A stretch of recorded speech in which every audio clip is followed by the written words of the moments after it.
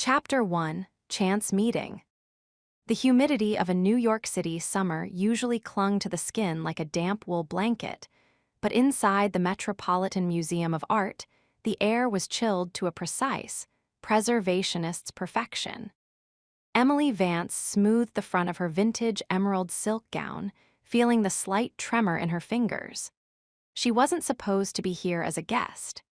Usually, she was the one in the back rooms, wearing white gloves and a magnifying visor, meticulously restoring 18th-century oil paintings. Tonight, however, she was the plus one for her best friend, Sarah, whose PR firm was handling the gilded gala. "Stop fidgeting," Sarah whispered, leaning in as they glided past a Roman bust.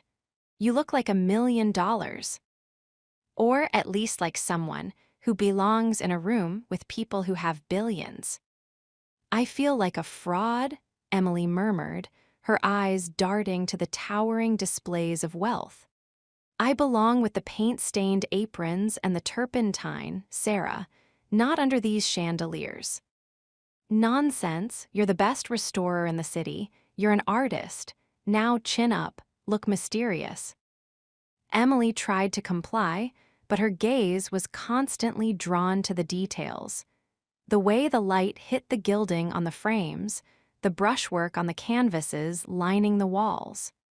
She was so distracted by a particular landscape that she didn't notice the crowd parting like the Red Sea.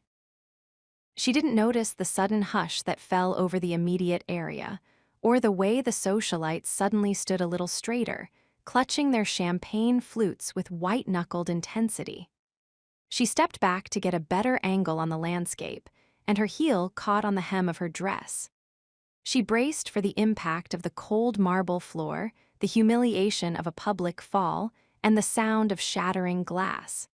Instead, a hand, large, warm, and firm, clamped around her waist. Another hand gripped her forearm, steadying her with the strength of a vice. The scent hit her first: sandalwood, expensive leather, and something metallic, like the air before a lightning strike. "Careful," a voice rumbled. It wasn't just deep. It had a vibrational quality that Emily felt in her chest. "The art is meant to be admired, not collided with."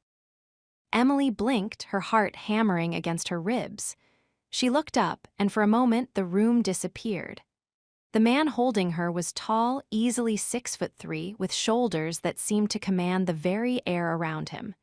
His hair was dark, swept back with a clinical neatness that bordered on severe, but it was his eyes that stopped her breath.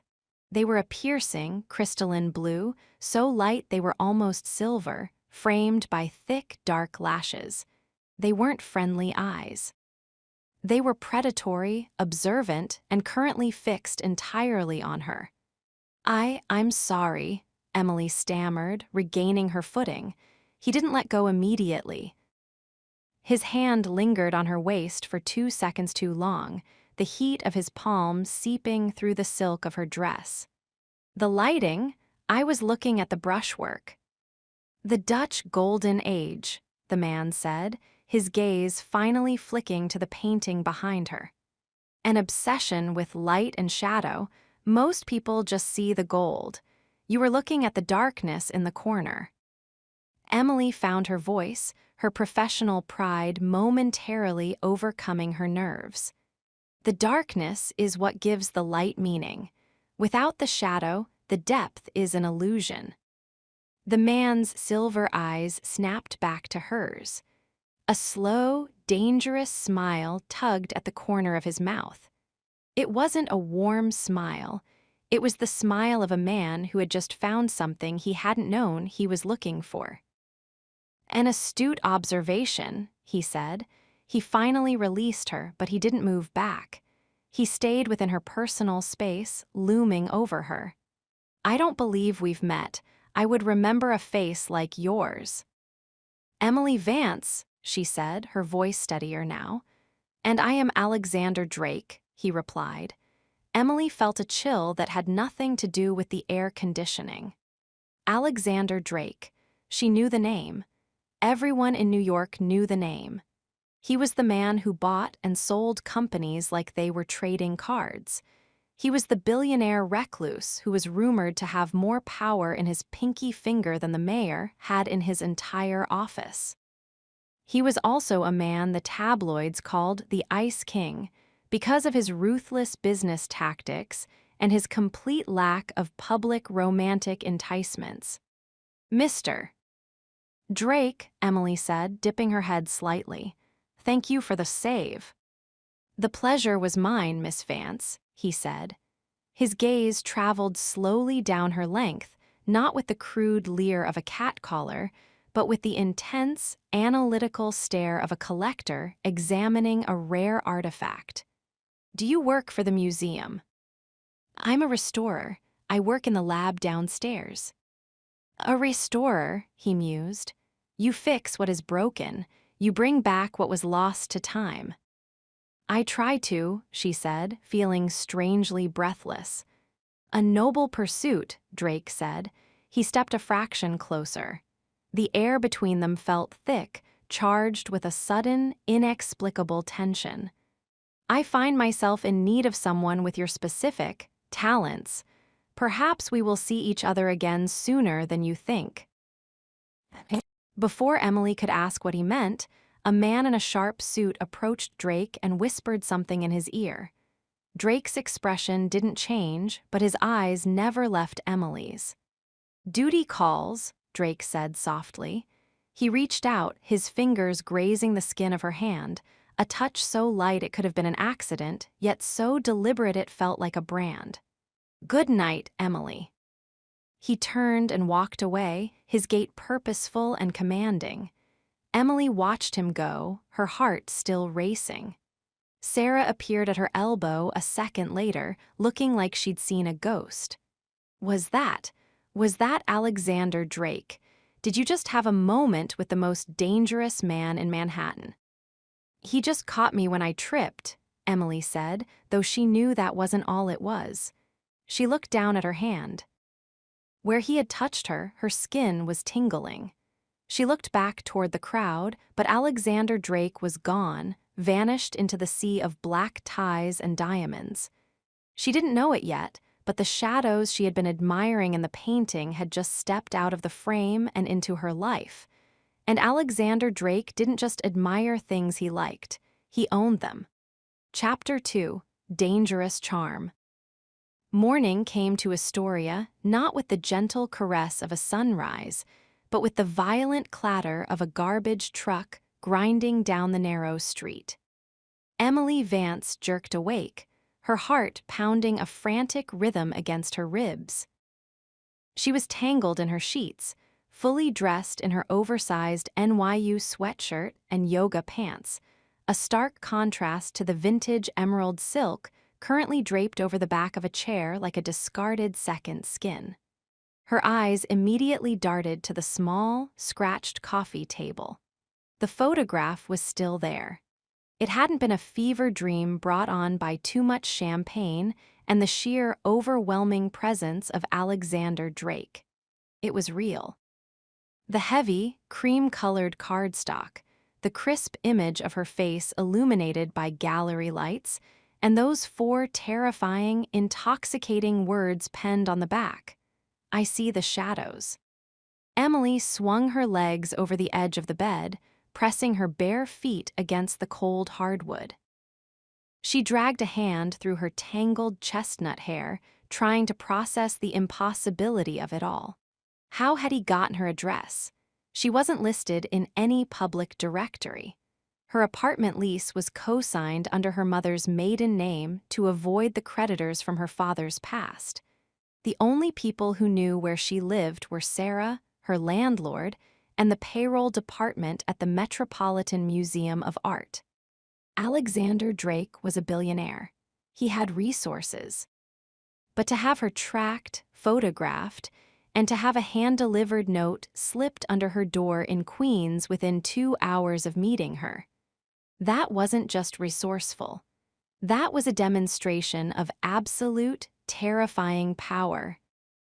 She made her way to the tiny kitchenette, her hands trembling slightly as she scooped cheap coffee grounds into the filter. She needed the routine. She needed the grounding reality of her ordinary life to wash away the phantom scent of sandalwood and ozone that still seemed to cling to her memory.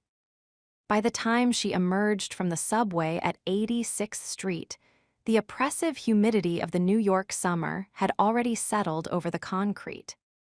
Emily kept her head down, her oversized sunglasses shielding her tired eyes, her grip tight on the canvas tote bag slung over her shoulder.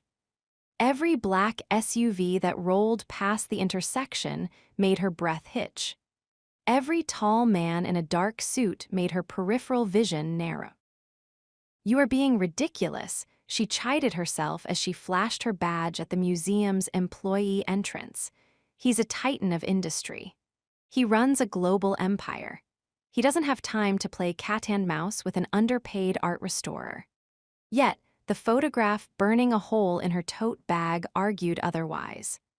The restoration lab was located in the subterranean levels of the museum, a labyrinth of climate-controlled rooms, vault doors, and harsh, unforgiving fluorescent lights. It was a stark contrast to the glittering galleries above. Down here, the romance of art was stripped away, replaced by the clinical science of preservation. Chemical solvents, ultraviolet lamps, and scalpels. "You look like you fought a war and the war won," a voice called out as Emily tied a heavy canvas apron around her waist.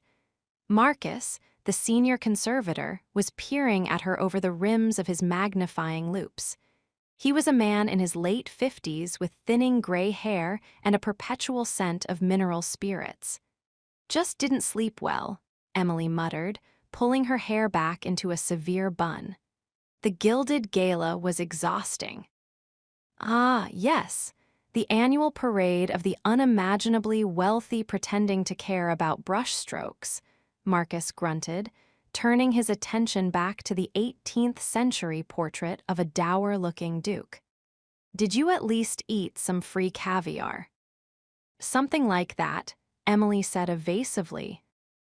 She walked over to her workstation, where the Allegory of Silence, a beautiful, melancholic piece by an anonymous 17th century master, lay flat beneath a ring light.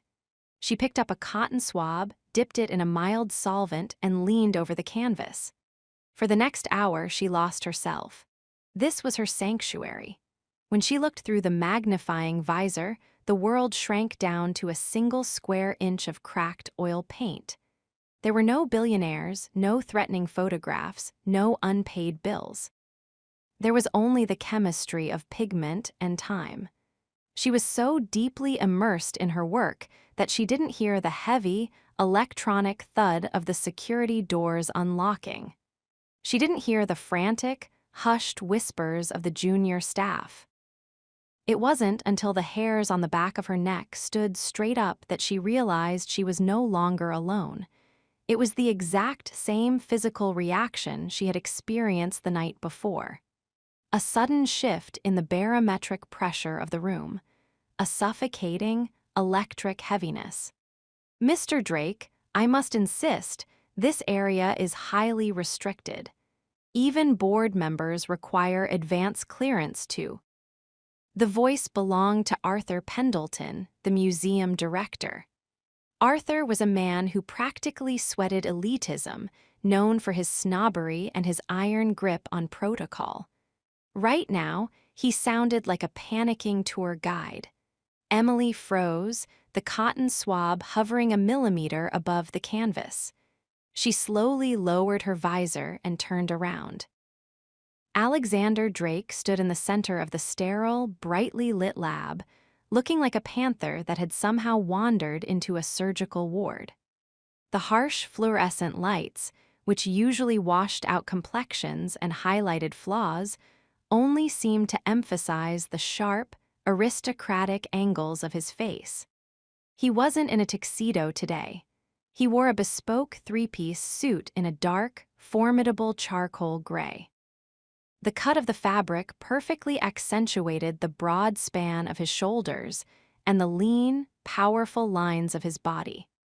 He looked incredibly out of place among the rolling carts of chemicals and the paint-stained aprons, yet he commanded the space entirely. His silver eyes swept the room, freezing Marcus in his tracks and silencing the two junior technicians in the corner. Then his gaze locked onto Emily. A slow, devastatingly charming smile touched his lips. It transformed his face from intimidating to lethal. "Arthur," Drake said, his voice a low, smooth baritone that echoed off the concrete walls. He didn't look at the director. His eyes never left Emily. "I donate $20 million a year to this institution to ensure history is preserved.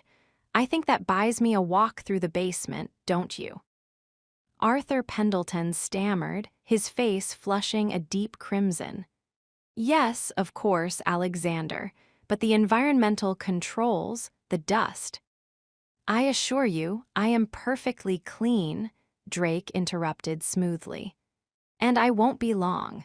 I simply came to consult with your finest restorer regarding a private acquisition." "Our finest restorer." Arthur puffed up slightly, gesturing toward the older man. "Well, Marcus here is our head conservator. He has over 30 years of—" "Not Marcus," Drake said, finally stepping forward. His long, purposeful strides closed the distance between the doorway and Emily's workstation in seconds. He stopped just outside her personal bubble, close enough that the intoxicating scent of sandalwood and crisp, expensive cotton washed over her. "I came to see Miss Vance," Drake finished, his voice dropping an octave, meant only for her. The silence in the lab was deafening. Emily could feel the weight of Marcus and Arthur's stares boring into the side of her head, but she couldn't look away from Drake. Up close, in the harsh light of day, his eyes were even more striking. They weren't just blue, they were ringed with a dark, slate-gray storm that seemed to swirl as he looked down at her. "Mr. Drake," Emily said. She was proud that her voice didn't shake, though she kept her hands firmly planted on the edge of the steel work table to hide their trembling. "This is a surprise." "I am not a man who leaves things to chance, Emily," he replied smoothly.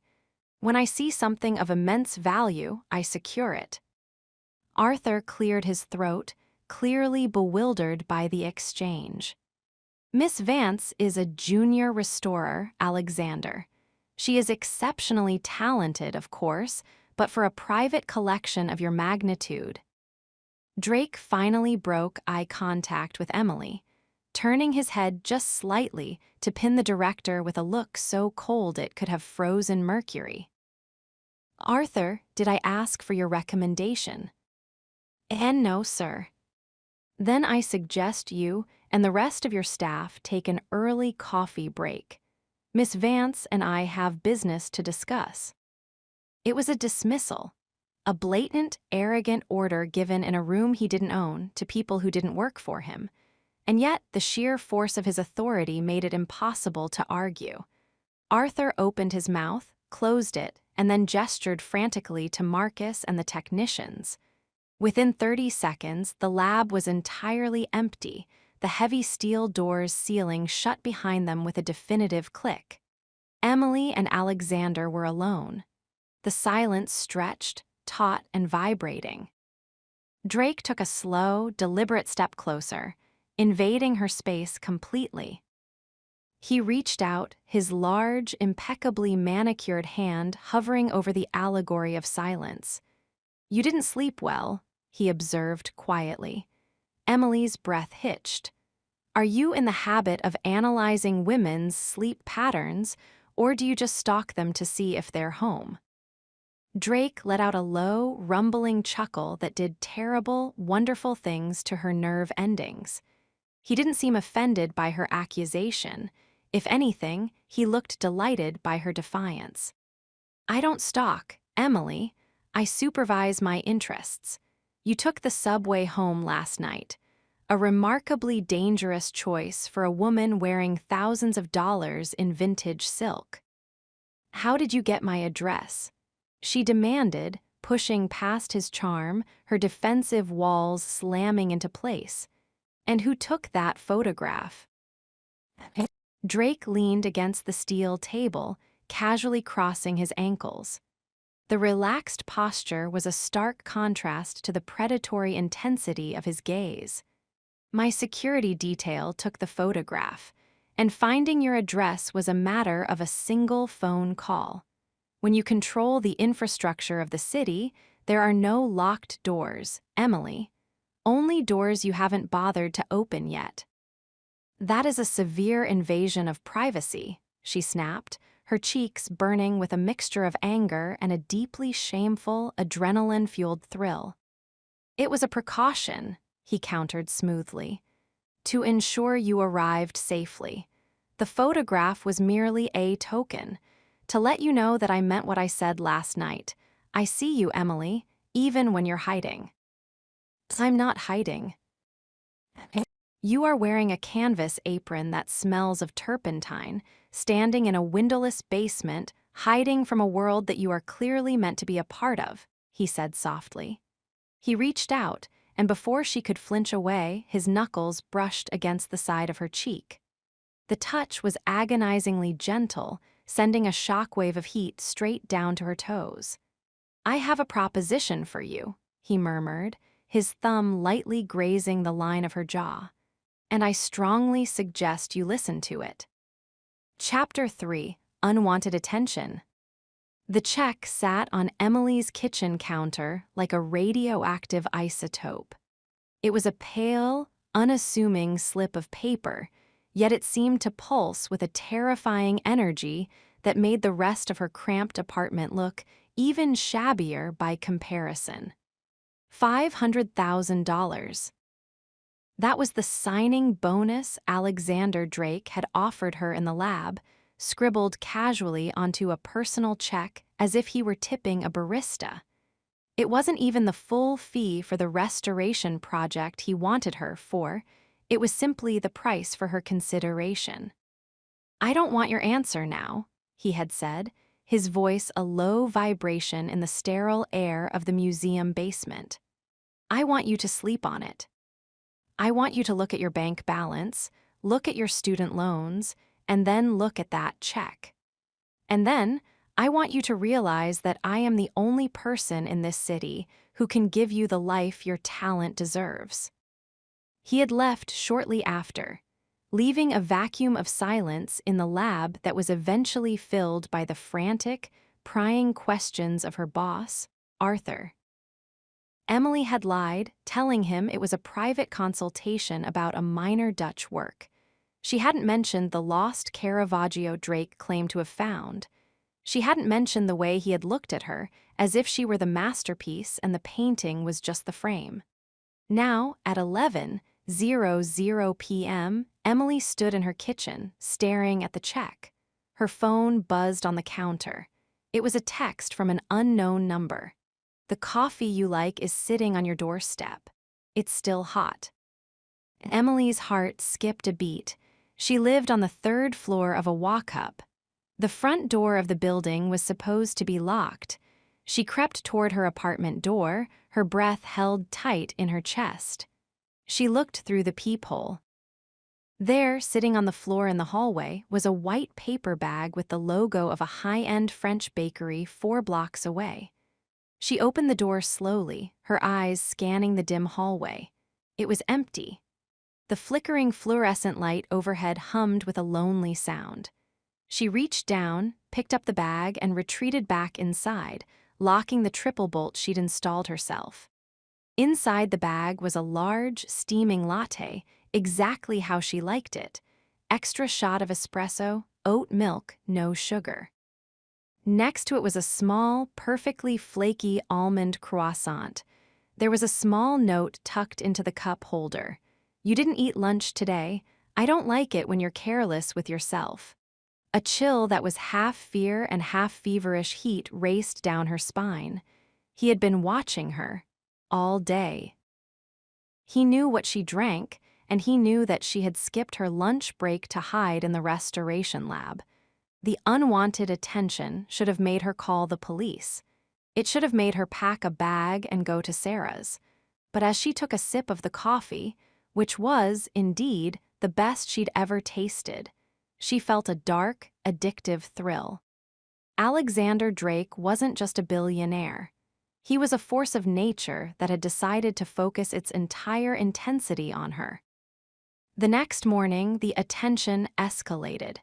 When Emily arrived at the museum, there was a large crate waiting at her workstation. It wasn't marked with the museum's intake forms. It was a sleek, black polymer case with a biometric lock.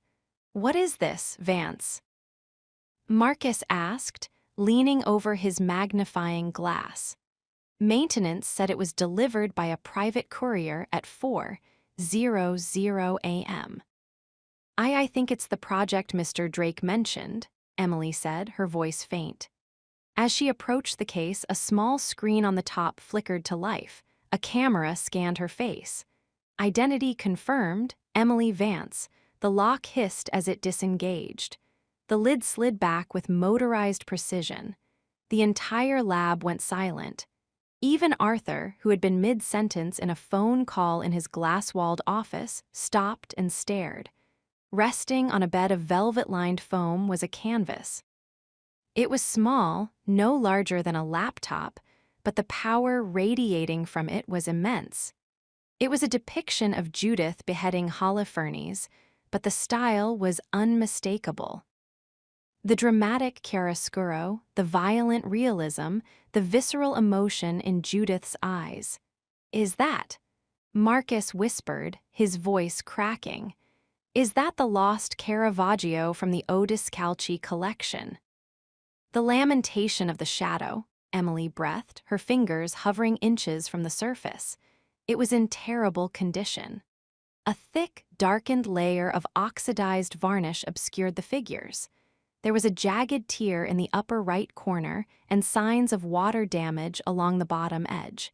It was a tragedy of art history, and the greatest challenge a restorer could ever dream of. Attached to the inside of the lid was another note. This one wasn't on a card. It was engraved on a small silver plaque. "Only you are allowed to touch this. If anyone else attempts to intervene, the contract is void and the piece will be removed. You have 30 days to bring her back to the light, Emily. I'll be watching the progress." "Vance," Arthur said, suddenly appearing at her shoulder, his eyes wide with a mixture of greed and awe. "If that is real, if you restore that here in this museum, our reputation would be immortalized. What did he say? What does he want?" "He wants me," Emily said, the words slipping out before she could stop them. "Pardon." "He wants my exclusive focus," she corrected quickly, her face flushing. "He wants me to work on this and nothing else. Private hours, no interference." "Give him whatever he wants." Arthur practically shouted, "Anything Drake wants, he gets. Do you understand? If you need extra security, more equipment, a personal assistant, just name it. But do not let that painting leave this building."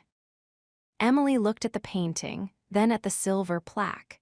She realized with a sinking feeling that she was being trapped. Drake had used her greatest passion, her love for the lost souls of art, to build a cage around her. By accepting the painting, she was accepting him. And as the day progressed, the attention became more public. A massive bouquet of rare black calla lilies arrived at noon, filling the lab with a heavy, sweet scent that felt almost funeral-like. At 2:00 p.m., a delivery of lunch from Le Bernardin arrived, enough to feed the entire staff, with a specific, small box labeled for Emily. Inside the box was a single, exquisite piece of jewelry, a vintage gold brooch in the shape of a moth. Her coworkers were whispering. The junior technicians were looking at her with a mix of envy and suspicion. By the time the clock struck 5, 00 p.m., Emily felt like she was suffocating. She felt the weight of Alexander Drake's gaze in every corner of the room, even though he wasn't there. She grabbed her bag, leaving the lilies and the brooch on her desk. She needed air. She needed to be somewhere where his money couldn't reach her. She hurried out of the museum, skipping the employee exit and heading straight for the main steps, hoping to blend in with the tourists. The sun was beginning to set, painting the New York skyline in shades of bruised orange and deep violet, the same colors as the storm in the Dutch painting from the night they met. She reached the sidewalk and began to walk toward the subway, her pace frantic. A silver Mercedes Maybach was idling at the curb. The rear window slid down. "You're running again, Emily," Alexander said. He was sitting in the back, a tablet on his lap, looking as though he had been there for hours. "It's a futile exercise. You're only going to wear out your shoes." Emily stopped, her chest heaving. "What do you want, Alexander? I took the painting. I'm doing the work. Isn't that enough?" "It's a start," he said. He reached out and opened the door from the inside.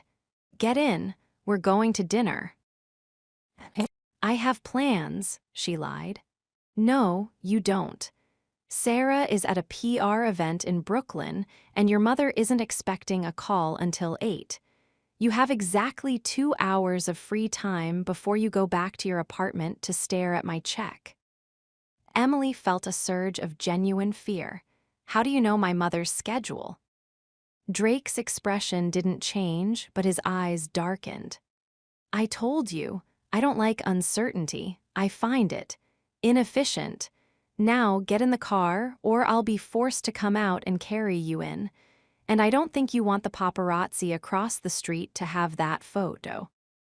Emily looked toward the park.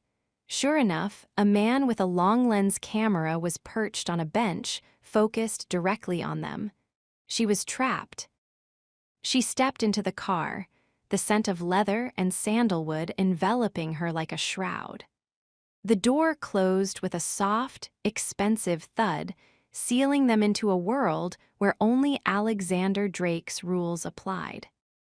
Chapter 4: First Conversation. The interior of the Maybach was a cocoon of silence so absolute it felt unnatural. Outside the tinted windows, the chaos of Manhattan continued, the honking yellow cabs, the throngs of tourists, the sirens.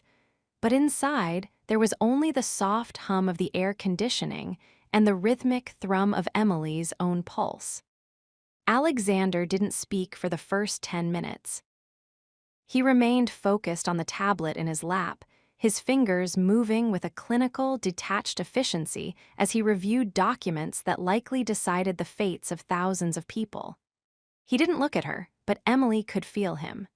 His presence was like a heavy weight in the small space, a gravitational pull she had to fight to ignore. "You can stop gripping the door handle, Emily," he said, his voice cutting through the silence without him even looking up. "The child locks aren't engaged. You're free to jump out into 30-mile-per-hour traffic if you find my company that unbearable." Emily realized her knuckles were white where she held the leather pull. She forced her hand to drop to her lap. "I'm not afraid of the car, Alexander. I'm annoyed by the kidnapping." "It's hardly a kidnapping when there's a $500,000 deposit sitting on your kitchen table," he countered, finally locking the tablet and setting it aside. He turned his head to look at her, his silver eyes catching the passing streetlights. "It's a business meeting. I'm simply providing the transportation." "Business meetings usually involve an invitation and a choice," she snapped. "Not a get in or I'll cause a scene with the paparazzi ultimatum. Choices are for people who don't know what they want. I know exactly what I want. Therefore, I simply eliminate the obstacles between me and the objective. And I'm the objective. The restoration of the lamentation is the objective," he said, though the way he looked at her suggested otherwise. You are the only instrument capable of achieving it.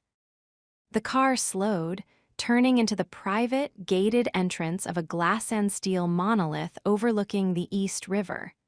This wasn't just an apartment building, it was the Drake Tower. The penthouse was legendary in the architectural world, a 3-story glass box suspended over the city. The elevator was private and swift.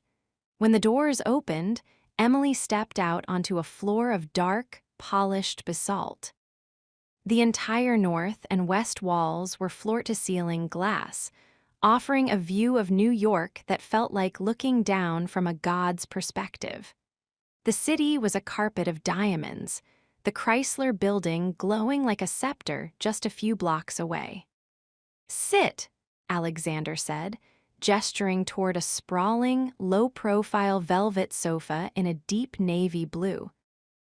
"I'd rather stand." He shrugged, shedding his suit jacket and tossing it onto a chair. He began to unbutton his waistcoat, his movements fluid and casual. Emily found herself watching the way the white silk of his dress shirt strained against the muscles of his back. He was a man built for action, despite the refined veneer of a billionaire. "Drink?" he asked, walking toward a minimalist bar. "I don't think I should drink anything you pour for me." He paused, a crystal decanter in his hand. He looked back at her, a dark glint of amusement in his eyes. "If I wanted to drug you, Emily, I would have done it in the car. Or better yet, I would have sent you a bottle of your favorite Bordeaux, a 2015 Chateau Margaux, if I recall, with a note from the museum board. You would have toasted to your own demise." Emily felt a cold shiver. "How do you know my favorite wine?" "I told you, I study the things I want." He poured 2 fingers of amber liquid into a glass and walked toward her. He didn't hand it to her, he held it out, waiting for her to take it. "It's a 20-year-old Macallan, no poison, just a bit of warmth for your nerves." She took the glass, her fingers brushing his. The contact was brief, but it felt like a static shock. She took a sip, the peat and oak burning a path down her throat, grounding her. "Why the Caravaggio?" she asked, looking out at the city. "You could have any restorer in the world. You could have flown in the head of the Louvre's department. Why go through this elaborate charade to get me?" Alexander walked to the window, standing beside her. He was close enough that she could feel the heat radiating from his body. "Because the Louvre would treat it like a relic," he said softly. "They would be careful. They would be precise, but they wouldn't love it. They wouldn't understand the darkness in it. When I watched you at the gala, staring at that Dutch landscape, I didn't see a technician. I saw someone who recognized the shadow as a living thing." He turned to face her, his expression intense. "That Caravaggio has been in my family for 3 generations. It was hidden during the war, buried in a cellar in Tuscany. It was forgotten, neglected, and scarred. It needs someone who doesn't just see a painting, but a soul that needs to be brought back from the edge. You are that person, Emily. I saw it in the way you touched the frame." Emily was quiet. His words were a direct hit to her ego and her passion. He was speaking the language of her heart, the language of the forgotten and the broken. "And the stalking?" she asked, her voice lower now. "The photos, the coffee, is that part of the soul searching too?" "That," Alexander said, stepping into her space, "is because I find myself unable to stop thinking about you.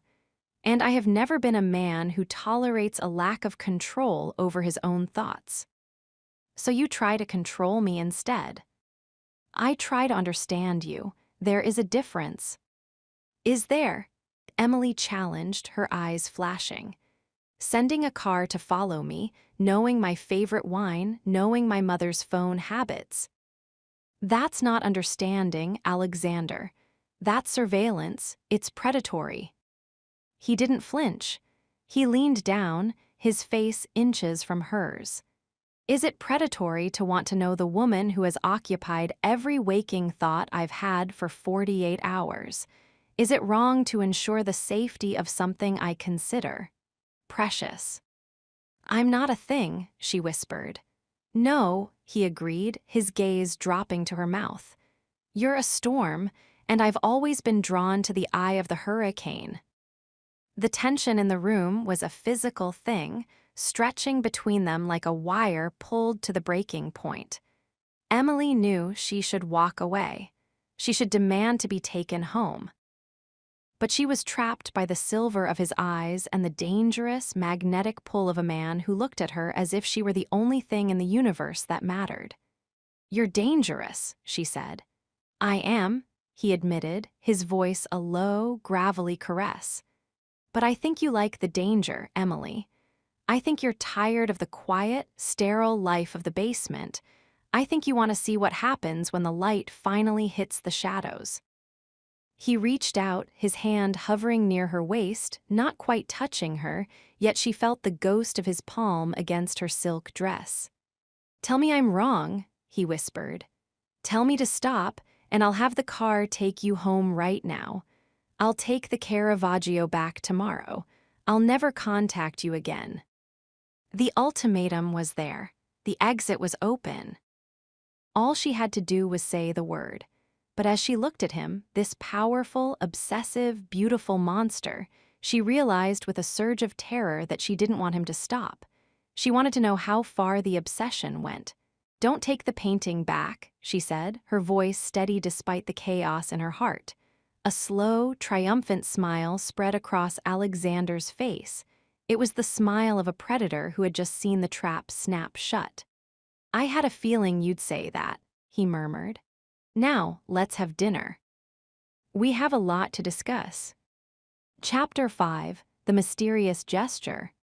Sleep was a fugitive concept for Emily Vance. After the dinner at Alexander's penthouse, she had returned to her apartment feeling as though her internal compass had been smashed. Every time she closed her eyes, she saw the silver of his gaze. Every time the building creaked, she imagined him standing in the hallway, watching her door with that terrifying, patient intensity. When she arrived at the Metropolitan Museum the next morning, the humidity was thick enough to swallow the city whole.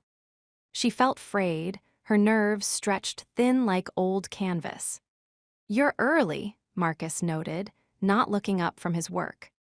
He was meticulously removing a layer of grime from a 19th century landscape. Or perhaps you never left. You have that look about you, the look of a woman haunted by a ghost. Not a ghost, Marcus, Emily said, hanging her coat. Just a very persistent billionaire. Drake's a predator, Emily.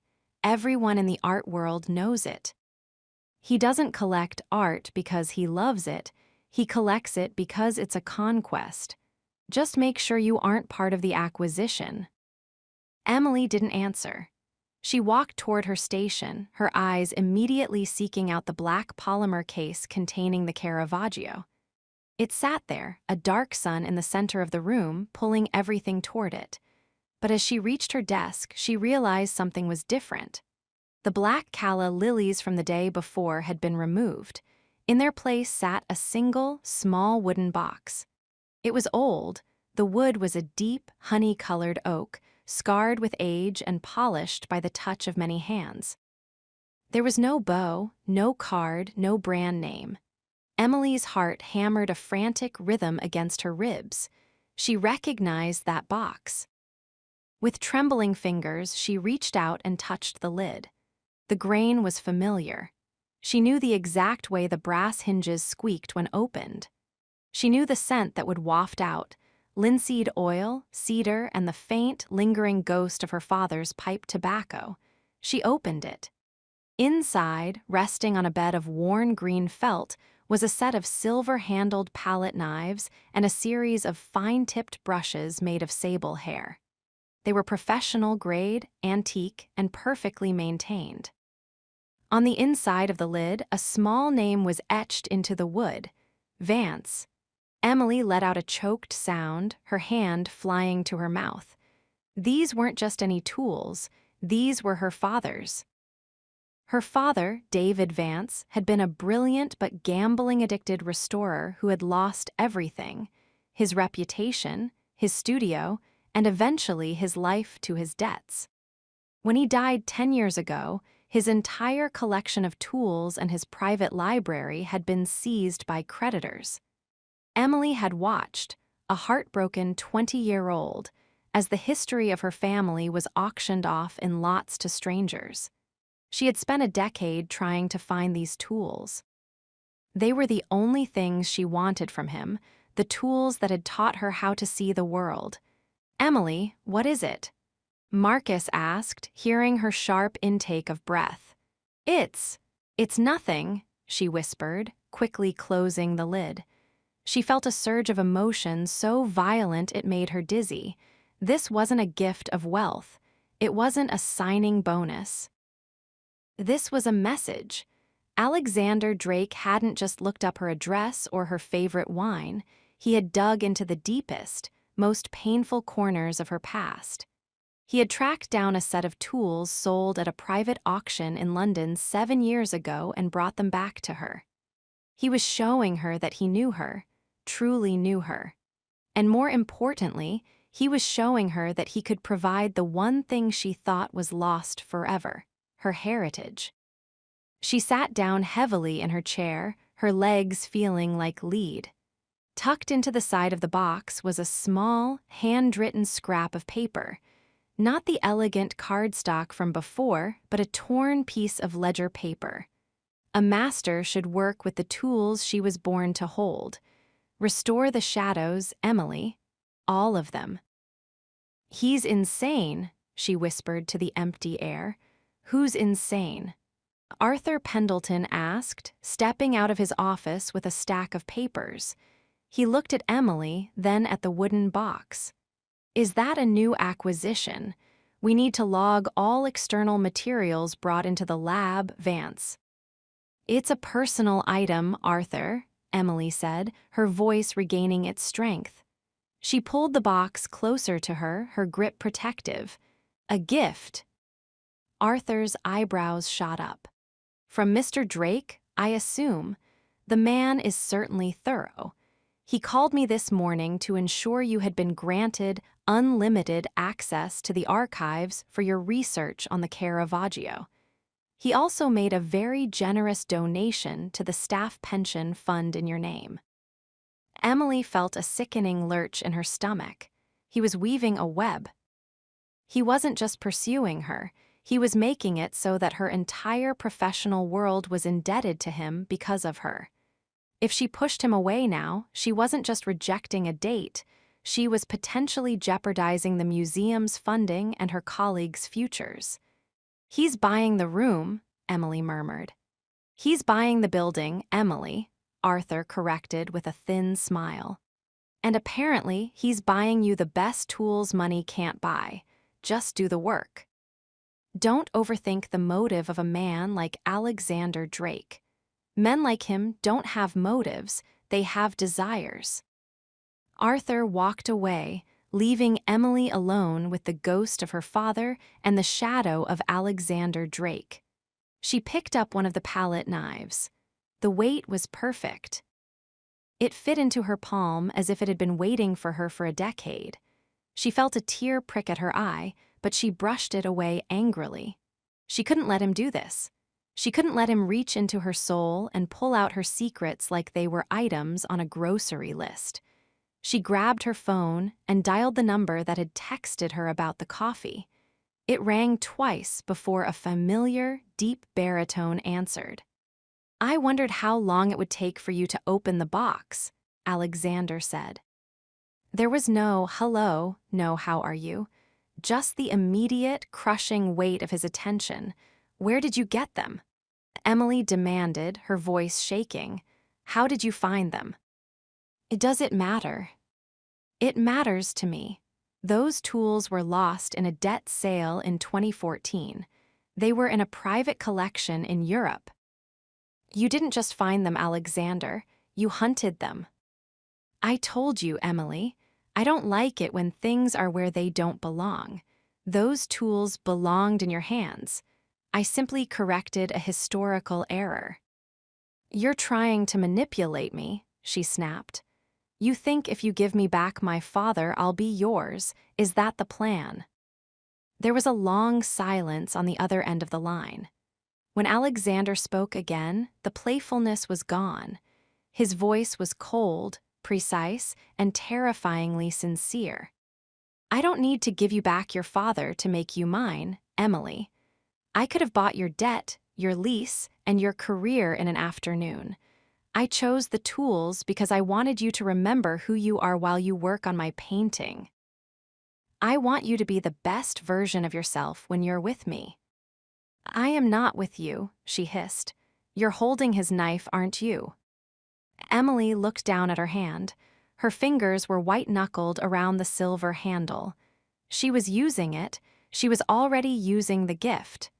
Don't do this, she whispered. Don't make me hate you. Hate is just passion with a different mask, Emily. I can work with hate. It's indifference I won't tolerate. Now, put the phone down and start the cleaning. I want to see the first layer of the lamentation by tonight. The line went dead. Emily stared at the phone, then at the wooden box. She felt a terrifying realization wash over her.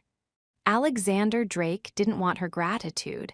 He didn't even necessarily want her love. He wanted her focus. He wanted to be the air she breathed and the tools she used. He was building a world where every path she took led back to him. And the worst part, the part that made her blood run cold, was that she didn't want to put the knife down. Chapter 6: Stirring Attraction. The Metropolitan Museum of Art at 2 o'clock in the morning was a different entity than the one the public knew. Gone were the shuffling crowds, the hushed whispers of tourists, and the clicking of cameras.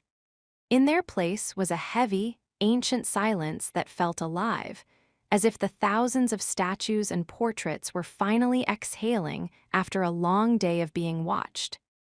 In the subterranean restoration lab, Emily Vance was the only soul breathing. She sat hunched over the lamentation of the shadow, the harsh glow of her magnifying lamp the only light in the cavernous room.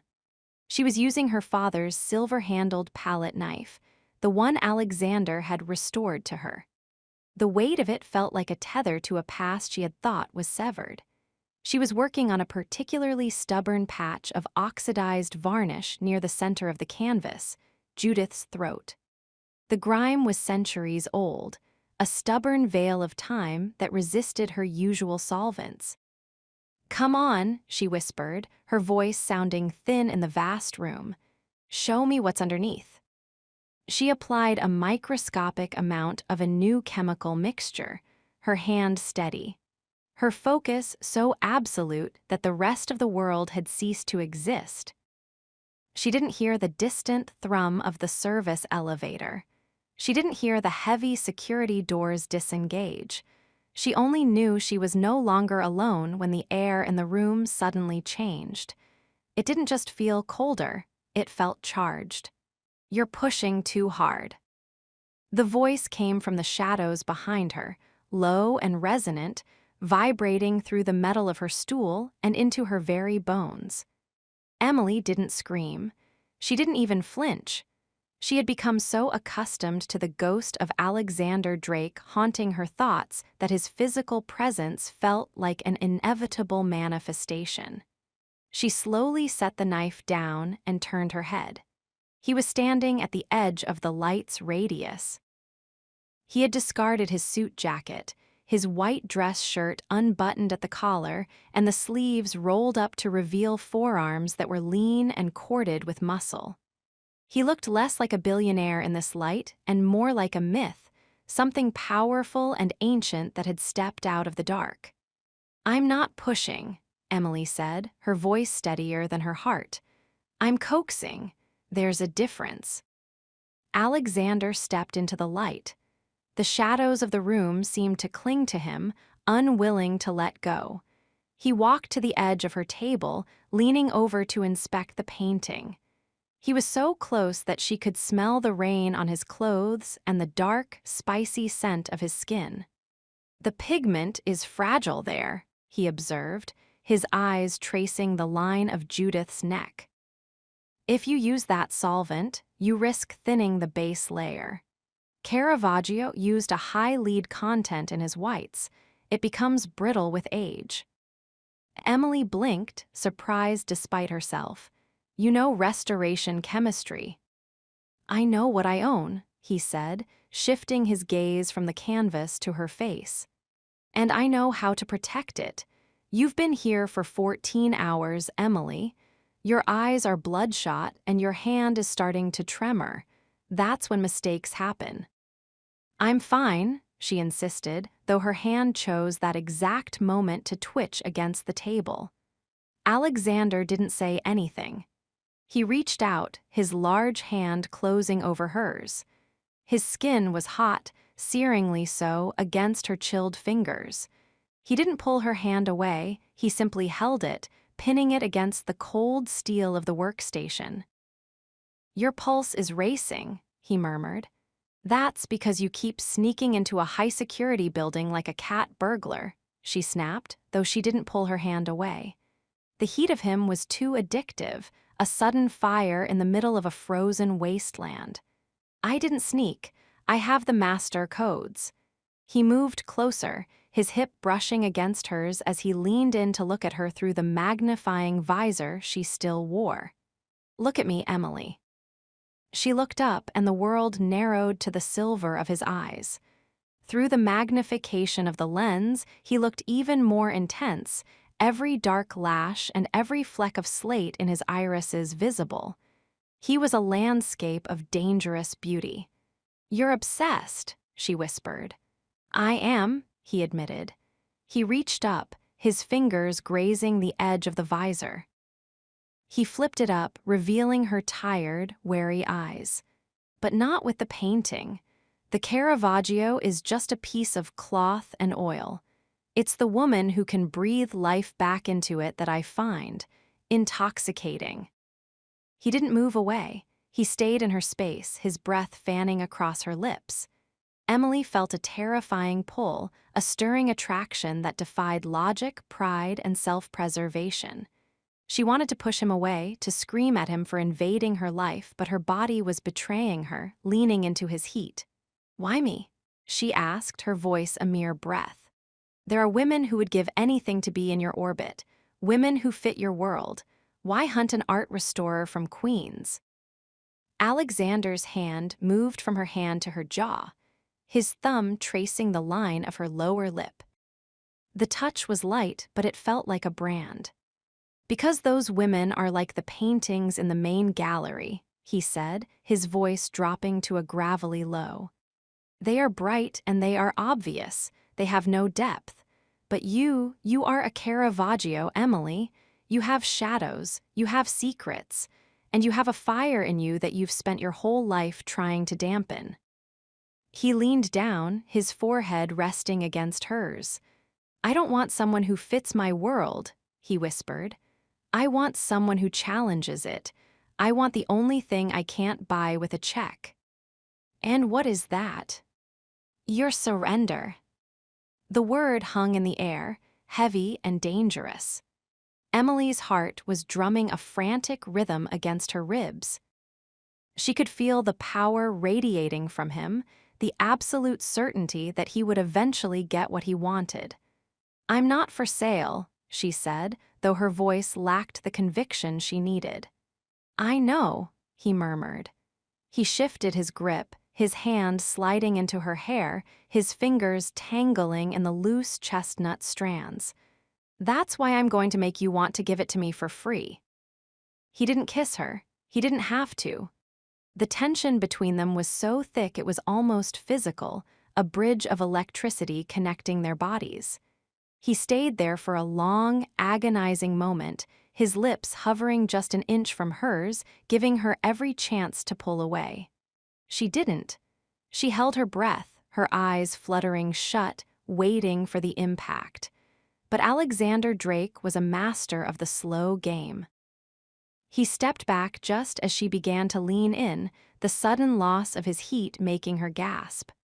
"Go home, Emily," he said, his voice back to its cool, authoritative tone, though his eyes were still dark with hunger. "The car is waiting at the service entrance. My driver will take you to your door." "Alexander." "Go," he commanded, a flash of the Ice King returning to his expression.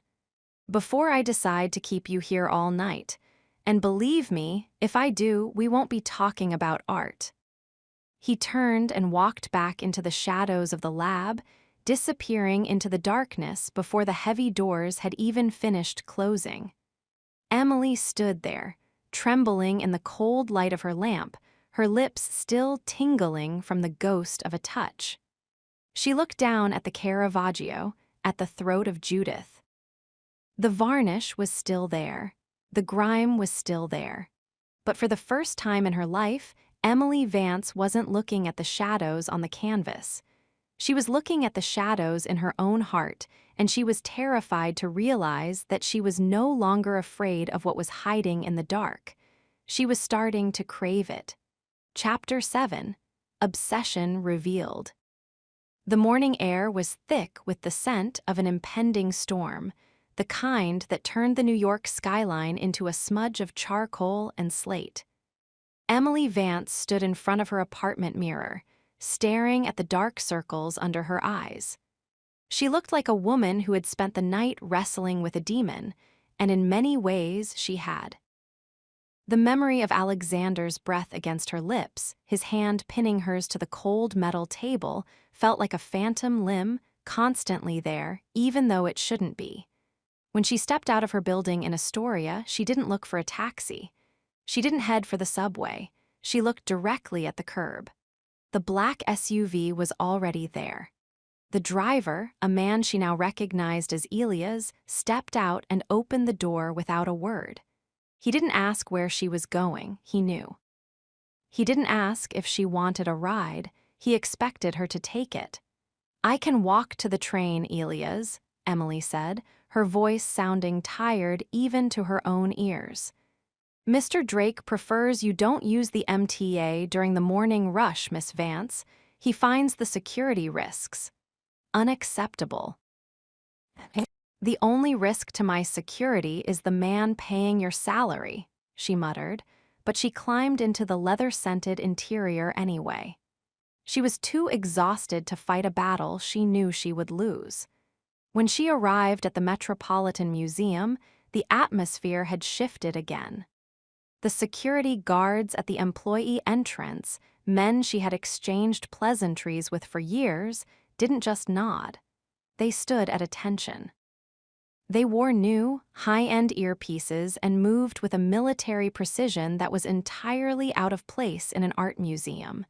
She hurried down to the restoration lab, needing the familiar scent of chemicals to ground her. But as she swiped her badge at the lab doors, the light stayed red. "Access denied," a digitized voice chirped. "What?" Emily swiped again. Red light. The heavy steel doors opened from the inside, and a man she had never seen before stepped out. He was built like a heavyweight boxer and wore a suit that probably cost more than her annual rent. "Miss Vance," he said, his voice a flat, professional monotone. "I'm Miller, head of the Drake security detail for the Caravaggio project." "The what?" Emily pushed past him, her heart hammering. "I'm a museum employee, Miller. This is my lab.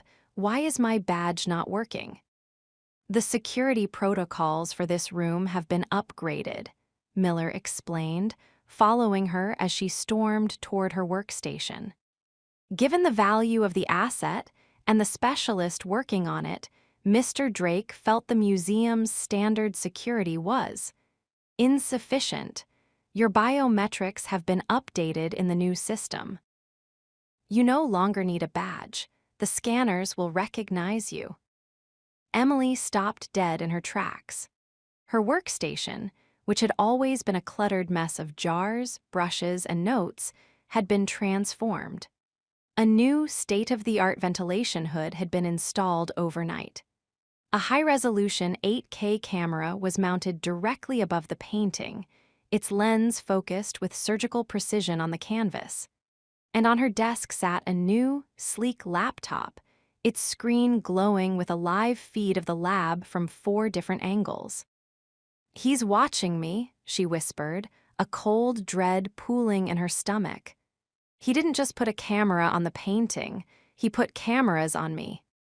"Mr. Drake wishes to ensure the integrity of the process," Miller said. "Get out," Emily snapped, turning to face him. "Get out of this lab. Now." "I'm afraid I can't do that, Miss Vance. I'm stationed at the door, for your protection." "I don't need protection. I need to work." "Then work," a voice drawled from the intercom system built into the new laptop. Emily spun around. The screen on the laptop flicked from the security feed to a high-definition video call. Alexander was sitting in a leather chair, his background a blur of floor-to-ceiling windows and the gray morning sky. He was holding a crystal glass of what looked like green juice, looking perfectly composed while Emily felt like she was falling apart. "Alexander," she breathed, walking toward the screen. "Tell this man to leave. Tell him to take these cameras down." "The cameras are for insurance purposes, Emily," Alexander said, his voice smooth and utterly devoid of remorse. "The Caravaggio is worth $80 million. The insurance company requires constant monitoring." "And the camera pointed at my stool. Is that for the insurance company too?" "That," Alexander said, leaning forward until his face filled the screen, "is for me. I find that I work much better when I can see you. You have a very specific way of biting your lip when you're concentrated on a detail. It's inspiring." The sheer, naked honesty of his obsession made her breath hitch. He wasn't even trying to hide it anymore. He wasn't pretending this was about the art. He was admitting that he had spent his morning, and probably his night, watching her. "You're sick," she whispered. "I'm thorough," he corrected. "I told you, Emily, I don't leave things to chance. I want to know where you are, what you're doing, and who is near you at all times. The world is a dangerous place for someone as precious as you." "I'm not a possession, Alexander. You can't just install a security detail around my life." "I can, and I have. You'll find that your apartment building now has a 24-hour doorman. Your phone has been upgraded with an encrypted line. And your mother's assisted living facility in New Jersey just received a substantial anonymous donation to upgrade their medical wing and add private security." Emily felt the air leave her lungs, her mother. He had touched her mother's world. "Don't you dare," she hissed, her voice trembling with a cocktail of rage and terror. "Don't you dare involve her in this." "I'm not involving her, I'm protecting her. If something happened to her, you would be distracted. Your work would suffer. We would suffer. I'm simply removing the variables that could cause you pain." "You are the variable causing me pain." Emily shouted at the screen. Alexander's expression shifted. The cool, detached billionaire vanished, replaced by something dark, intense, and terrifyingly focused. He set his glass down slowly. "You don't know what pain is yet, Emily, but you're about to learn what it means to be truly cared for. Most people are ignored by the world. You, however, have the undivided attention of a man who can move mountains. Don't fight it. It's an exhausting waste of energy." "I'm calling the police," she said, though she knew even as she said it how futile it was. "On what grounds? I've donated to the museum, I've provided you with the best security in the city, and I've ensured your mother is safe." The police will thank me for being a model citizen." He leaned back, the dark glint returning to his eyes. "Now, pick up your brush, Emily. I want to see you work. I want to see those shadows disappear under your touch. And remember, I'm right here. I'm always right here." The screen flicked back to the security feed. Emily stood in the center of the lab, the silence of the room now feeling like a physical weight. She looked up at the camera in the corner. She knew he was behind that lens. She knew he was watching the rise and fall of her chest, the trembling of her hands, the fear in her eyes. She felt like a specimen under a microscope. She walked to her desk, her legs feeling like lead. She looked at the Caravaggio, at the face of Judith, who was in the middle of a violent, necessary act of survival. Emily realized then that the obsession wasn't a game. It wasn't a series of romantic gestures. It was a siege. Alexander Drake was surrounding her, cutting off her exits, and making himself the only person she could turn to. She picked up her brush. Not because he told her to, but because it was the only thing she had left that felt like hers. But as she touched the bristles to the canvas, she knew. She wasn't just restoring a painting. She was performing for an audience of one, and she could feel his gaze on her skin, hotter and more intimate than any touch could ever be. Chapter 8. Lines Crossed. The rain finally broke over Manhattan at 6 in the evening, a torrential downpour that turned the streets into rivers of obsidian. Emily Vance didn't wait for Elia's and the black SUV. She didn't want the leather seats or the silent, professional judgment of a driver who was essentially her jailer on wheels. She slipped out of a side delivery entrance of the museum, her trench coat pulled tight, and sprinted for the subway. She felt like a fugitive. She needed the grime of the L train, the smell of damp wool and old metal, and the chaotic anonymity of the crowd. She needed to feel like a normal New Yorker again, not a billionaire's project. When she finally reached her apartment in Astoria, she was soaked to the bone, her chestnut hair plastered to her neck. Her lungs burned from the run from the station, but she felt a small, triumphant spark of defiance. She had eluded his guards. She had escaped the cameras. For the first time in 3 days, she was invisible to Alexander Drake. She fumbled with her keys in the dimly lit hallway, her breath coming in ragged gasps. She pushed the key into the deadbolt, the heavy-duty lock she had installed herself, but it wouldn't turn. She frowned, twisting harder. The lock felt different. Smoother. She looked down. The old, scratched brass plate had been replaced with a sleek, brushed steel electronic keypad. There was no keyhole. "What the?" she whispered. Before she could finish the thought, the door emitted a soft, musical chirp. The bolt slid back with the sound of a well-oiled machine. The door swung open an inch. Emily's heart didn't just beat, it thrashed. A cold, paralyzing dread washed over her. She knew that sound. It was the same high-end security system Alexander had installed in the lab. She pushed the door open slowly. Her apartment was no longer dark.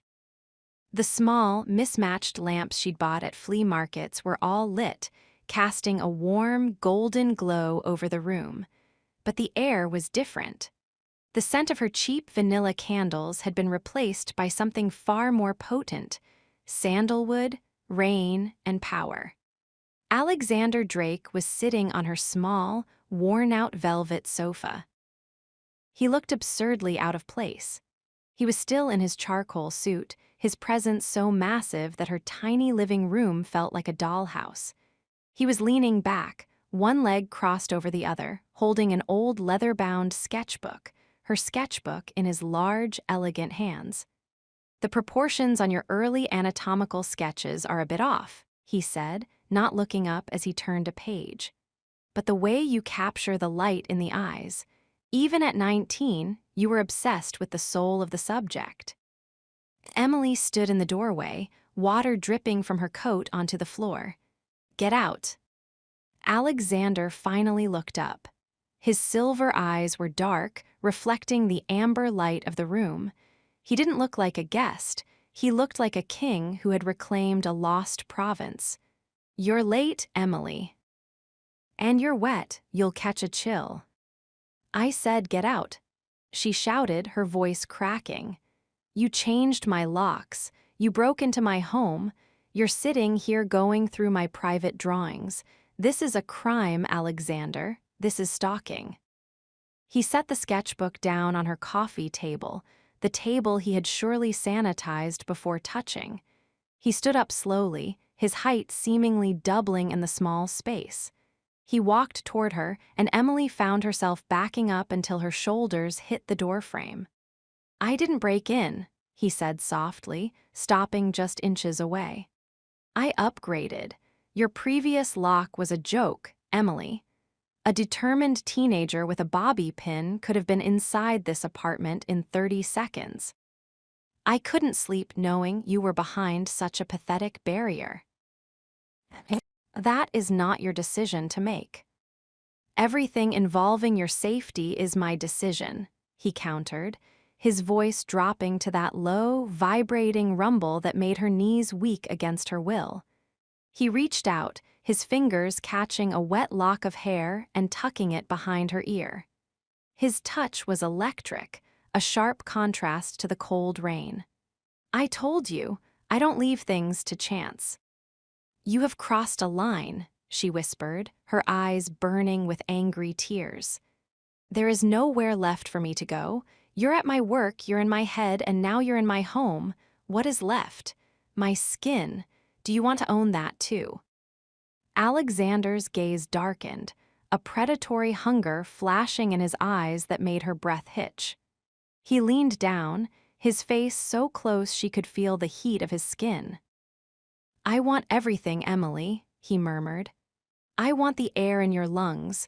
I want the thoughts you're too afraid to say out loud. And yes, I want your skin, every inch of it." He didn't move away. He stayed in her personal space, his scent enveloping her, drowning out the world. This was the moment she should have slapped him. She should have run back into the hallway and screamed for the neighbors. But as she looked at him, she saw the sheer, terrifying sincerity in his expression. He wasn't playing a game. He was consumed. He was as much a prisoner of this obsession as she was.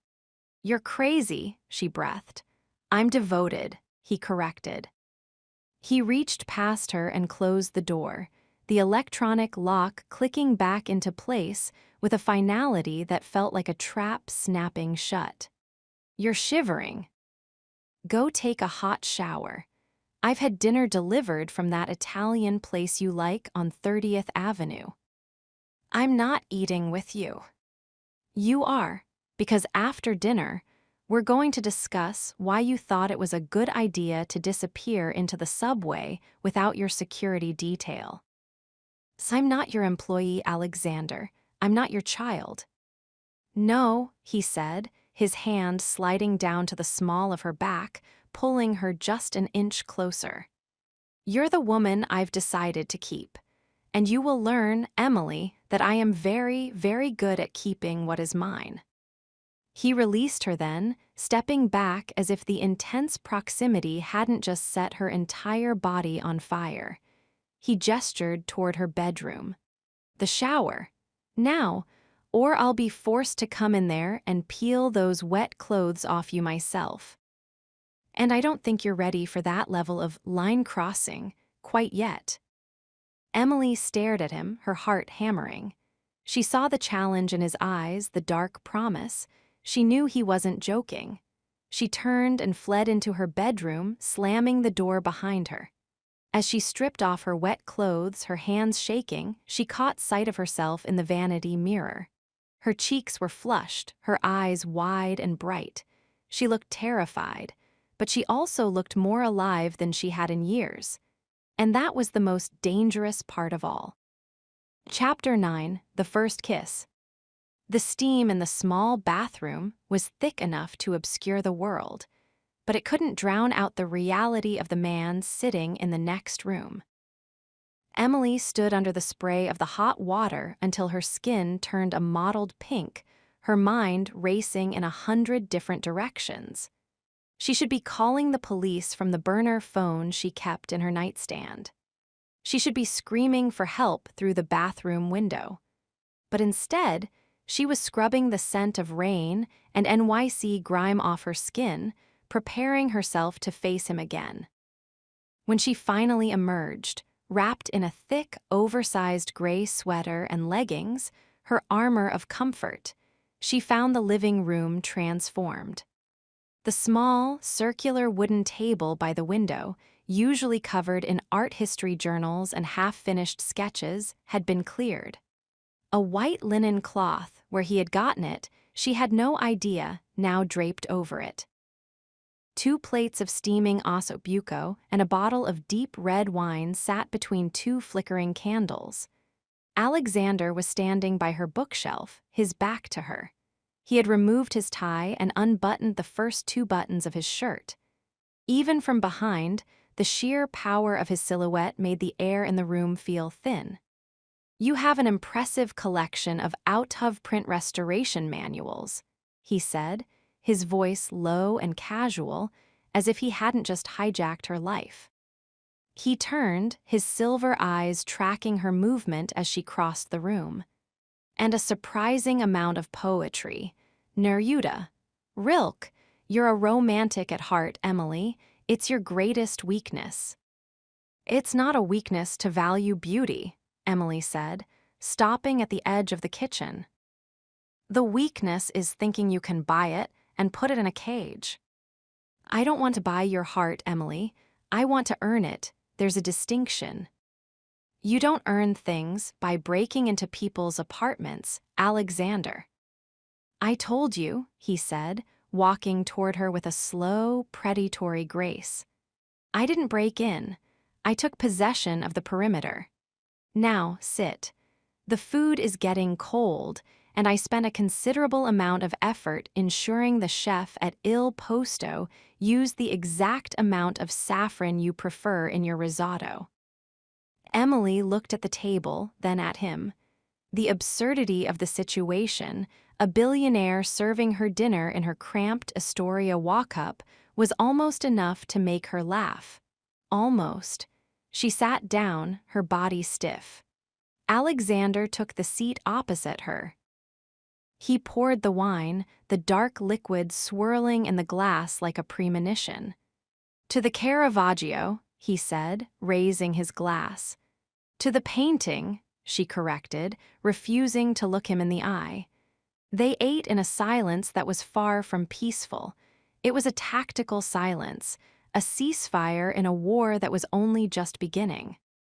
Emily found herself hyper-aware of everything he did.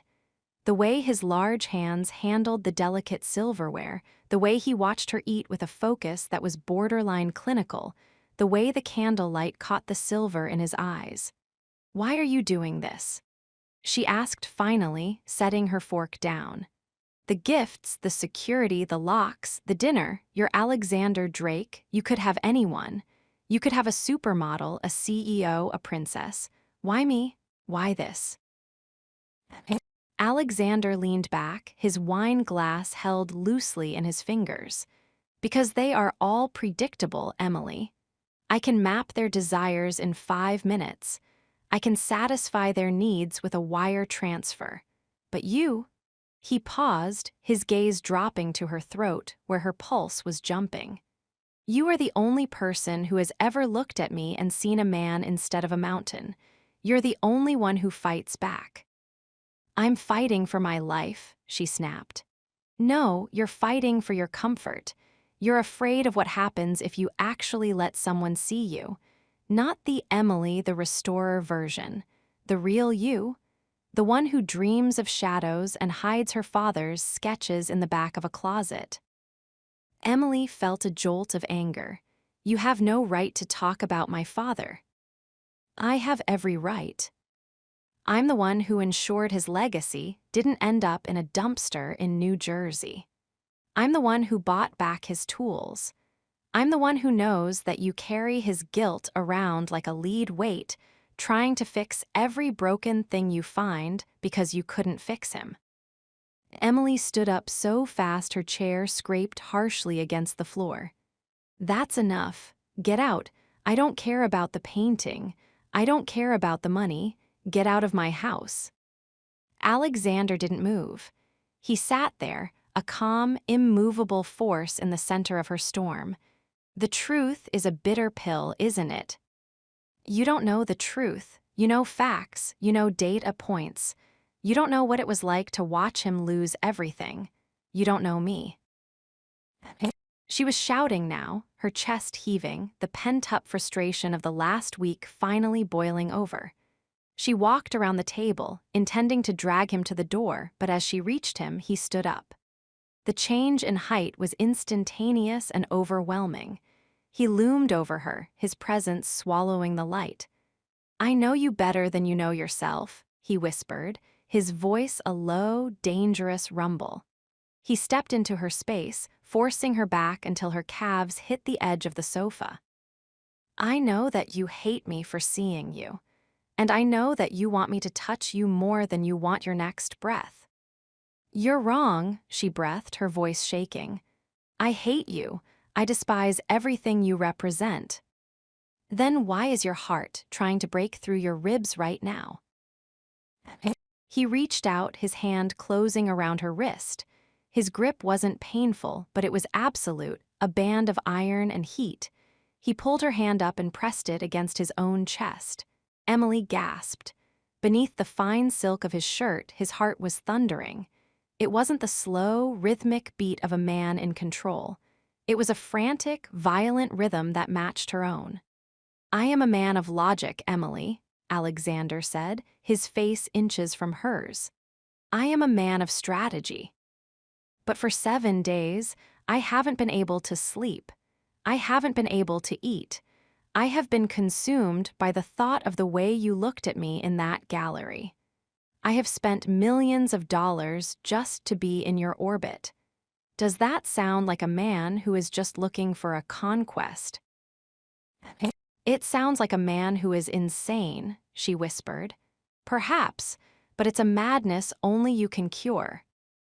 He leaned down, his forehead resting against hers. The scent of him, sandalwood, wine, and pure, unadulterated masculinity was overwhelming. Emily felt her resolve crumbling.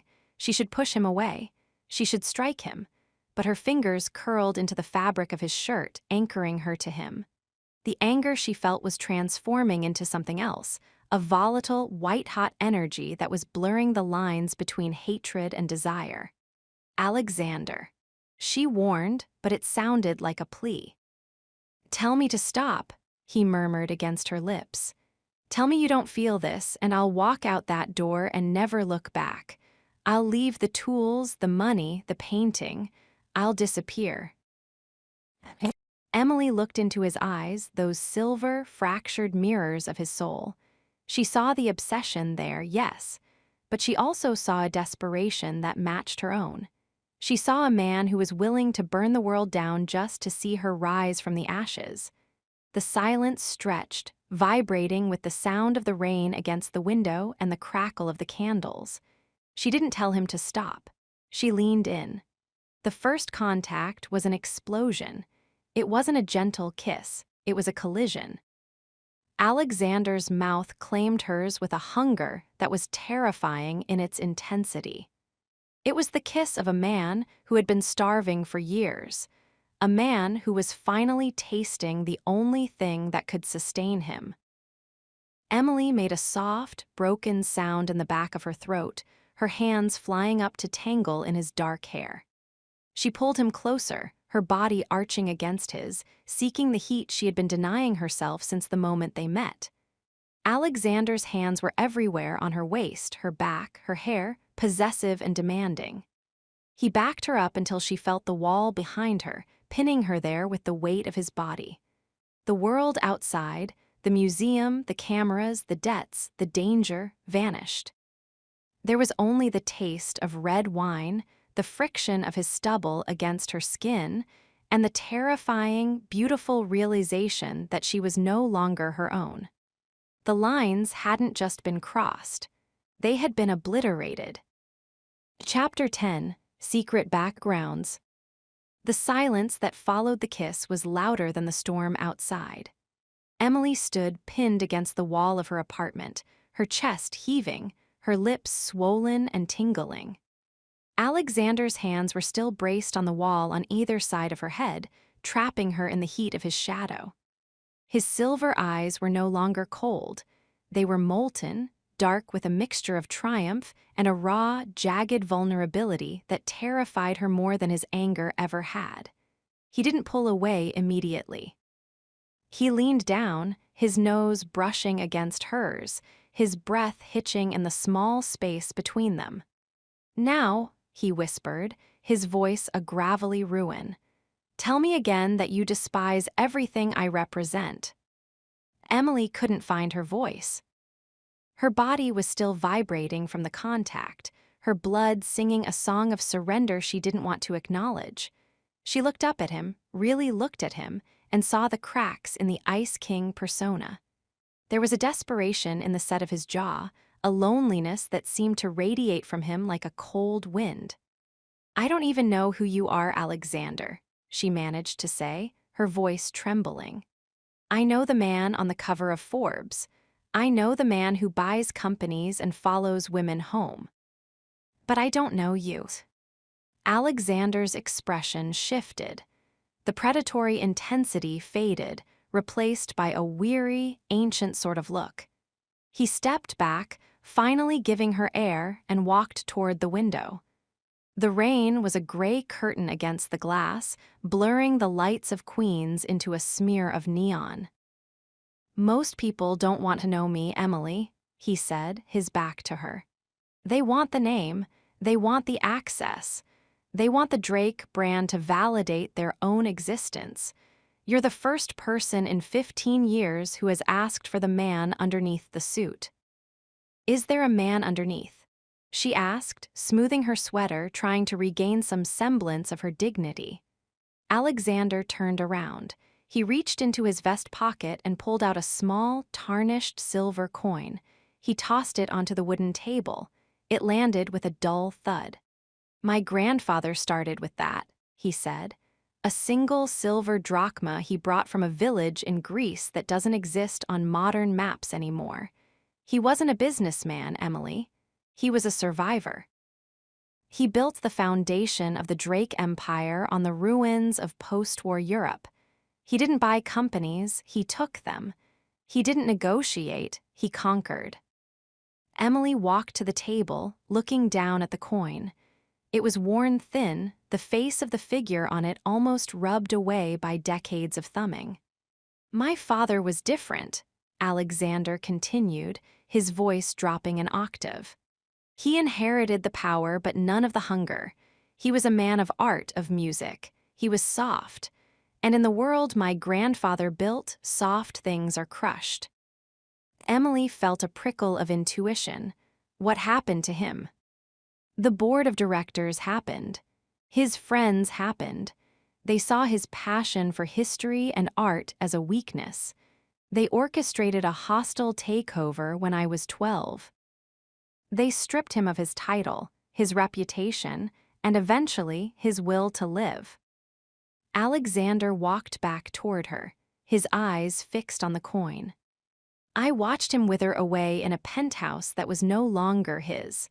I watched him sell off his most prized possessions, including the very tools you're holding in that lab, just to pay for the lawyers who were already betraying him. He died with nothing but that coin and a broken heart." Emily's breath hitched. She thought of her own father, his gambling, his lost tools. The parallel was striking, yet the outcomes were so different. "So you took it back," she whispered. "I didn't just take it back," Alexander said, a dark, cold fire igniting in his eyes. "I hunted down every man who had sat at that board table. I spent 20 years building a monster so large and so hungry that it could swallow them whole. I bought their banks. I foreclosed on their homes, and I watched them beg for the very mercy they denied my father. The sheer, calculated ruthlessness of it made Emily shiver. This wasn't just business. This was a decades-long vendetta fueled by a child's grief. And the Caravaggio? She asked. Where does that fit into your revenge? It's the final piece, Alexander said, stepping closer. That painting was the one thing my father refused to sell. He hid it. He told me that as long as we held the lamentation, the Drake soul was still intact. He died before he could tell me where it was. It took me 10 years and $5 million in private investigators to find it in a cellar in Tuscany. He reached out, his hand hovering near her cheek, but he didn't touch her. I need it restored, Emily. Not for the insurance and not for the museum. I need it restored so I can hang it in my father's study and tell him that I finally brought everything home. I need it to be perfect. And I knew, the moment I saw you in that gallery, that you were the only one who could see the tragedy in the paint because you've lived it too. Emily looked at him, and for the first time, she didn't see a stalker or a billionaire. She saw a boy who had built a fortress of gold and steel to protect a heart that had been broken a long time ago. The dangerous obsession wasn't just about her. It was about everything she represented, the ability to fix the unfixable, to bring back the dead. You're using me to heal your past, she said softly. I'm using everything I have to make sure the past can never hurt us again, he countered. Is that so wrong? It's not wrong to want to heal, Alexander, but you can't control people the way you control stocks. You can't own me into being your cure. Can't I? He finally closed the distance, his hand sliding into her hair, his thumb tracing the shell of her ear. The touch was no longer demanding, it was almost pleading. You've already changed the air I breathe, Emily. You've made me feel things I buried 20 years ago. If that isn't ownership, I don't know what is. He leaned down, his lips ghosting over her forehead. I have secrets, Emily, darker than anything you've imagined. This empire I've built, it has enemies. Real ones, not just men in suits, but men who use blood as currency. By being with me, by working on that painting, you've stepped out of the light and into my world. There is no going back now. What are you saying? I'm saying that the security detail isn't just for my peace of mind, he whispered against her skin. It's because there are people who would love to see me lose the only thing I've found that's worth keeping. Emily felt a cold rush of adrenaline. The dangerous obsession wasn't just a psychological game, it was a physical reality. She was now a high-value target in a war she didn't understand. Who are they? Names you don't need to know yet, Alexander said, pulling back and regaining his Ice King composure. He straightened his vest, the vulnerability vanishing behind a mask of granite. For now, you just need to know that you are mine to protect, and I am very, very good at my job. He walked to the door, his hand on the handle. He paused, looking back at her one last time. Tomorrow, a car will take you to my estate in the Hamptons. The lab at the museum is no longer secure enough. You'll finish the Caravaggio there, under my roof. I didn't agree to that, Emily said, though she knew it was a hollow protest. You agreed the moment you kissed me back, Alexander said with a faint, dangerous smile. Sleep well, Emily. Your life as you knew it ended tonight. The door clicked shut, and the electronic lock engaged. Emily stood in the middle of her small, silent apartment, the scent of his sandalwood lingering in the air. She looked at the silver coin on the table. She felt like a character in a painting whose background had just been revealed, and the scene was far more beautiful and far more terrifying than she had ever imagined. Chapter 11: Temptation versus Fear. The Hamptons estate was not a house. It was a statement. As the black SUV glided through the wrought iron gates of the Obsidian, Emily Vance felt as though she were crossing the threshold into another dimension. The driveway was a mile long, winding through meticulously manicured gardens that looked more like the grounds of Versailles than a beach house in Long Island. The main house was a marvel of glass, steel, and dark stone, perched on a cliff overlooking the churning Atlantic. It was beautiful, cold, and utterly intimidating, the architectural embodiment of Alexander Drake himself. "Mr. Drake is waiting for you in the north wing, Miss Vance," Elias said, opening the door for her. Emily stepped out, her boots clicking against the gravel. She felt small in the shadow of the house. In her hand, she clutched her father's wooden tool box like a shield. She had left her life in Queens behind in a whirlwind of movers and security guards. Her clothes, her books, her very history had been packed and transported here while she slept a fitful, dream-haunted sleep. Inside, the house was a cathedral of silence. The ceilings were 40 feet high, the walls adorned with art that belonged in a museum, and in fact, some of it probably had been before Alexander acquired it. A housekeeper in a crisp uniform led her to the north wing. "Mr. Drake had the solarium converted for your work, Miss Vance. He said the natural light from the north is what you require for the finer details." The solarium was a masterpiece of restoration science. Alexander had spared no expense. A brand-new, hospital-grade climate control system hummed in the background. The windows were fitted with UV-filtering glass that could be tinted with the touch of a button. In the center of the room, on a heavy-duty hydraulic easel, sat the lamentation of the shadow. And standing by the window, silhouetted against the gray morning sky, was Alexander. He had traded his business suit for a dark cashmere sweater and tailored trousers.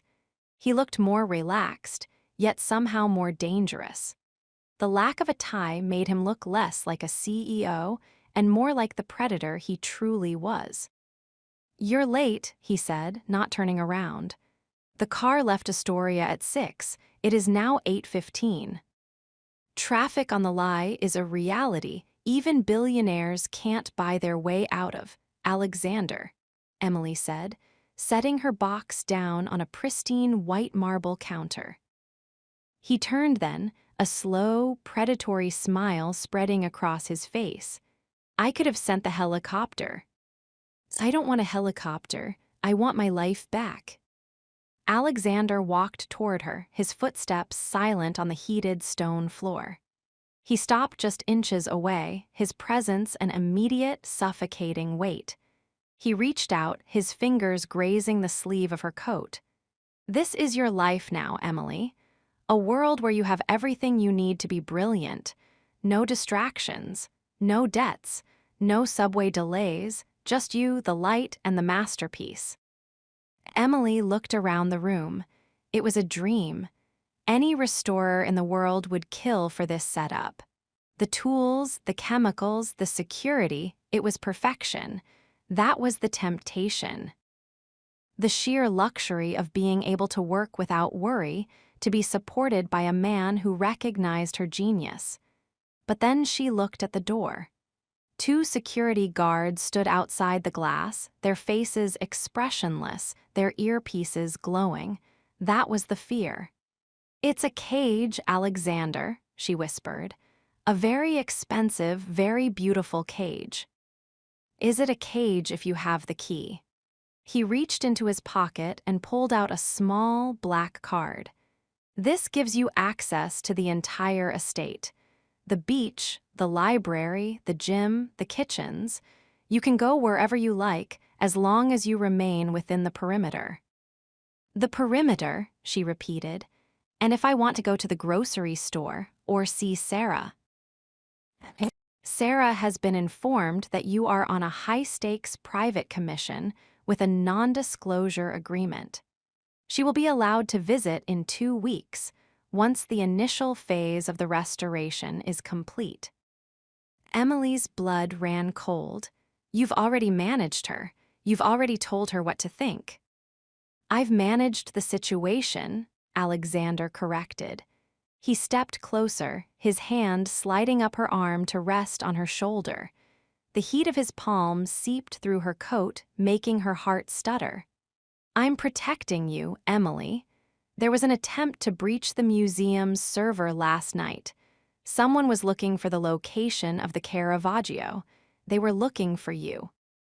The fear spiked, sharp and visceral. Who? Rivals. People who think that by taking what is mine, they can break me. His gaze darkened, his silver eyes turning to slate. They don't realize that by targeting you, they have ensured their own destruction. But until I've neutralized the threat, you stay here, under my roof, in my sight. He leaned down, his breath fanning across her cheek. Do you understand? I am the only thing standing between you and people who would use you as a bargaining chip. You might hate the cage, Emily, but it's the only place you're safe. Safe with you. She challenged, her voice trembling. You're the one who followed me home. You're the one who changed my locks, who protects me from you. Alexander's grip tightened, just enough to be felt. A dark, hungry glint appeared in his eyes. No one, he murmured. But I think we both know that you've stopped wanting protection from me. He leaned in, his lips brushing the sensitive skin just below her ear. Emily's eyes fluttered shut against her will. The temptation was a physical ache, a pull toward the fire even though she knew it would burn her. She could feel the power radiating from him, the absolute certainty that he owned the ground she stood on. Go to work, Emily, he whispered. I'll be in my study if you need anything. He released her and walked out, the glass doors sliding shut with a soft, electronic hiss. Emily stood in the center of the perfect lab, the sound of the ocean crashing against the cliffs below. She looked at the painting. Judith was still there, her sword raised, her eyes full of a terrible, necessary resolve. Emily picked up a scalpel. Her hand was shaking. She was in the heart of the beast, surrounded by every luxury she had ever dreamed of, and she had never been more terrified in her life. Because the danger wasn't outside the gates. The danger was the way her own body leaned toward the door, waiting for him to come back. Chapter 12, A Night of Reckless Desire. Midnight at the Obsidian was a symphony of shadows. Outside the floor-to-ceiling windows of the solarium, the Atlantic Ocean was a churning, white-capped beast, its roar muffled but ever-present. Inside, the only light came from the halo of the restoration lamp, casting long, distorted silhouettes of Emily and the easel against the dark marble walls. Emily's neck ached. Her eyes felt like they had been scrubbed with sand. For 6 hours, she had been meticulously removing a stubborn layer of soot from the corner of the Caravaggio, the area where Holofernes' hand gripped the bedsheets in a final, futile spasm of life. The work was visceral. It was violent. And the more she cleaned, the more she felt the painting's darkness bleeding into her own mind. She reached for a fresh cotton swab, but her fingers brushed against something else, a glass of dark, amber liquid. She hadn't heard the door open. She hadn't heard the silent tread of his feet. You've been staring at that death throw for 40 minutes, Emily. Even the masters knew when to put the brush down. Alexander was standing just outside the circle of light.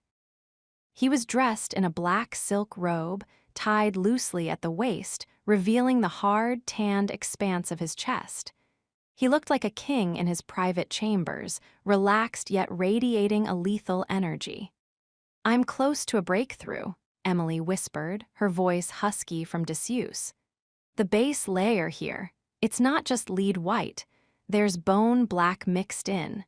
He wanted the sheets to look like they were already turning into a shroud.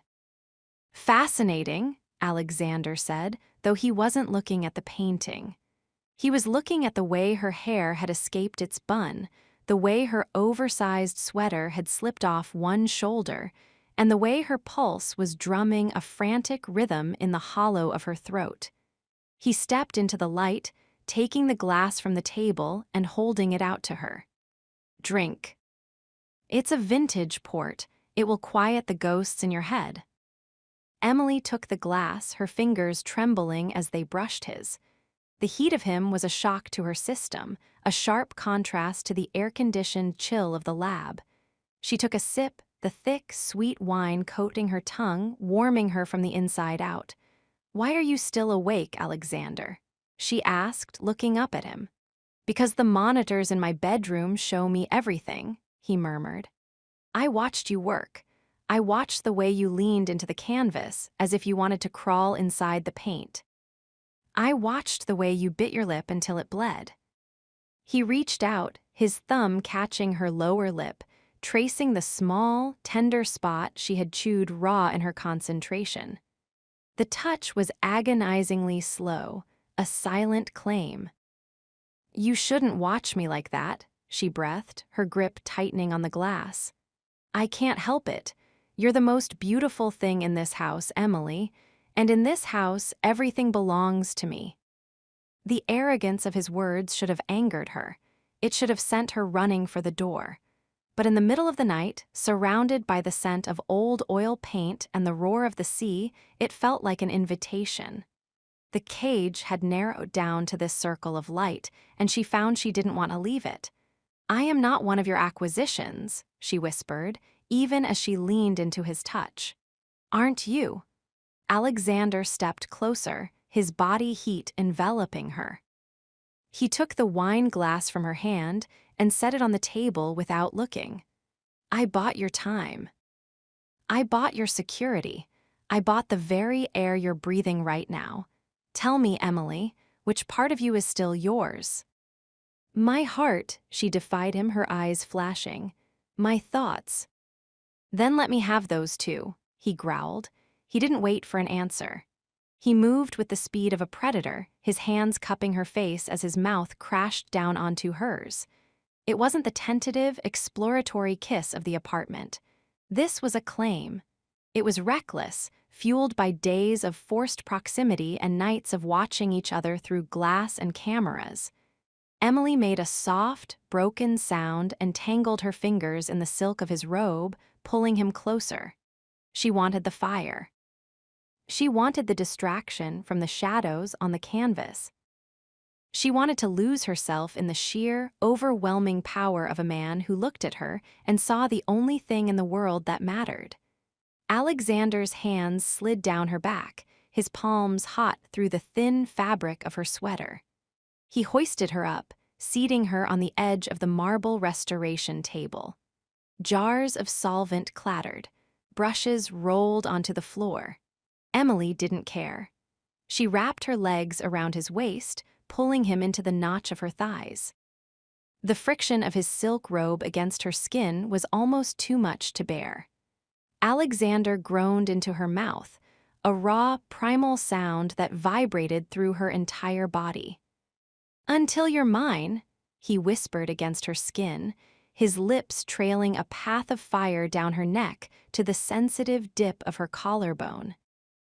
"I won't stop until every part of you recognizes that you belong here, with me." "Alexander," she gasped, her head falling back as his teeth grazed her skin. "This is a mistake. We're breaking every rule." "I make the rules, Emily, and tonight I'm breaking the only one that matters." He reached for the hem of her sweater, his hands sliding up her ribcage. Emily felt a surge of pure, unadulterated desire. She was terrified of him, yes. She was wary of his obsession. But in this moment, under the watchful eyes of a 1,000-year-old masterpiece, she realized that she didn't want to be safe. She wanted to be his. Chapter 13, Unwanted Secrets. Waking up in Alexander Drake's bed was like waking up inside a cloud made of silk and cold steel. The master suite of the Obsidian was a cavernous expanse of charcoal gray textures and floor-to-ceiling glass. The sun was just beginning to bleed over the Atlantic horizon, turning the gray waves into shards of gold. Emily Vance lay perfectly still, her body aching in a way that felt both foreign and terrifyingly right. She was alone. The vast expanse of the king-sized bed was empty beside her, though the indentation in the pillow and the lingering scent of sandalwood and salt confirmed that the night hadn't been a hallucination. She pulled the heavy duvet up to her chin, her mind racing through the blurred sequence of events. The lab, the marble table, the frantic heat of their bodies, and finally being carried here, not as a captive, but as something precious. The reckless desire of the night had felt like an ending, but as she stared at the high, vaulted ceiling, she realized it was only a different kind of beginning. She rose, wrapping herself in a plush white robe that had been left at the foot of the bed. Her own clothes were gone, presumably taken by the silent, invisible staff that maintained the estate like ghosts. She felt exposed, not just physically, but psychologically. She had crossed the one line she promised herself she wouldn't. She had given him exactly what he wanted, her surrender. As she made her way toward the door, a low, muffled sound caught her attention. It was coming from the adjoining study. The door was cracked open just an inch. Emily knew she should go back to the solarium, should hide behind her brushes and palettes, but the curiosity that made her a great restorer, the need to peel back the layers, pushed her forward. She peered through the gap. Alexander was standing by a massive mahogany desk, his back to her. He was dressed in a crisp white shirt, sleeves rolled up but no tie. He was on the phone, his posture rigid, his hand white-knuckled as he gripped the edge of the desk. "I don't care about the cost," he said, his voice a low, lethal hiss. It was the Ice King voice, the one that made boardrooms tremble. "If the shipment in Marseille was intercepted, it means there's a leak in the logistics chain. Find it, and when you do, don't bring them to me, just erase them." Emily's breath hitched. Erase them? "The Vajuva family is getting bold," Alexander continued. "They think because I'm tucked away in the Hamptons with a distraction, my eyes are off the board.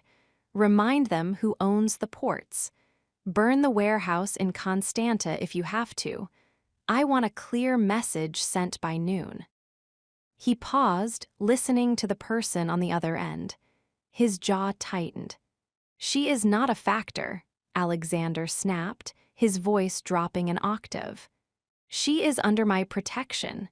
If a single one of Vajuva's men so much as breathes the air in Astoria, I will level their entire operation. Do I make myself clear?" He ended the call without waiting for an answer. He stood there for a long moment, head bowed, the muscles in his back rippling under the fine fabric of his shirt. Emily stepped back, her heart hammering against her ribs. This wasn't business. This wasn't corporate takeovers or stock manipulation. This was the blood as currency he had warned her about, the Vajuva family, warehouses, intercepted shipments. She had thought his obsession was just about her. She hadn't realized she was now a factor in a shadow war between the ultra-wealthy and the truly dangerous. She turned to flee back to the bedroom, but her foot caught on the edge of a heavy rug. Emily. She froze. He hadn't turned around, yet he knew she was there. It was that preternatural awareness he had of her, as if she were a satellite permanently locked in his orbit. The door swung open the rest of the way. Alexander turned, his expression carefully blank, but his eyes were still dark with the residual coldness of his phone call. He looked at her, taking in the oversized robe and her tousled hair, and for a second the mask flickered. "How much did you hear?" he asked, walking toward her. "Enough to know that business involves burning down warehouses," Emily said, her voice shaking. "Who are the Vajuvas, Alexander, and why are they interested in a restorer from Queens?" Alexander stopped 3 feet away, the air between them suddenly heavy with the secrets he had been trying to keep. "They aren't interested in you," he said softly. "They are interested in leverage. To them, everything is a commodity. Art, shipping lanes, people. They only see value in what they can take from someone else." "And I'm the distraction?" she asked, the words stinging more than she wanted to admit. Alexander reached out, his hand hovering near her face before he let it drop. "You are the only thing in my life that isn't a calculation, Emily. That makes you my greatest vulnerability. My enemies know that. They've been watching the museum. They know about the Caravaggio, and they know about you." "Why didn't you tell me?" "Because I wanted you to have one more day of thinking the world was a beautiful place," he murmured. "I wanted last night to be about us, not about them."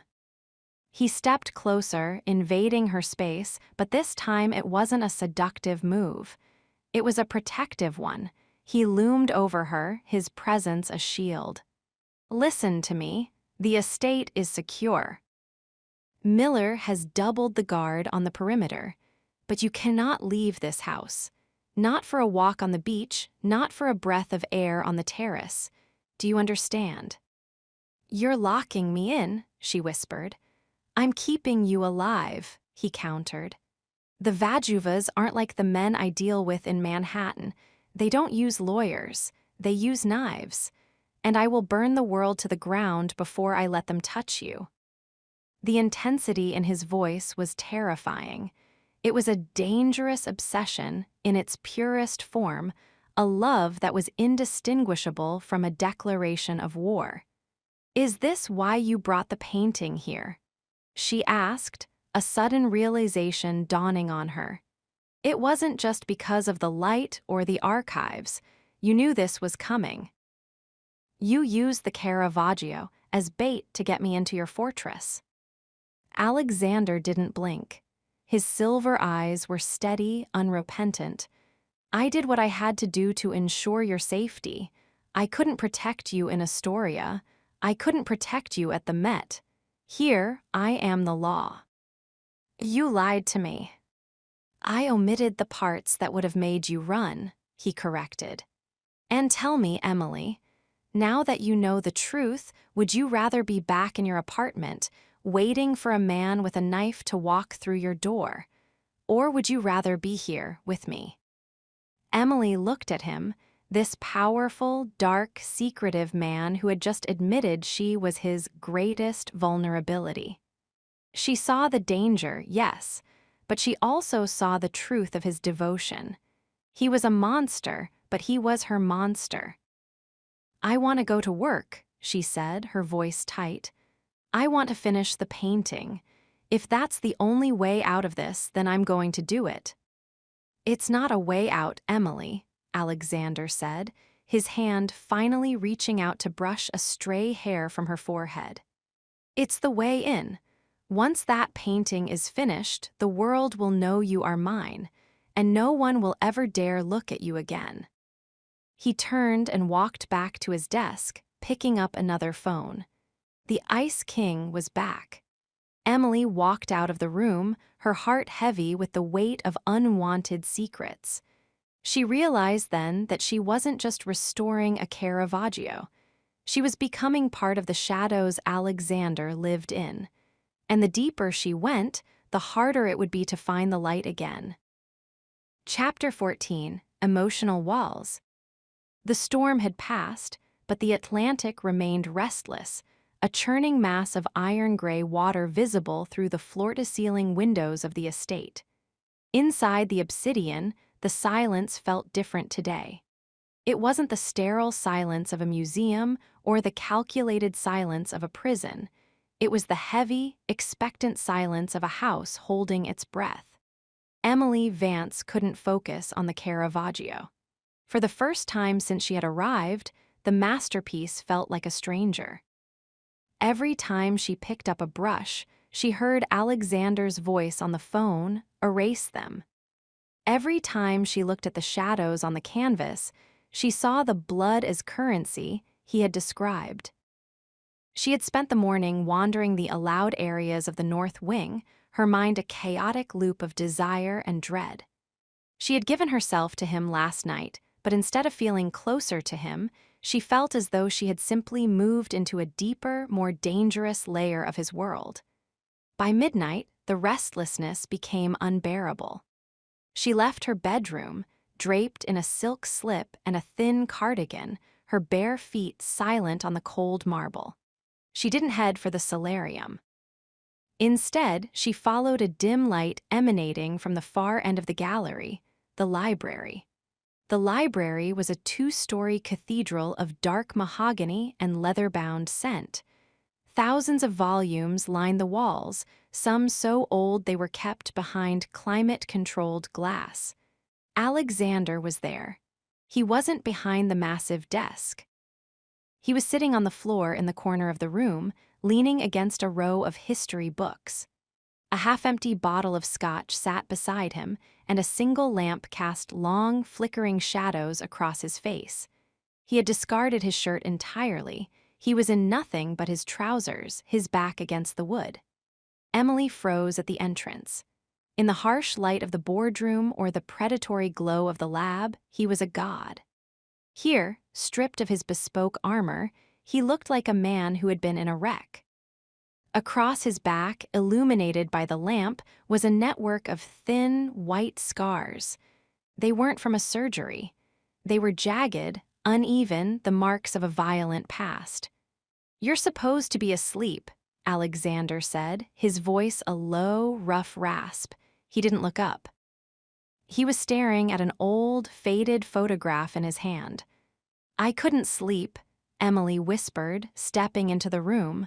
"The house, it's too quiet tonight." "It's the quiet of a fortress, Emily. It's meant to be unsettling." He finally looked up at her, his silver eyes bloodshot and weary. The Ice King was nowhere to be seen. In his place was a man who looked like he was drowning in his own history. Emily walked closer, her gaze involuntarily drawn to the scars on his shoulders. "Alexander, what happened to you?" He followed her gaze, a bitter smile twisting his lips. He didn't try to cover himself.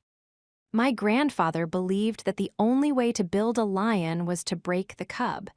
Every time I failed a lesson, every time I showed softness or mercy, he reminded me of the cost of failure." Emily felt a physical ache in her chest. She had known he was a product of a brutal legacy, but seeing the physical evidence was a different kind of horror. "He did that to you." "He did worse than that, Emily. He taught me that love is a liability and that the only thing you can truly trust is what you can control." He took a long swallow of the scotch, the amber liquid glinting in the light. "And for 34 years, I believed him, until I walked into a gallery and saw a woman looking at a painting as if it were a living soul." He reached out, his hand trembling slightly as he gestured for her to sit. Emily hesitated, then sank onto the rug beside him. The proximity was different now, not charged with the frantic heat of the previous night, but with a heavy, somber intimacy. "I'm not a soul to be saved, Alexander," she said softly. "I know, you're a mirror. Every time I look at you, I see the man I was supposed to be before they carved the Drake name into my skin." He held out the photograph. It was a picture of a woman with chestnut hair and kind, laughing eyes. She was standing in a field of sunflowers, looking at the camera with a look of pure, unadulterated joy. "My mother," Alexander murmured. "She was the only light in that house. After she died, the shadows just took over. My father couldn't fight them, and I became them.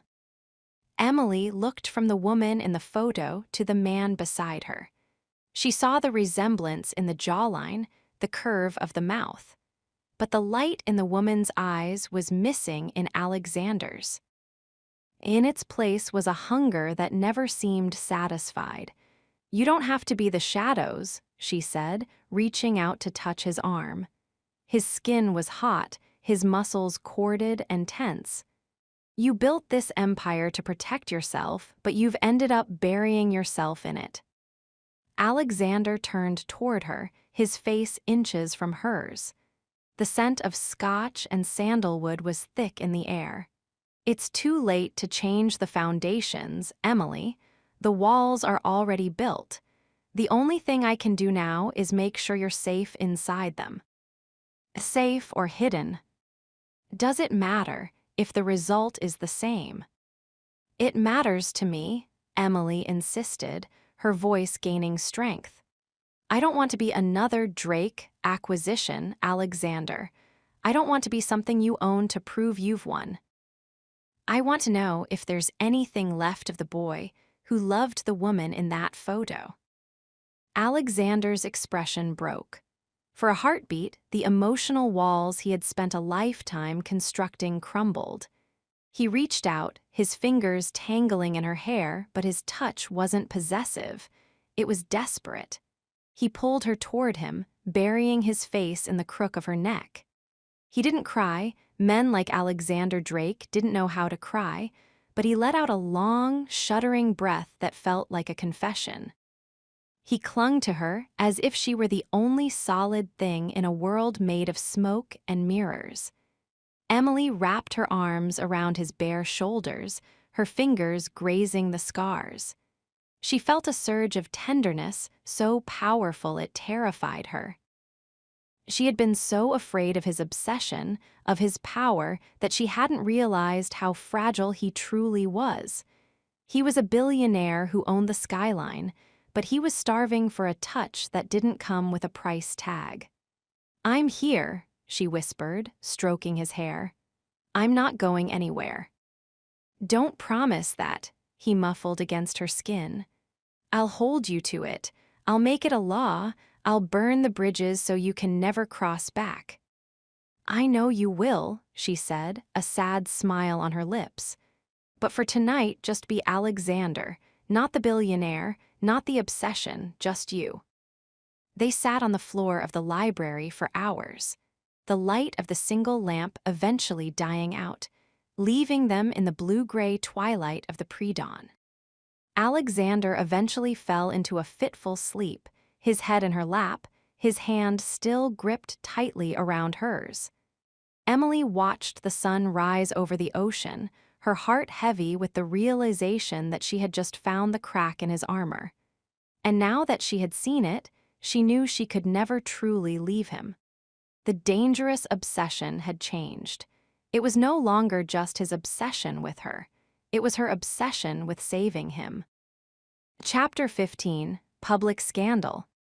The morning light did not feel like a blessing. It felt like an intrusion.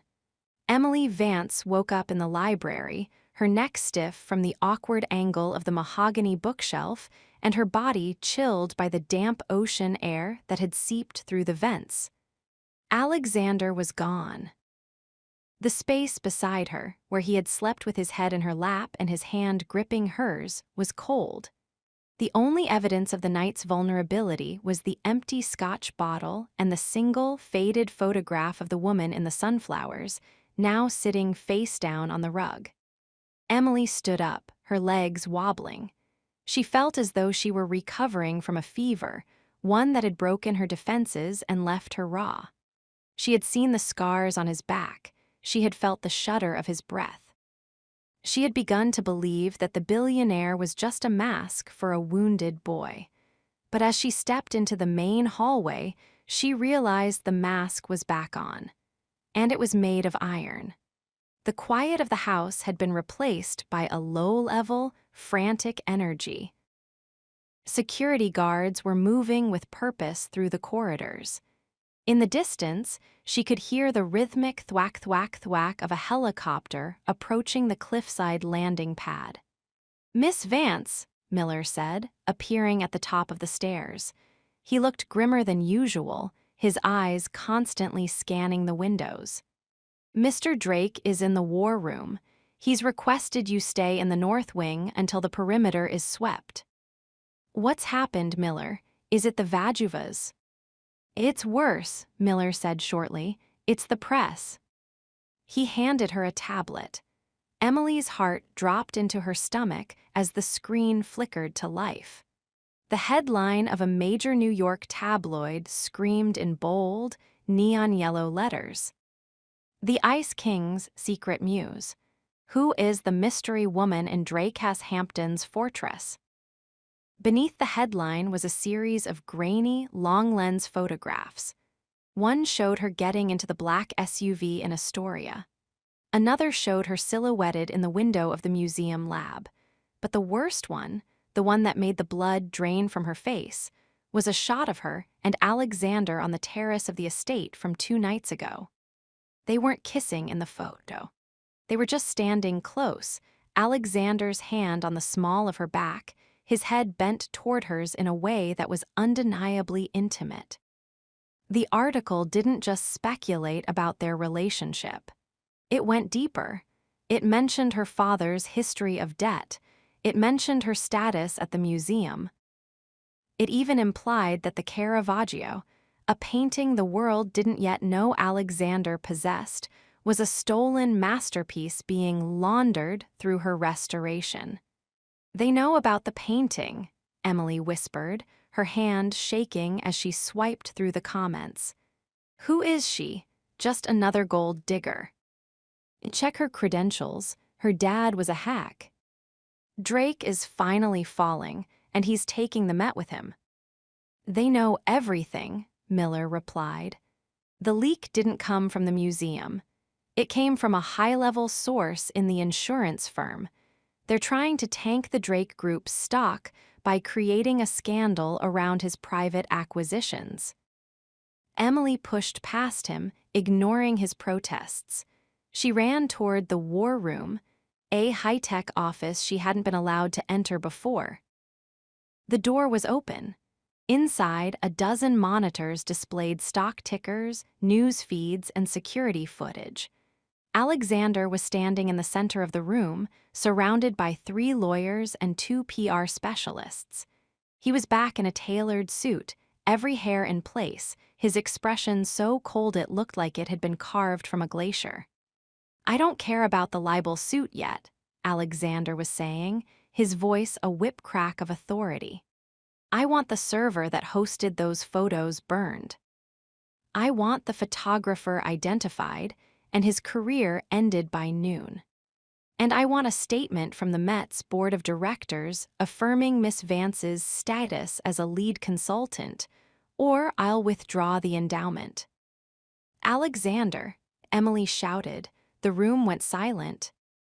The lawyers and specialists looked at her with a mix of curiosity and disdain. Alexander didn't turn around immediately. He finished a note on a legal pad, then dismissed the room with a sharp wave of his hand. When the doors closed, he finally looked at her. The silver eyes that had been so full of pain in the library were now flat and unreadable. "You should be in the solarium, Emily," he said. "Is that all you have to say? They're dragging my father's name through the mud. They're calling me a fraud. People are outside the gates right now, Alexander. I am aware of the situation. My team is handling it." "Handling it? You're talking about burning servers and threatening the museum. This isn't just a business problem, Alexander. This is my life. My reputation in the art world is based on my integrity. If people think I'm just your muse, or worse, your accomplice, I'll never work again." Alexander walked toward her, his presence looming. "Your career at the museum was over the moment you stepped into my car, Emily. You just didn't realize it yet. You don't need a reputation in the art world. You have me." Emily stepped back as if he had slapped her. I have you. Is that supposed to be a consolation prize? I worked for 10 years to get out from under my father's shadow, and you just threw me into a bigger one. I am protecting you, he snapped, his control finally fraying. The Vajuvas used the press to flush you out. They couldn't get through my security, so they created a scandal to force you to leave the estate. They want you to run, Emily. They want you back in Queens where they can pick you up. Is everything a war to you? She demanded. Is there any part of this that isn't a tactic? Was last night a tactic too? Did you show me those scars just to make sure I wouldn't leave when the headlines hit? The silence that followed was deafening. A muscle jumped in Alexander's jaw. For a fleeting second, she saw a flash of the man from the library, the boy who had been broken by a lion. But then the wall slammed back into place. Last night was a mistake, he said, his voice a low, brutal monotone. I allowed my personal history to interfere with the security of the objective. It won't happen again. Emily felt a sharp, cold pain in her chest. The objective, that's all I am to you, isn't it? A project to be restored, a piece of art to be guarded. You are the most important thing in this house, he said, and though the words were possessive, they felt like a sentence. And because of that, you will stay in the North Wing. The guards have orders to restrain you if you attempt to leave the perimeter, for your own safety. You're a monster, she whispered. I am a man who keeps what is his, Alexander replied. He turned back to the monitors, dismissing her as if she were just another data point on the screen. Go back to your work, Emily. The Caravaggio is the only thing that can save your father's name now. If the restoration is a masterpiece, the scandal won't matter. If it's not, then you really will have nothing but me. Emily turned and fled the room, the sound of the helicopter landing outside drowning out her sobs. The house wasn't a fortress anymore. It was a tomb. And as she looked out the window at the flashes of the paparazzi's cameras in the distance, she realized that Alexander Drake hadn't just saved her from the shadows. He had become the shadow. Chapter 16, Dangerous Proposal. The solarium had become a cathedral of shadows. Outside, the world was screaming. Emily could hear the distant, muffled sound of a drone, likely a paparazzo's, hovering just beyond the property line before one of Alexander's security measures brought it down with a silent, electronic pulse. Inside, the only sound was the rhythmic scritch-scritch of Emily's scalpel against the Caravaggio. She was focused on the background now, the deep, impenetrable blacks and browns that Caravaggio had used to push the violence of the foreground into the viewer's face. She felt like one of those background shadows, dark, obscured, and existing only to make the main subject look more brilliant. The glass doors slid open. She didn't look up. She knew the cadence of his step now. It was heavier than it had been in the library, more deliberate. The Met's board has issued the statement, Alexander said. He didn't come to the table. He stood by the window, looking out at the iron-gray sea. You are officially their consultant emeritus for the Drake collection. Your professional standing is secure. Is it? Emily asked, finally setting the scalpel down. Her hand was cramping, but the physical pain was a welcome distraction from the hollow ache in her chest. Secure as long as I stay in this house. Secure as long as I don't talk to anyone who isn't on your payroll. Safety and reputation are often mutually exclusive in this climate, Emily. Don't lecture me on the climate, Alexander. You created the weather. She turned her stool to face him. He looked impeccable, but there were shadows under his eyes that no amount of tailoring could hide. Why are you here? To tell me another warehouse burned down, or to tell me which part of my past you've bought today." Alexander walked toward her, and for the first time he wasn't looking at her with the cold eyes of a strategist. He looked resolved. He reached into his inner jacket pocket and pulled out a single, cream-colored envelope. He didn't hand it to her.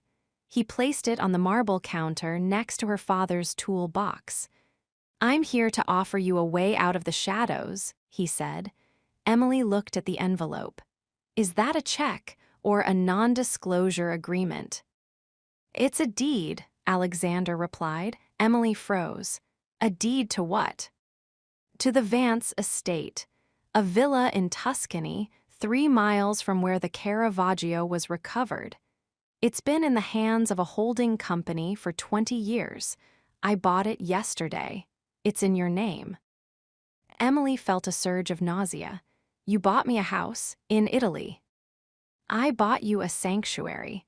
Once the painting is finished, the press will be relentless. The Vajuvas will still be looking for an opening. New York will be a cage for you, Emily, but in Tuscany, you can be whoever you want to be. You can open your own studio. You can live in the light." "And what's the catch, Alexander? Because men like you don't give away villas for free." Alexander stepped into her space, his presence overwhelming the scent of turpentine and old oil. He didn't touch her, but the air between them vibrated with a sudden, sharp intensity. "The catch is that you don't go alone," he whispered. "I'm stepping down as CEO of the Drake Group. I'm moving the headquarters to London, but I'll be spending my time in the Mediterranean. I want you there, with me." This was the dangerous proposal. It wasn't a diamond ring or a bended knee. It was a proposal of total, absolute absorption. He wasn't just asking for her heart, he was asking for her to disappear into his world forever. "You're asking me to go into hiding with you," she said, her voice trembling. "I'm asking you to build a new world with me, away from the ghosts, away from the boardrooms and the cameras. I have enough wealth to sustain 10 lifetimes. I want to spend mine ensuring you never have to feel a moment of fear or lack ever again. And my work, my life here. Your work will be whatever you choose. I'll buy you every lost masterpiece in Europe. You'll be the most sought-after restorer in history, working in private for the only man who truly understands your value." Emily looked into his silver eyes. She saw the Ice King melting into something even more terrifying, a man who had decided she was his only salvation. He was offering her a dream, wealth, security, her father's legacy restored, and the man she had fallen for in the library. But it was a dream with no exit. "You're not offering me a sanctuary, Alexander," she said, her voice barely a whisper. "You're offering me a gilded exile. You want to take me to a place where no one can find me, where I have no one but you." "Is that so bad?" he asked, his hand finally reaching out to cup her jaw. His thumb traced the line of her lip, his touch a mixture of fire and ice. "After everything you've seen of this world, don't you want to be somewhere where you're finally mine?" "I don't know if I can survive being yours in that way," she confessed.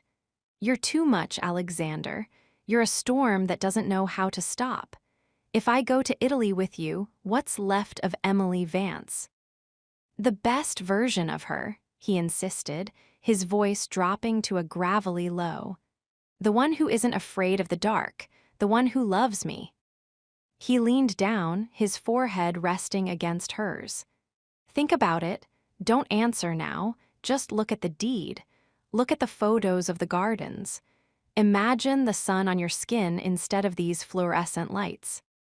He kissed her then, a slow, deep, possessive kiss that tasted of wine and desperation. It was a kiss that felt like a contract, a seal on a deal she hadn't yet signed. When he pulled away, he left the envelope on the counter. "The jet is scheduled for 2 weeks from today. The day after the Caravaggio is unveiled in the private gallery, all you have to do is step on board. He turned and walked out, leaving the glass doors open. Emily stood in the silence, the sea roaring in the distance.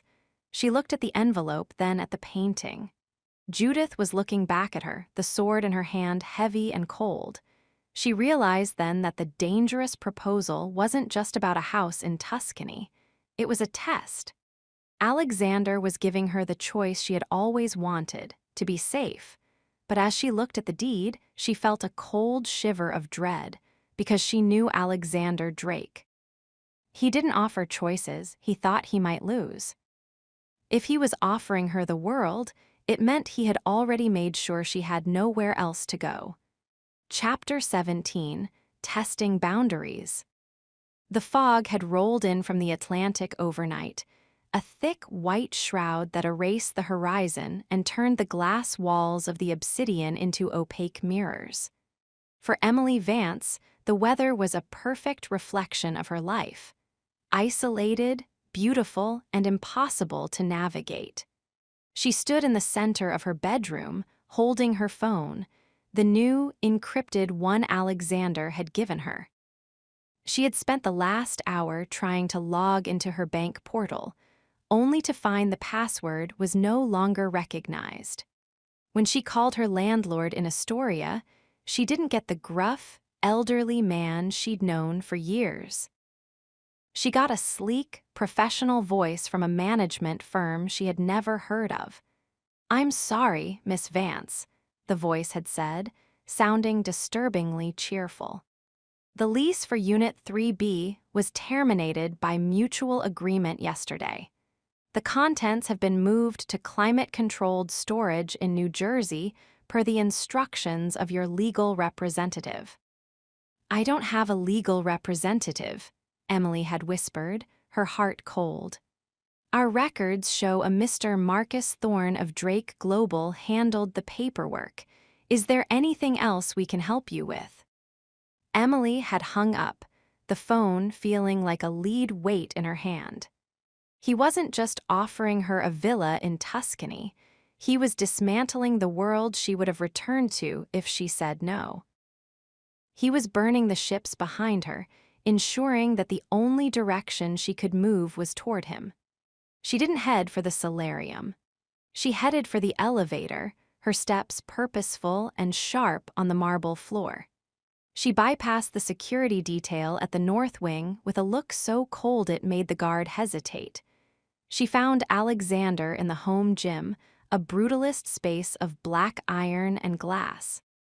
He was mid-workout, his body glistening with sweat, his muscles strained as he pulled against a heavy cable machine. He looked like a titan in the middle of a struggle, a man who treated his own body as an instrument to be mastered. He didn't stop when she entered. He finished his set, the heavy weights clacking together with a finality that echoed off the walls. Only then did he turn, wiping his face with a black towel, his silver eyes tracking her with an intensity that made her skin prickle. "You're early," he said, his voice a low, gravelly rasp. "I thought you were working on Judith's eyes today." "I can't work on Judith's eyes when I don't have a home to go back to, Alexander," she snapped, walking right into his personal space. "What did you do? Why is my apartment gone?" Alexander didn't flinch. He tossed the towel aside and stepped closer, the heat radiating from his body making the air between them feel thick. "Your apartment was a liability. It was a 500-square-foot box with a window that wouldn't lock properly. Keeping it was a sentimental waste of resources." "It was my sentimental waste. It was my life. You had no right to terminate my lease. I have every right to protect my interests, and you, Emily, are my primary interest. Keeping a residence in Astoria was giving the Vajuvas a target. I removed the target." "You removed my exit," she shouted, her voice echoing. "You're testing me, aren't you? You want to see how much of my life you can erase before I stop fighting." Alexander's expression shifted. The cool, detached billionaire vanished, replaced by the dark, obsessive man who had pinned her against the wall of her apartment. He reached out, his hand closing around her upper arm, pulling her just an inch closer. "I'm not testing you, Emily. I'm claiming you. There is no exit. There is no version of this story where you go back to living in a walk-up and restoring minor landscapes for the Met. That girl is gone. I killed her the moment I touched you." "You don't get to decide who I am," she whispered, her chest heaving. "I already have." He moved his hand from her arm to the back of her neck, his fingers tangling in her hair, forcing her to look up at him. "You're fighting me because you're afraid of how much you like the weight of my hand on you. You're afraid that if you stop fighting, you'll realize that you don't actually want to leave." "I want my freedom," she defied him, even as her body betrayed her, her pulse racing where his thumb pressed against her jaw. "Freedom is a myth. Everyone belongs to something. You can belong to a world that doesn't care if you live or die, or you can belong to me." He leaned down, his lips ghosting over hers, not quite kissing her but close enough that she could taste the salt and heat on his skin. It was a deliberate torture, a test of her boundaries. He wanted her to break. He wanted her to reach for him. Emily gritted her teeth, her hands balled into fists at her sides. She wouldn't give him the satisfaction. She wouldn't be the one to bridge the gap. "If you want me to stay, Alexander, give me back my accounts. Give me back my autonomy. Stop treating me like a high-value asset and start treating me like a person." "A person," he mused, his gaze dropping to her mouth. "A person would have run 3 days ago. You stayed. You stayed because you want the danger. You want to see what happens when a man like me loses control." He let go of her abruptly, stepping back. The sudden loss of his heat made her shiver. "I'll give you your autonomy, Emily. For today, you want to leave the perimeter. Fine, Miller will take you into the village. You can walk among the people. You can see the world you think you miss, but remember one thing." He walked toward the door, pausing with his hand on the frame. "Every person you see out there is a stranger. To them, you are nothing. To me, you are everything. Let's see which one you prefer by sunset." He walked out, leaving Emily standing in the cold, gray gym. She had won the battle. She was going outside. But as she looked at her reflection in the glass, she didn't feel like a winner. She felt like a bird that had just been told the door to the cage was open, but the sky was full of hawks. Chapter 18, A Jealous Rival. The return from the village had not been the triumph Emily Vance expected. Instead of feeling liberated, she felt hunted. Every shadow in the quaint streets of East Hampton had seemed to hold a pair of eyes. Every passing car had felt like a threat. By the time Miller's black SUV pulled back through the gates of the Obsidian, Emily was gripping her knees so hard her knuckles were white.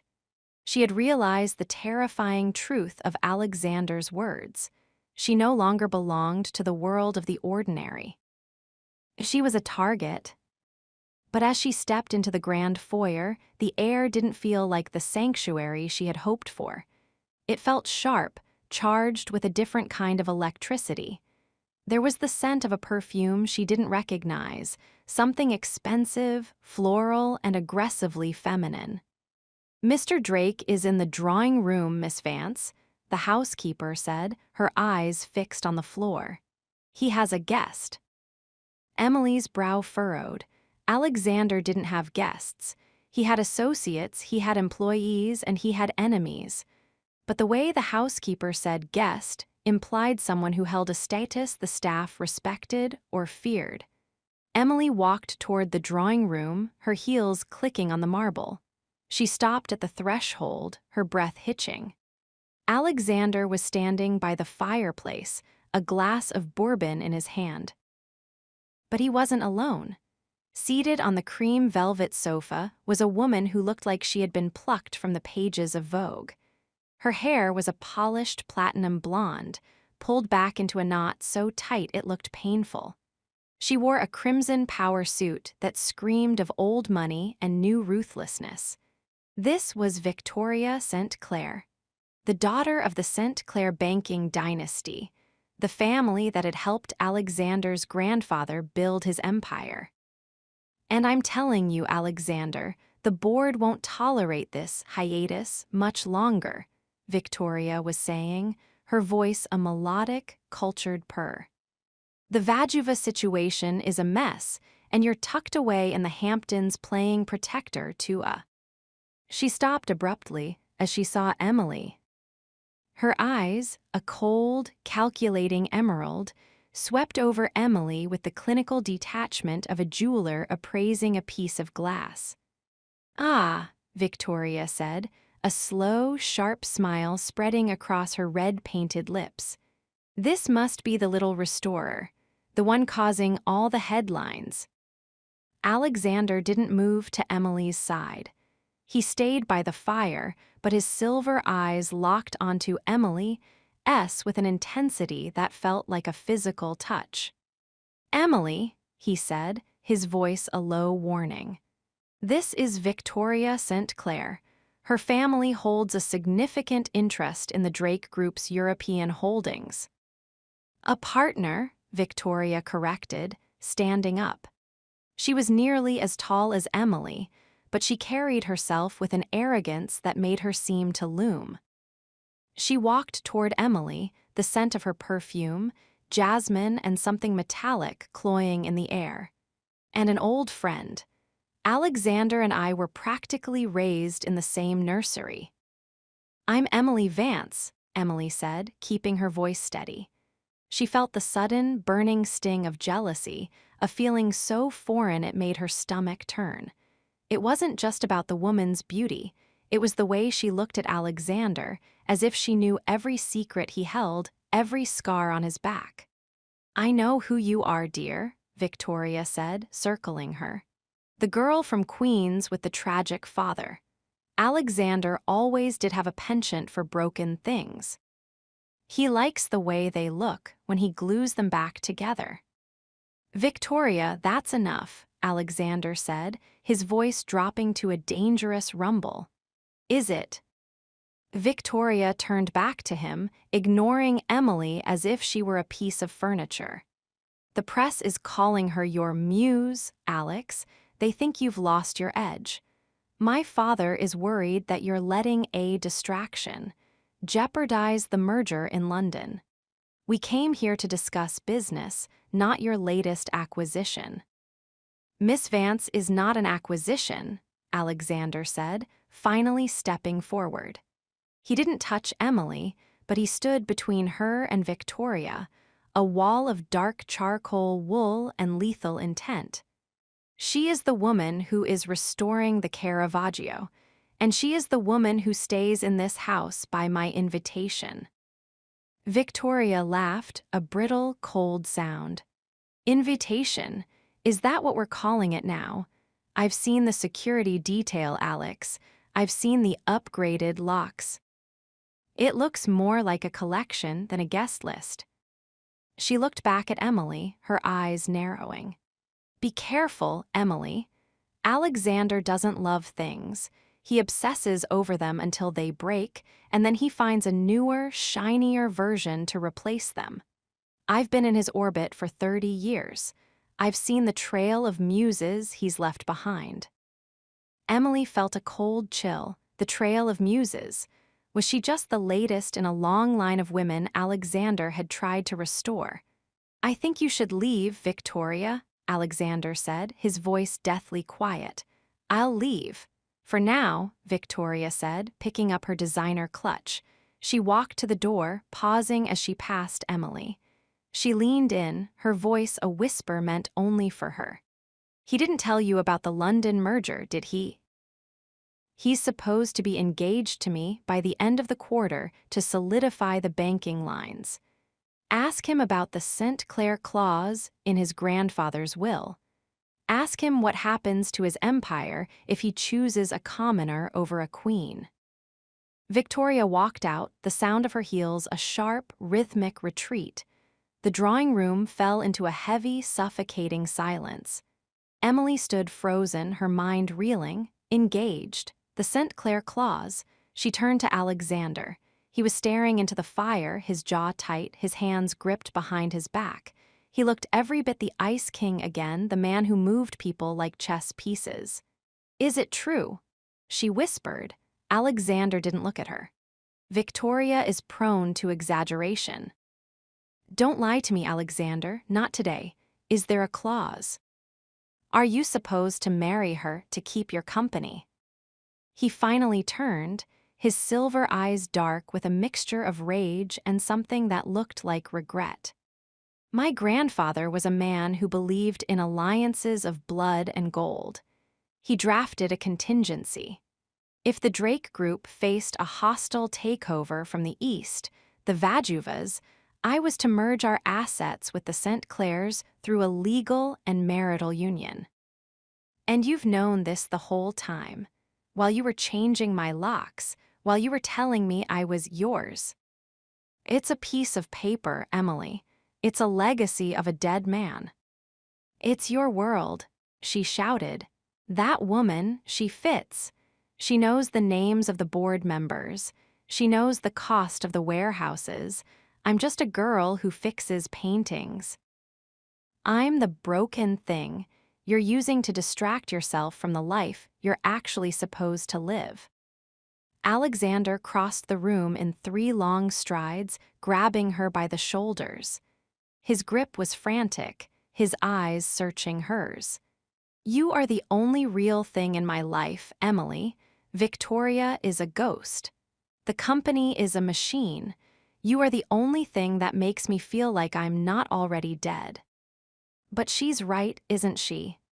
Emily's eyes filled with tears. "If you choose me, you lose everything. And a man like you, a man who defines himself by his power, you can't survive without it." "Watch me," he growled. He pulled her into him, his mouth crashing onto hers with a violence that was born of desperation. It was a kiss meant to silence her doubts, to claim her in spite of the world closing in on them.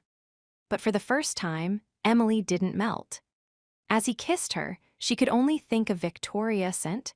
Clair's emerald eyes and the cold, hard reality of the world Alexander Drake was trying to hide her from. The rival wasn't just a woman.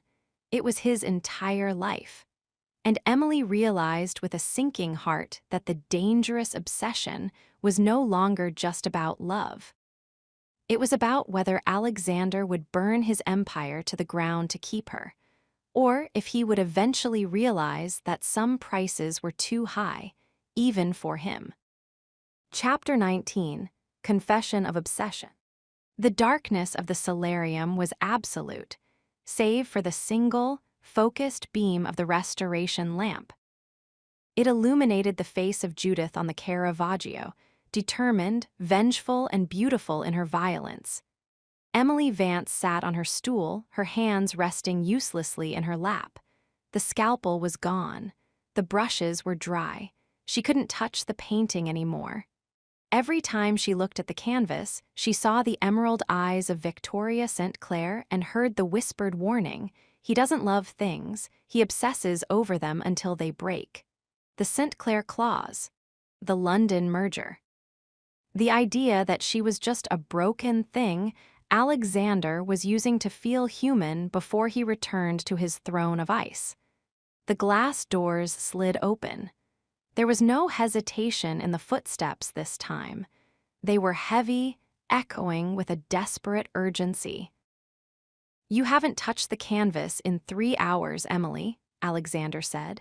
He was still in the clothes he'd worn for the confrontation with Victoria, but his shirt was unbuttoned halfway down his chest, and his hair was disheveled, as if he'd been running his hands through it in a fit of restlessness. He looked less like a billionaire and more like a man on the edge of a breakdown. "I can't see the light anymore, Alexander," Emily said, her voice hollow. All I see are the lies, did you know? Did your grandfather really destroy my father? Alexander stopped at the edge of the light. The shadow of the easel fell across his face, bisecting it into light and dark, a living chiaroscuro. My grandfather didn't destroy your father, Emily, he said, his voice a low, vibrating growl. Your father destroyed himself, but my grandfather was the one who bought the debt. He was the one who ensured the Vance collection was liquidated so he could have the first right of refusal on the Caravaggio. He played the game, he won, and yes, he let your father drown to get what he wanted. And you, Emily stood up, her eyes burning with tears. Did you find me because of the painting, or did you find the painting because of me? Alexander took a step into the light. His silver eyes were wild, stripped of their usual clinical detachment. I found you first, he confessed. The words felt like a physical blow. 3 years ago, at an auction in London. You were standing in the back of the room, watching your father's library being sold off to men who didn't know the difference between a first edition and a tabloid. You didn't cry. You didn't beg. You just stood there with your chin up, looking at the world as if you were the only one who knew its true value. Emily's breath hitched. 3 years, you've known about me for 3 years. I couldn't look away, he whispered, stepping closer, his presence overwhelming. I followed your career. I watched you struggle in NYC. I watched you take the job at the Met. I became possessed by the idea of you. A woman who lived in the shadows of geniuses, fixing the world's beauty while her own life was a series of unpaid bills and cold apartments. That's not interest, Alexander. That's stalking. It was an obsession. He shouted, the sound echoing off the glass walls. I tried to stop. I tried to focus on the Drake Group, on Victoria, on the legacy. But every time I closed my eyes, I saw you. I saw the way you touched the frames in the gallery. I saw the fire in you that no one else was bothering to look at. He reached out, his hands grabbing her shoulders with a force that wasn't meant to hurt, but to anchor. The Caravaggio was the excuse, Emily. I hunted it down because I knew it was the only thing in the world that would bring you to me. I needed a reason to put you in this house. I needed a reason to make you look at me the way you look at those paintings. I didn't just want to protect you. I wanted to own the light in you. Emily felt a cold chill of terror mixed with a devastating, shameful heat. You orchestrated everything. The gala, the chance meeting, the security threats. Was any of it real? Threats are real. The Vajuvas are real. Alexander's grip tightened, his face inches from hers. But the way I feel about you, that is the only thing in my life that has ever been honest. I don't love you, Emily. I am consumed by you. I wake up and I want to know what you're thinking. I go to sleep and I want to know if you're dreaming of me. I look at my empire, my billions, and I would trade every cent of it just to ensure you never look at another man the way you looked at me in that library. You're insane, she breathed. I am, he admitted, his voice dropping to a gravelly, broken plea. I am a monster who has spent 3 years building a cage large enough for both of us. And now that you're in it, I don't know how to let you go. Even if it burns us both to the ground, even if I lose the Drake name and the St. Clair fortune, I would rather be a beggar in Tuscany with you than a king in New York without you. He pulled her into him, his mouth crashing onto hers. It wasn't a kiss of passion, it was a kiss of absolute, desperate surrender. He was pouring 3 years of silence, 3 years of watching from the shadows into the contact. Emily felt her resistance shattering. She should hate him. She should run. He had manipulated her life, used her father's tragedy as bait, and turned her into his private obsession. But as she felt the frantic beat of his heart against her chest, the heart of the Ice King that was currently racing with the fear of being rejected, she realized she was just as obsessed. She had fallen for the man who saw her shadows, not realizing he was the one who had cast them in the first place. She kissed him back, a broken sob escaping her throat. The dangerous obsession had reached its peak. The secrets were out. The predator had admitted his hunt. And as the Atlantic roared outside, Emily Vance realized with a terrifying clarity that she didn't want to be saved from Alexander Drake. She wanted to go down with the ship. Chapter 20, Breaking Point. The dawn that followed Alexander's confession was cold, gray, and utterly silent. Emily Vance did not sleep. She spent the hours between the confession and the sunrise sitting on the floor of the solarium, surrounded by the physical evidence of her own life, but a version of her life she hadn't known existed. Alexander had left her there with his archive. It was a leather-bound folio, thick and heavy. Inside were 3 years of her existence, captured through lenses she never saw. There she was, buying a coffee in the rain. There she was, crying at her father's grave on a Tuesday in October. There she was, laughing with Sarah at a dive bar in Queens. It wasn't just a collection of photos. It was a dossier. Notes on her bank balance, her health records, even the names of the books she had checked out from the public library. He hadn't just watched her. He had studied her like a scientist studies a rare specimen, waiting for the perfect moment to pluck her from her habitat and place her in his glass case. The dangerous obsession was no longer a poetic phrase. It was a pathology. When the clock in the hallway struck 7, Emily stood up. Her legs felt like they belonged to someone else. Her heart was a cold stone in her chest. She didn't look at the Caravaggio. She couldn't. To her, the masterpiece was now just the bars of her cage. She walked out of the solarium and toward the grand staircase. She didn't hide. She didn't creep. She walked with the steady, hollow purpose of someone who had nothing left to lose because everything she thought she owned, her memories, her privacy, her chance meeting, had been stolen. She found Alexander in the dining room. He was sitting at the head of the long mahogany table, a silver pot of coffee in front of him. He was dressed for the city, a dark blue suit, a silver tie, the Ice King fully restored. But when he looked up and saw her, the mask cracked. His eyes were bloodshot. He looked like a man who had spent the night waiting for an execution. "Emily," he said, his voice a low rasp. "I had the kitchen prepare. I'm leaving Alexander." The silence that followed was so heavy it felt as though the oxygen had been sucked out of the room.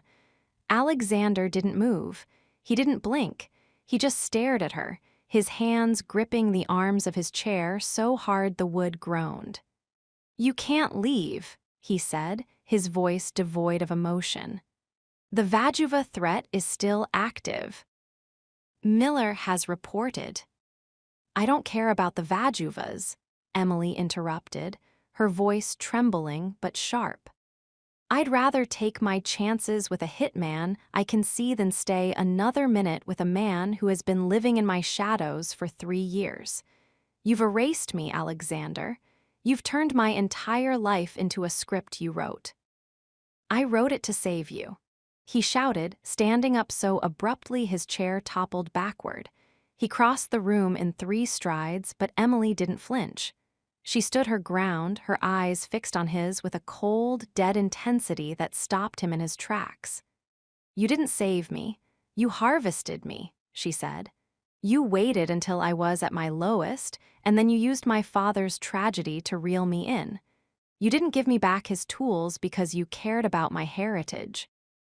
You gave them to me because you knew it would make me beholden to you." "That's not true," he whispered. a look of genuine agony crossing his face. "I gave them to you because I wanted to see you smile. I wanted to be the one who fixed what the world broke. But you're the one who broke the rest of it. You changed my locks. You sold my apartment. You've alienated my friends. I have nothing left but you, and that's exactly what you wanted, isn't it? Absolute, total dependency. I wanted to be your world, Emily, because you are mine. Then your world is a prison." She screamed. She turned and ran for the front door. She didn't have a bag. She didn't have her coat. She just had the clothes she stood in and the burning, desperate need for air that wasn't scented with his sandalwood perfume. She reached the massive, carved oak doors of the foyer and pulled. They were locked. She hit the electronic keypad, but the screen stayed dark. "Miller, open the door." She shouted, her voice echoing in the marble hall. The security guards stood like statues, their eyes fixed forward. They didn't move. They didn't speak. Alexander appeared at the top of the stairs, his silhouette looming against the light. He looked down at her, and for the first time, the boy from the library was gone. In his place was the man who owned the city, the man who moved mountains and erased people.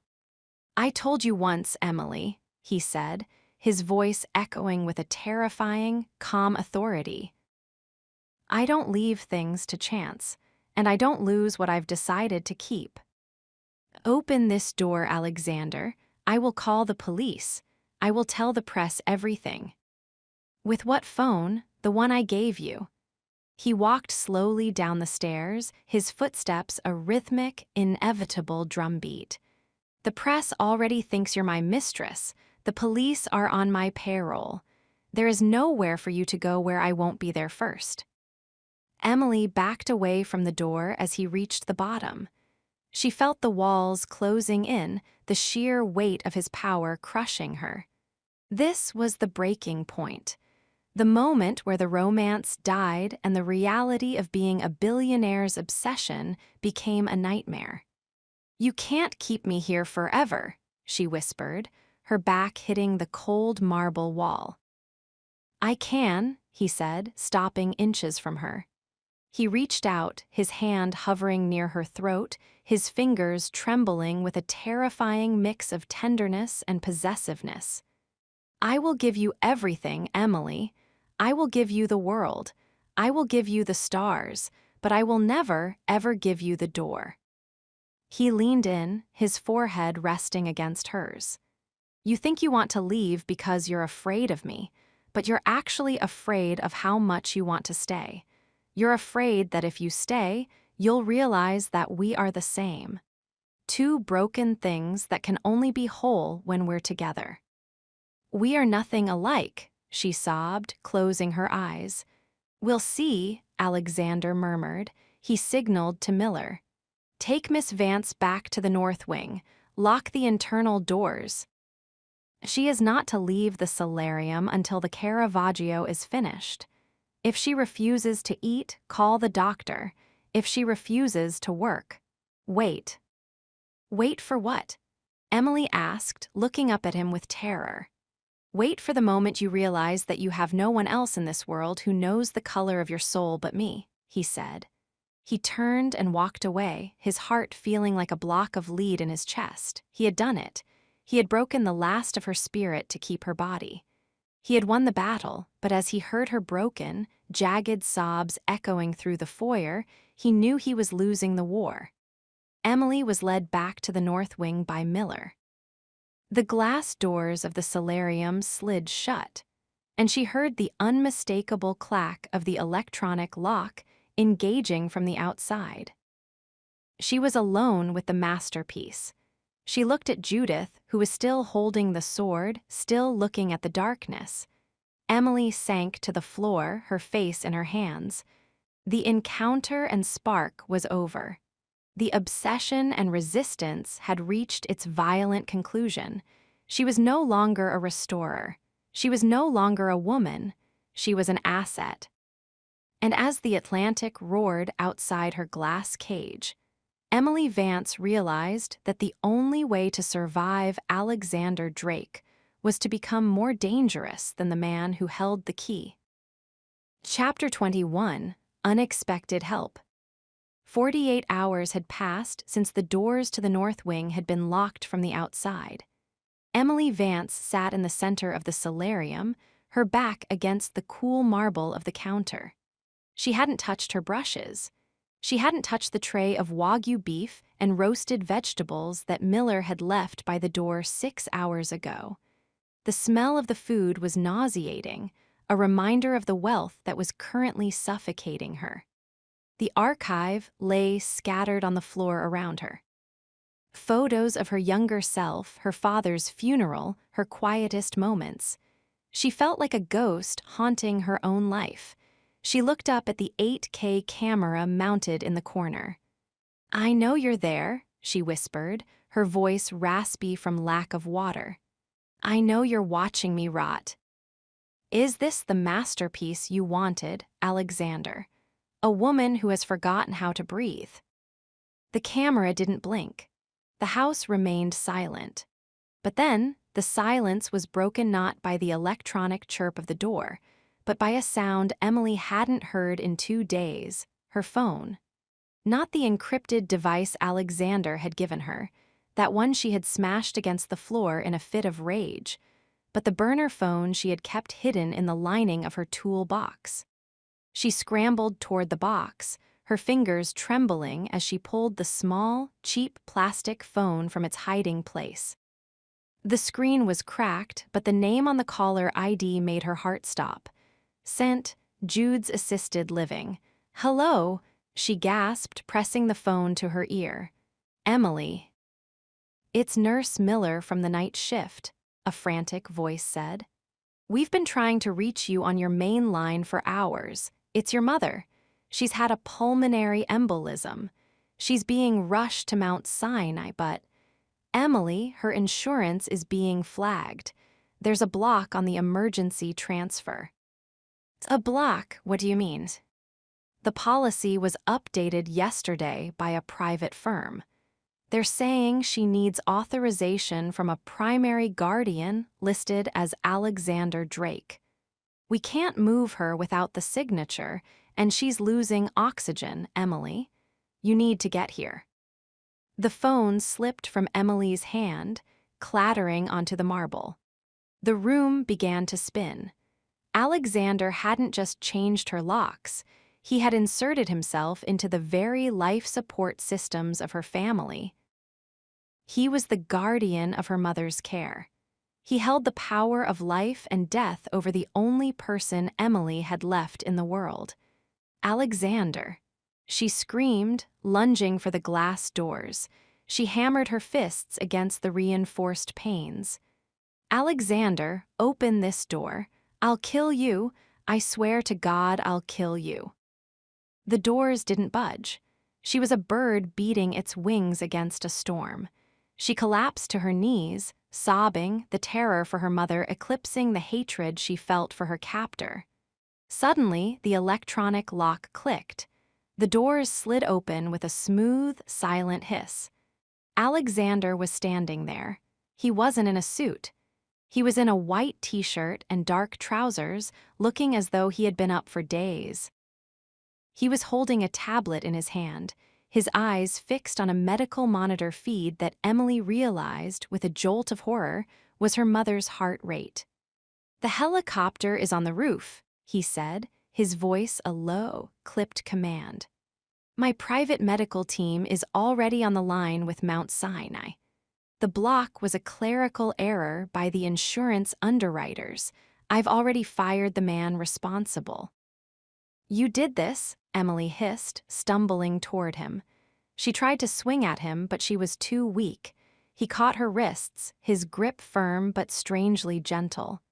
"I didn't cause the embolism, Emily, but I am the only one who can get her to the best surgeon in the country in under 20 minutes. You can stay here and hate me, or you can get on that chopper and save her life. Choose. Now." Emily looked at him, the man who had stalked her, trapped her, and dismantled her life. She saw the Ice King in his eyes, but underneath she saw a terrifyingly efficient focus. He wasn't using this as a game. He was using his power the only way he knew how, to solve a problem. "I'm coming with you," she whispered. "Then run," he said, releasing her. They sprinted through the house, past the silent security guards, and up the service stairs to the roof. The wind from the Atlantic was fierce, the roar of the helicopter's blades drowning out all thought. Alexander hoisted her into the cabin, bucking her into a leather seat before taking the one opposite her. As the chopper lifted off, tilting precariously over the cliffs, Emily looked down at the obsidian. It looked like a tomb from this height. She looked at Alexander. He was on a headset, barking orders to someone in New York. "I want the chief of cardiology on the pad when we land. If there's a delay in the OR, I'll buy the hospital and replace the entire board by midnight. Do you understand?" He looked at Emily then. He saw her shivering, her hair wild, her eyes wide with a trauma that was pushing her to the brink. Without a word, he reached over and pulled a heavy wool blanket around her shoulders. He didn't try to touch her hand. He didn't try to offer a hollow apology. He just sat there, a dark, immovable force, using his billions to fight a war against death itself. And in that moment, as they soared over the darkened landscape of Long Island toward the city that had once been her home, Emily felt a terrifying shift in her soul. She hated him. She feared him. But as she watched the steady rise and fall of her mother's heart rate on the tablet in his lap, she realized that she was starting to trust the monster. Because the world was full of shadows that wanted to take everything from her, and Alexander Drake was the only shadow that was willing to fight back. Chapter 22, Tension at Work. If the Hamptons estate was a fortress of glass, the Drake Group headquarters in Midtown Manhattan was a cathedral of power. 3 days had passed since Emily's mother had been stabilized. Alexander had kept his word. The best surgeons in the world had operated, and Mrs. Vance was now recovering in a private, high-security wing of Mount Sinai, guarded by men in suits who answered only to the name Drake. But the price of that safety was Emily's return to the objective. Alexander had decided that the Hamptons were no longer secure enough given the media frenzy.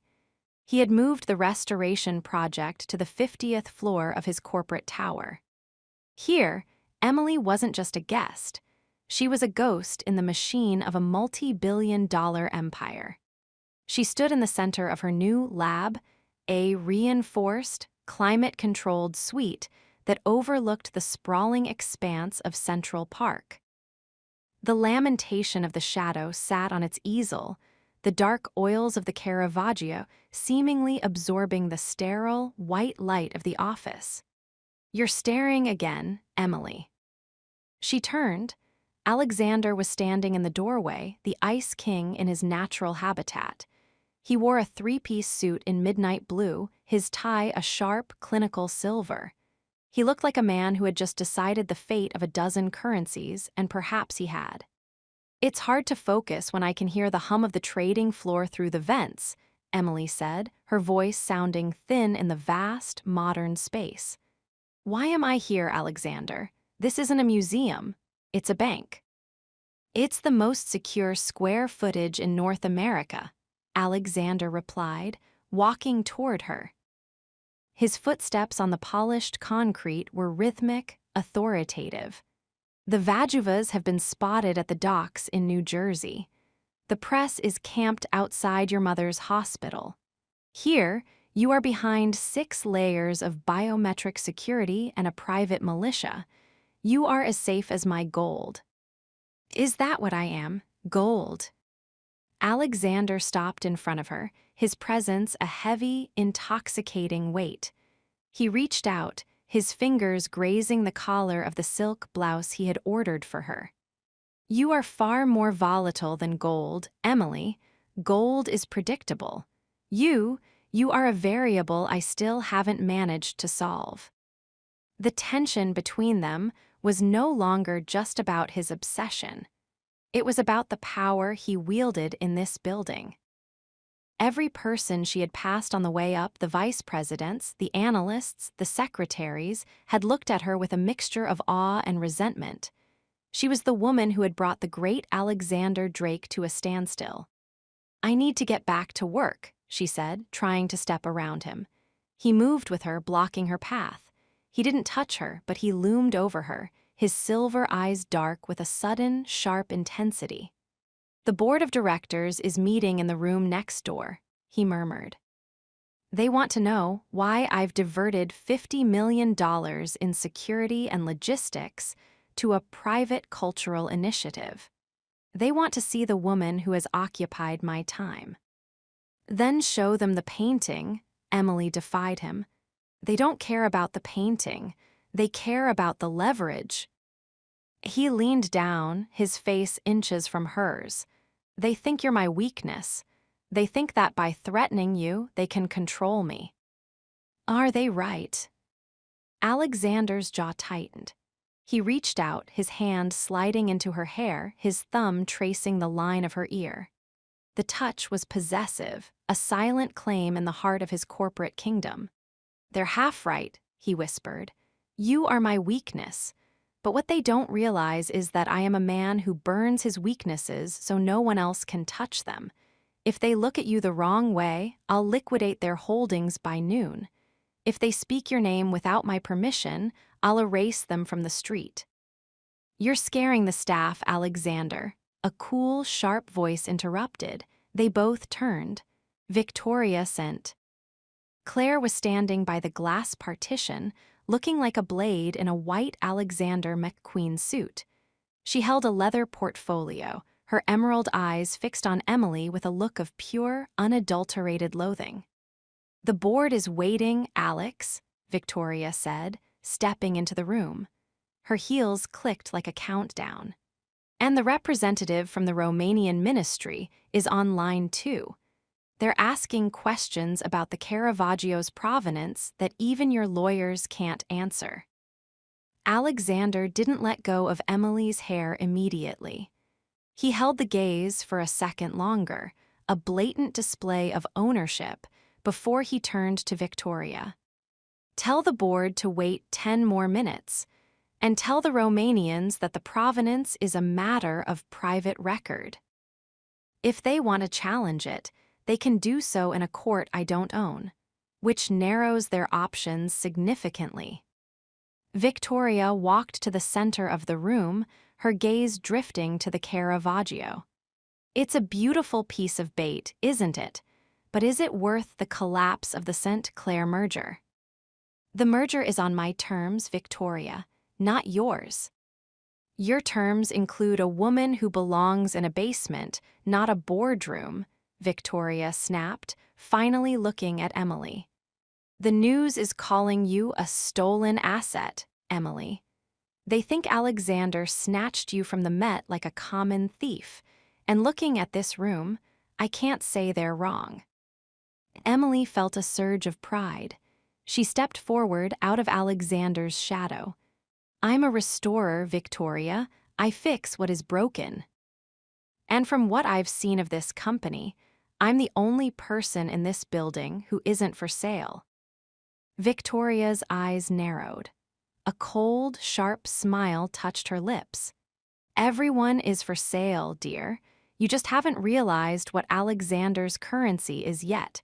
He didn't save your mother out of the goodness of his heart. He did it to ensure that the only person who can keep her alive is him. He didn't buy you a villa, he bought you a cage with a view." "That's enough," Alexander growled. "Is it? The Vajuvas think differently," Victoria said, tossing a folder onto the marble desk. "They've sent a message. They don't want the painting anymore, Alex. They want the girl. They say she's the only currency you'll actually pay attention to."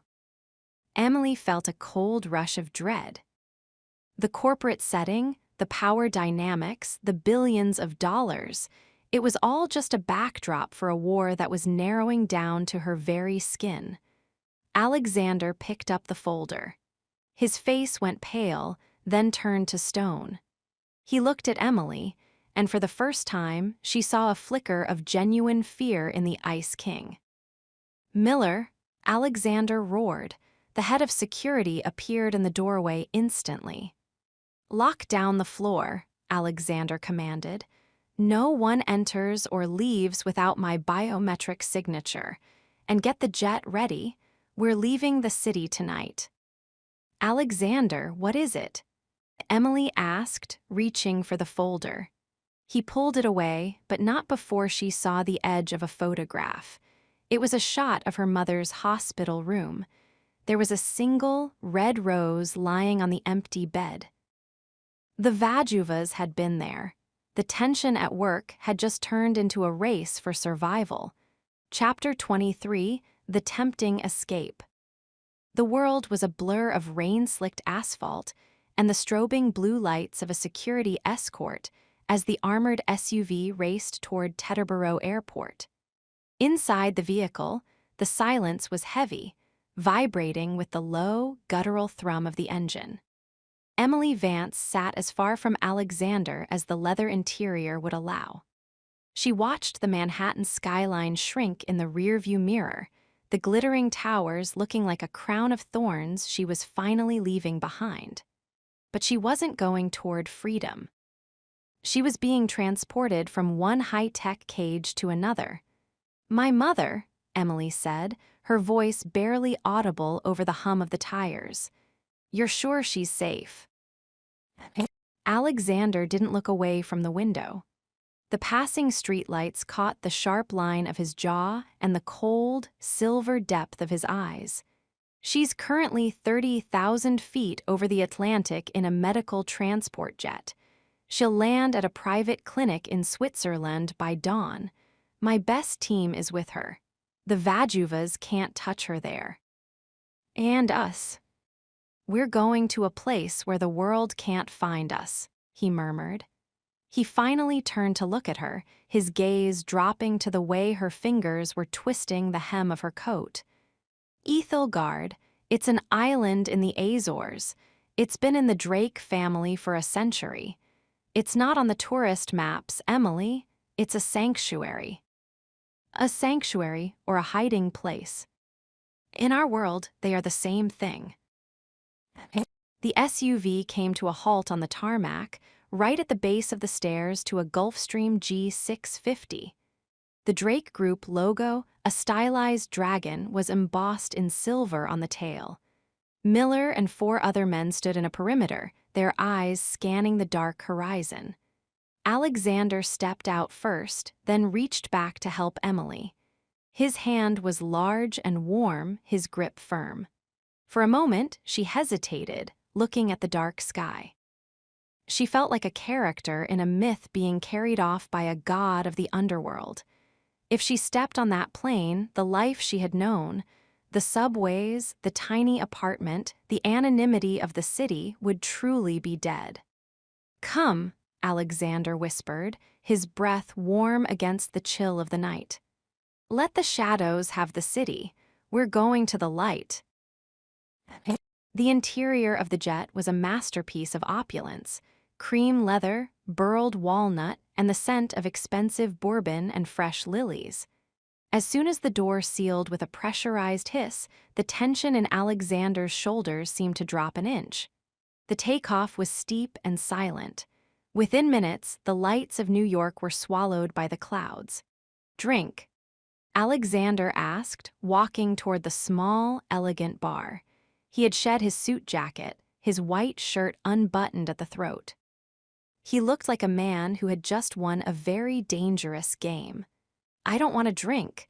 I want to know when I can talk to my mother." "As soon as they land. I've set up a dedicated satellite link." He poured 2 fingers of amber liquid into a crystal glass and walked toward her.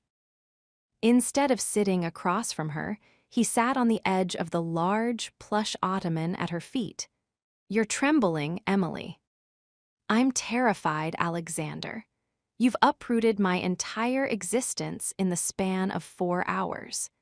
You've told me that a Romanian crime family wants me as leverage, and you're flying me to a private island in the middle of the ocean. I am flying you to safety, he corrected, his voice dropping to that low, hypnotic frequency that always made her heart stutter. He reached out, his hand resting on her knee. The touch was possessive, yet strangely grounding. Look at me. Emily looked. She saw the Ice King melting into something more primal, more desperate. I have spent my whole life building walls, Alexander said softly. I built them to keep the world out.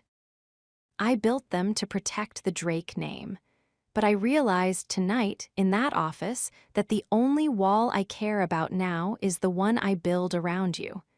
I don't want to fight the Vajuvas in the streets of New York. I want to forget they exist. I want to see you in the sun. I want to see you finish that Caravaggio without a camera watching your every move. Is that why we're going to Ethelgard, so I can finish your painting? So you can realize that you don't need the world, he whispered. You only need me. Imagine it, Emily. No press, no boardrooms, no Victoria, just the ocean, the art, and the two of us. I have a staff there that has been with my family for generations. They are ghosts. You won't even see them. He leaned in, his forehead resting against hers. The scent of him, sandalwood and power, enveloped her. It's a tempting escape, isn't it? He murmured. To let go of the struggle, to let go of the fear, to just be mine. Emily felt the pull of it, the seductive, dangerous allure of total surrender. She was exhausted. She was broken by the events of the week. And here was a man who was offering to carry the weight of the entire world for her, as long as she let him own the ground she stood on. You're a master of the temptation, Alexander, she whispered, her eyes fluttering shut. You make it sound like a dream. It isn't a dream. It's a reality I've spent millions to create. He moved his hand from her knee to her cheek, his thumb tracing the line of her lower lip. Stay with me, Emily. Not because I've locked the door, but because you realize that the world outside is nothing compared to what I can give you. He kissed her then, a slow, deep, intoxicating kiss that tasted of the bourbon on his breath and the promise of a life without shadows. For the first time, Emily didn't fight it. She leaned into him, her hands tangling in his hair, her body seeking the heat of his. The plane soared through the night, a silver needle threading through the dark. Below them, the Atlantic was a vast, unforgiving void, but inside the cabin, the escape had begun. Emily knew, deep in her heart, that she was trading her autonomy for her life. She was trading her soul for her mother's safety. But as Alexander's mouth claimed hers, she found she was too tired to care about the price. She wanted the island. She wanted the sun. She wanted the man who was willing to burn the world down just to keep her in his sight. Chapter 24, Steamy Escape. Ethelgard was a dream carved from volcanic rock and emerald velvet. As the sun began to lift its head over the Atlantic horizon, the private jet descended toward a hidden landing strip on the northern tip of the island. Through the window, Emily Vance saw a landscape that looked as though it had been frozen in time. Jagged obsidian cliffs plunging into a sapphire sea, whitewashed walls of a sprawling villa draped in bougainvillea, and the constant, rhythmic spray of the salt air. It was a paradise, but as they stepped off the plane into the warm, tropical breeze, Emily felt the familiar weight of Alexander's hand on the small of her back. It was a reminder that this paradise had a perimeter. "Welcome to the end of the world, Emily," Alexander whispered, his voice low and roughened by the long flight. The villa, Casa de Sombra, was built into the side of a cliff. It was a masterpiece of Mediterranean architecture, cool white stone, dark wood beams, and open-air terraces that made the ocean feel like a permanent resident of the house. Alexander didn't take her to a guest room. He didn't take her to the new studio he had boasted about. He led her straight to the master suite, a room that seemed to hang over the water. The sound of the waves crashing below was a steady, primal heartbeat. "You need to rest," he said, though his eyes told a different story.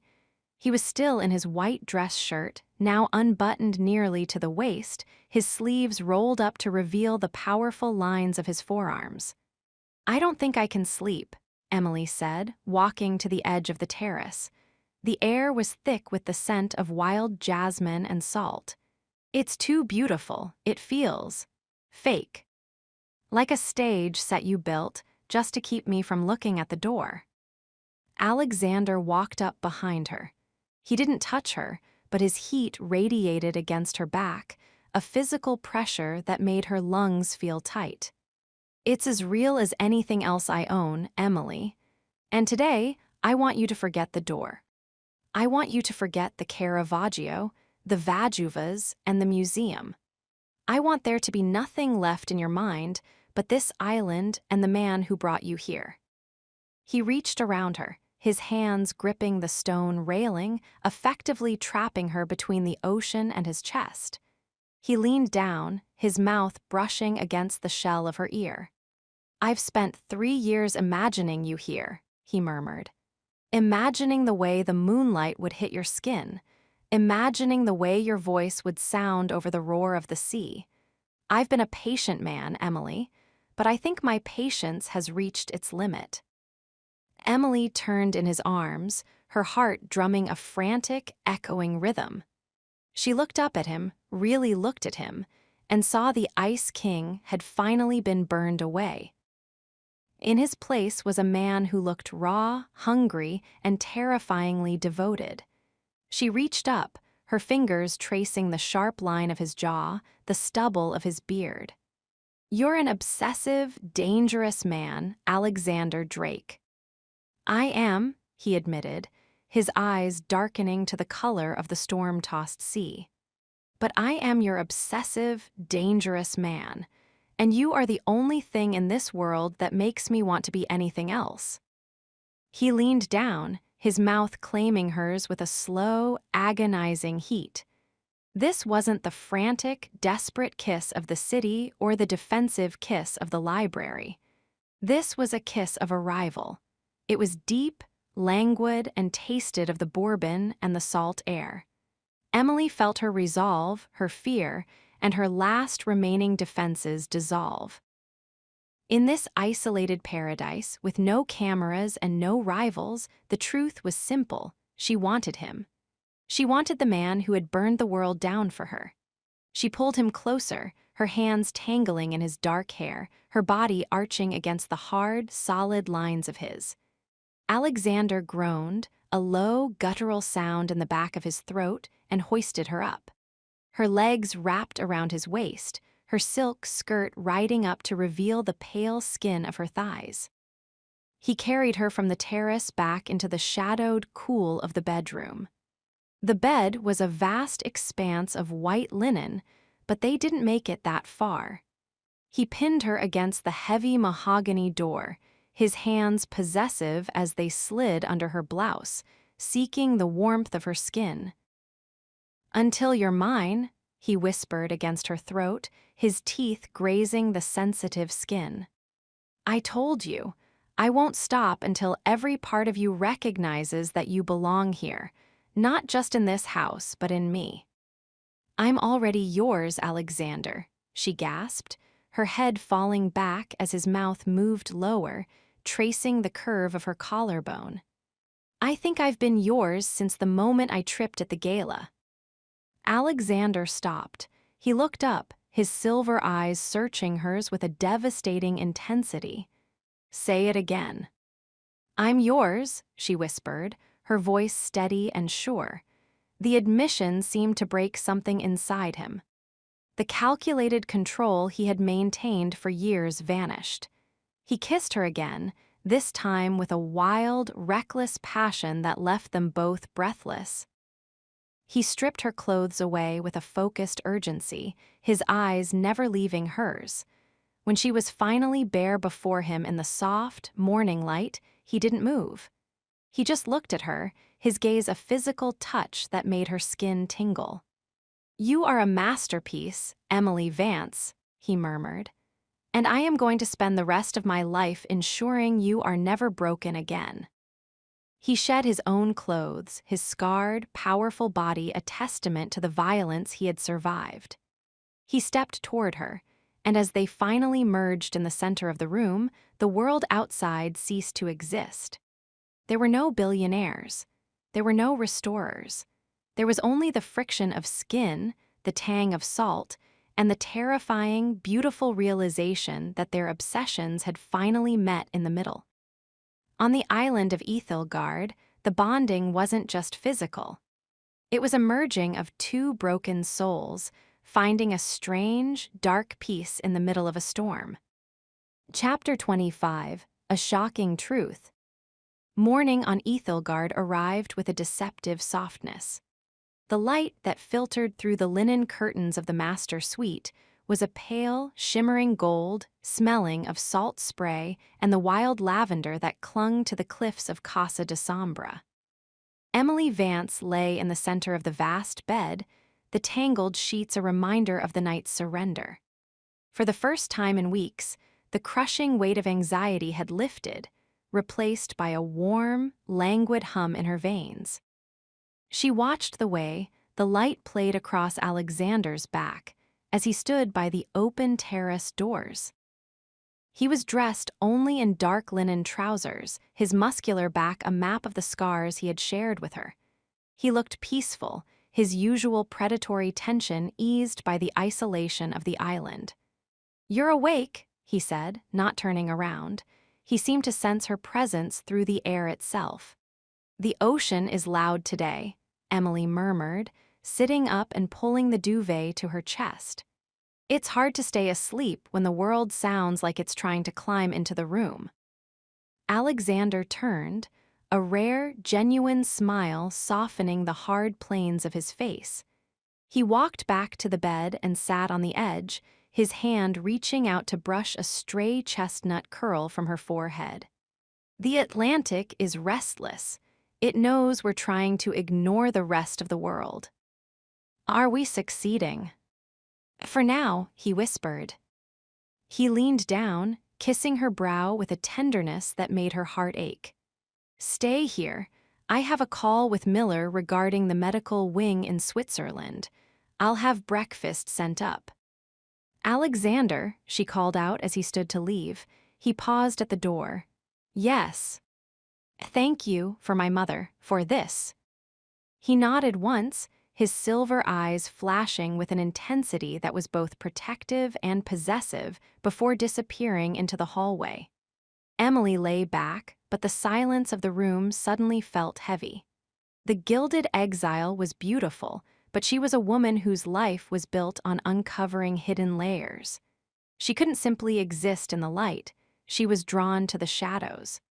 After an hour of restlessness, she dressed in a simple white sundress and left the suite. She didn't head for the breakfast terrace. Instead, she found herself walking toward the library she had glimpsed the day before. The library at Casa de Sombra was smaller than the one in the Hamptons, but it felt older, more personal. The walls were lined with ledgers and maps, many written in Portuguese and Italian. This was the heart of the Drake family's history, the records of how a Greek immigrant's grandson had become the king of a global empire. She began to browse the shelves, her restorer's curiosity piqued by a series of black, leather-bound journals at the back of a lower shelf. They were unmarked, save for dates embossed in gold on the spines. She pulled out the one marked 1998-2005. This was the era of her father's peak and his eventual downfall. She sat on the floor, the cool marble chilling her skin, and began to flip through the pages. It wasn't a diary. It was a log of acquisitions and asset liquidations. The handwriting was sharp, clinical. It belonged to Alexander's grandfather, the man who had built the lion by breaking the cub. Her breath hitched as she found a section labeled Vance David. Project Shadow. She read the entries, her blood turning to ice. October 14th, Vance has been successfully introduced to the table at the grotto. Credit line extended to $5 million. November 3rd, Vance's losses exceed current assets. The Caravaggio is now the only viable collateral. December 12th, foreclosure initiated on the Vance Restoration Studio. All tools and library to be held in trust. It was a cold-blooded record of a trap. Her father hadn't just lost his money to a gambling addiction, he had been targeted. Alexander's grandfather hadn't just bought the debt, he had created it.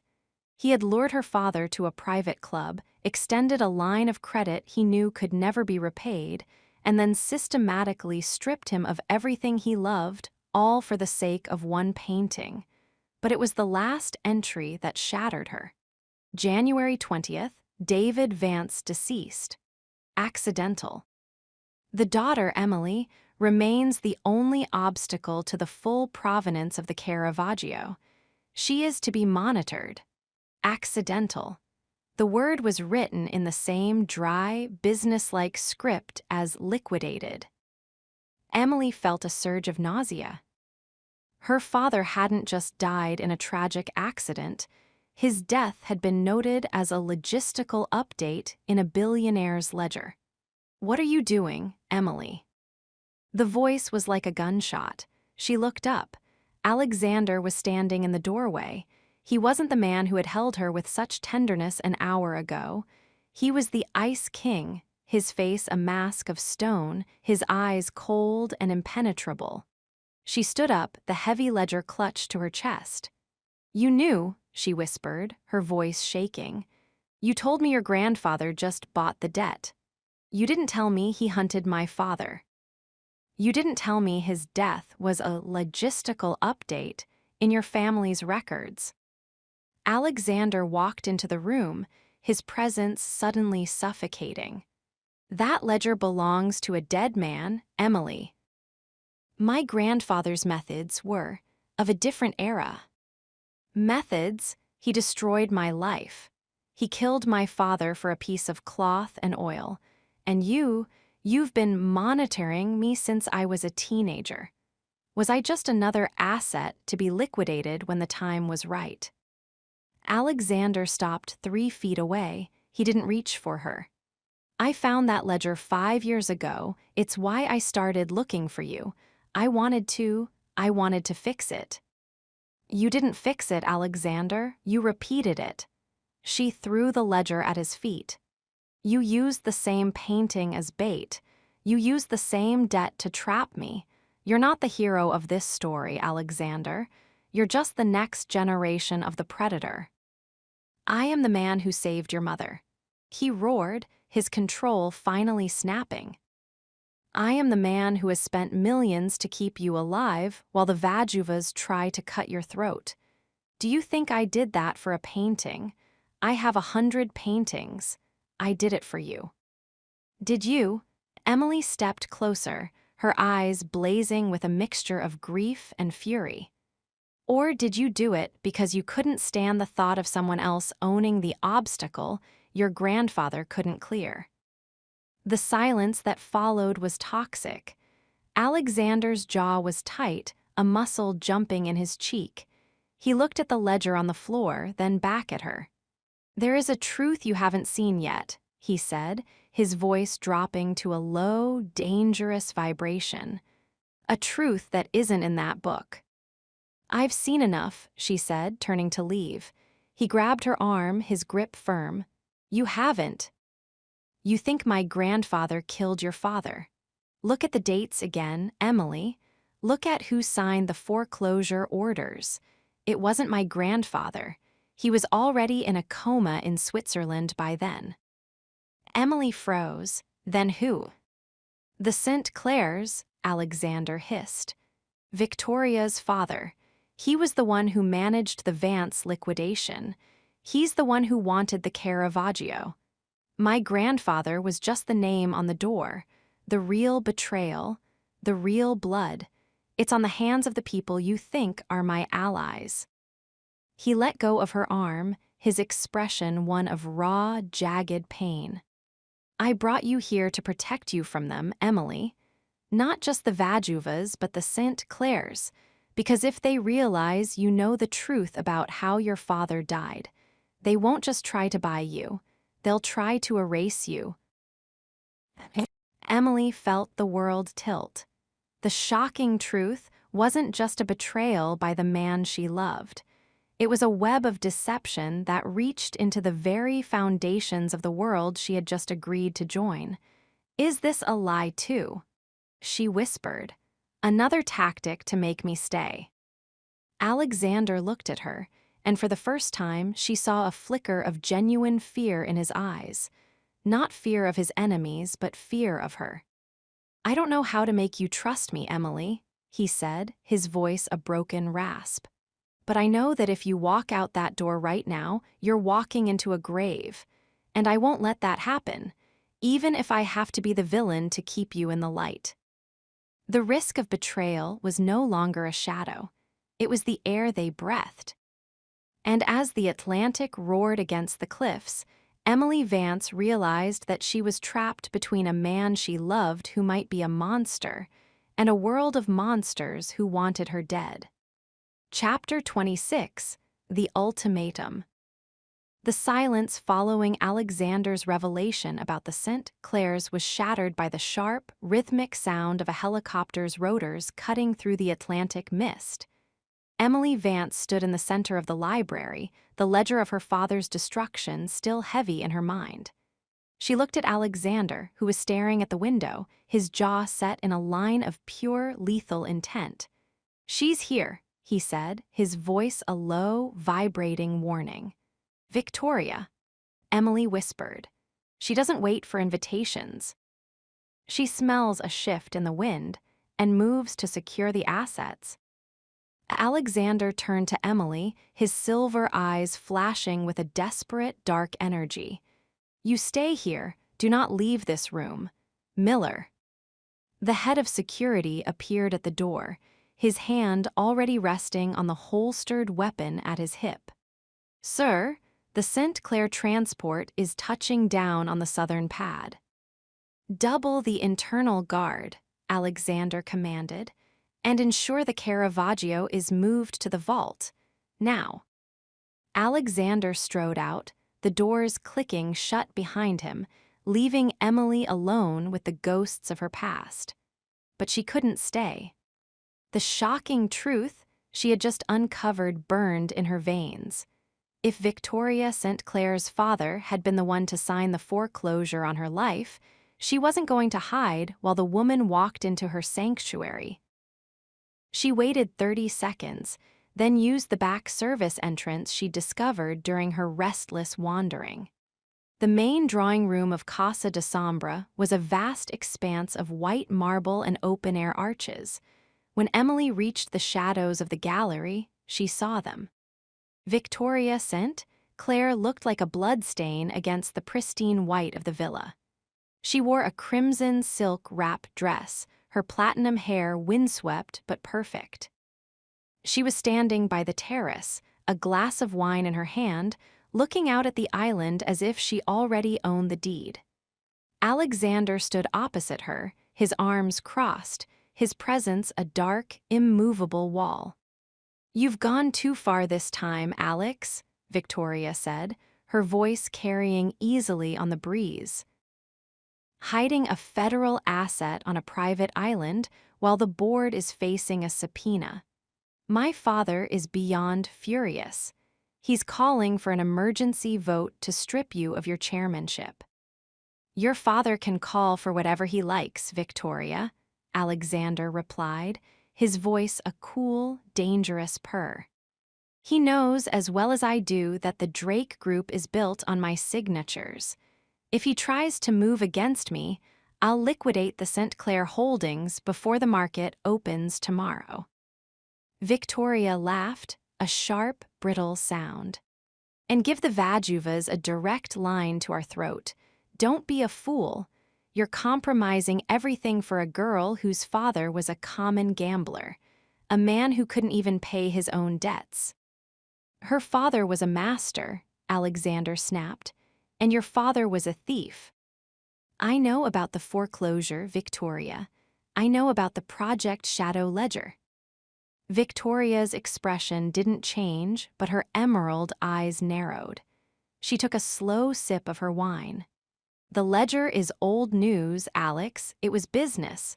My father did what was necessary to consolidate the collection. If the man couldn't handle the pressure, that's hardly our concern. He's dead because of you, Emily said, stepping out of the shadows. Both of them turned. Alexander's face went pale with fury, but Victoria simply smiled, a slow, predatory baring of teeth. Ah, the muse returns, Victoria said. Tell me, Emily, does it feel good to be the reason for the downfall of an empire? Because that's what you are. You're the loose thread that's going to unravel 30 years of work. I'm the person whose life you stole, Emily countered, her voice shaking but her gaze steady. My father didn't just lose his money. You trapped him. You used his addiction to take his art, his tools, and eventually his life. Victoria walked toward her, her heels clicking like a countdown on the marble. We didn't take his life, dear. He took it himself when he realized he had nothing left to give you. We just provided the paperwork. And now, Alexander is doing the exact same thing. She looked back at Alexander. Tell her the truth, Alex. Tell her about the contract you signed this morning. The one that transfers the Caravaggio to the St. Clair Trust in exchange for her safety. Emily felt the world tilt. She looked at Alexander. What? Alexander didn't look away. His eyes were dark, haunted. It was the only way to get the Vajuvas to back down, Emily. The St. Clairs have the diplomatic immunity we need to move the painting to Switzerland. Once it's in their trust, you're no longer a target. You're free. Free, Emily whispered. You're selling the one thing I spent my life trying to restore. You're giving it to the people who destroyed my father. I'm buying your life. Alexander roared, crossing the distance between them and grabbing her by the shoulders. The painting is a piece of wood, Emily. You are the only thing that matters. If I have to give them the Caravaggio to make sure you're safe, I'll do it 1,000 times over. And then what? Victoria asked, her voice a poisonous purr. Then she stays here. A kept woman on a private island. Because once that painting is gone, Emily, you have no professional standing. You have no home. You have nothing but the man who bought you. Victoria walked to the door, pausing to look back at them. You have until sunset to sign the transfer, Alex. If you don't, I'll call the authorities. I'll tell them you've kidnapped a museum employee and are holding a stolen masterpiece. Let's see how your obsession holds up in a federal prison. Victoria disappeared into the hallway, her scent of jasmine and metal lingering in the air. The silence that followed was suffocating. Alexander didn't let go of Emily's shoulders. He pulled her closer, his forehead resting against hers, his breath coming in ragged gasps. Listen to me, he whispered. I don't care about the painting. I don't care about the board. I only care about you. But Victoria is right about one thing. If you stay with me, the world you knew is over. You can't go back to the Met. You can't go back to New York. You have to disappear. You have to become mine, fully and completely, forever. Is that the ultimatum, Alexander? She asked, tears stinging her eyes. Either I stay here as your ghost, or I walk out that door and let her destroy you. The ultimatum is this, Alexander said, his voice dropping to a gravelly, broken plea. I will burn every bridge I have. I will give up the Drake name. I will take you to Italy, to that villa, and we will live a life where no one can touch us. But you have to accept me, all of me. The man who stalked you, the man who lied to you, and the man who would kill for you. You have to choose, Emily, right now. Are you mine, or are you her victim? The choice was a jagged blade. If she stayed, she was surrendering to the man who had orchestrated her life. If she left, she was handing her father's legacy back to the people who had killed him. You're asking me to love a monster, she whispered. I'm asking you to realize that I'm the only monster who loves you, he countered. He leaned in, his lips ghosting over hers, a silent, desperate demand for her surrender. Emily looked at the horizon, where the sun was beginning its slow descent toward the sea. The clock was ticking. The ultimatum was the final test of their dangerous obsession. And as she felt the heat of Alexander's body against hers, she realized that the only thing more terrifying than being his was the thought of being alone in a world full of Victorias. Sunset, she whispered. Give me until sunset. Chapter 27, Betrayal and Heartbreak. The light of the setting sun was no longer gold. It was the color of a fresh bruise, deep purple and bleeding red across the Atlantic. Emily Vance stood in her private studio at Casa de Sombra, the Caravaggio before her. She wasn't restoring it anymore. She was dissecting it. Using her father's silver-handled scalpel, she had spent the last hour working on the very edge of the frame, where the canvas met the aged wood. She had noticed a slight irregularity in the tension, a thickness in the lining that didn't match the rest of the 17th century construction. With a hand that was surprisingly steady, she peeled back a microscopic layer of the secondary support. There, tucked into the hollow of the stretcher bar, was a sliver of paper. It was modern, acid-free, and covered in a frantic, familiar handwriting. Emily, if you are reading this, the shadows have finally won. Don't trust the lion. He didn't just buy the debt, he fed the pride. The Drake and the St. Clair are two heads of the same beast. Forgive me. The air left Emily's lungs in a violent rush. The paper felt like a live coal in her hand.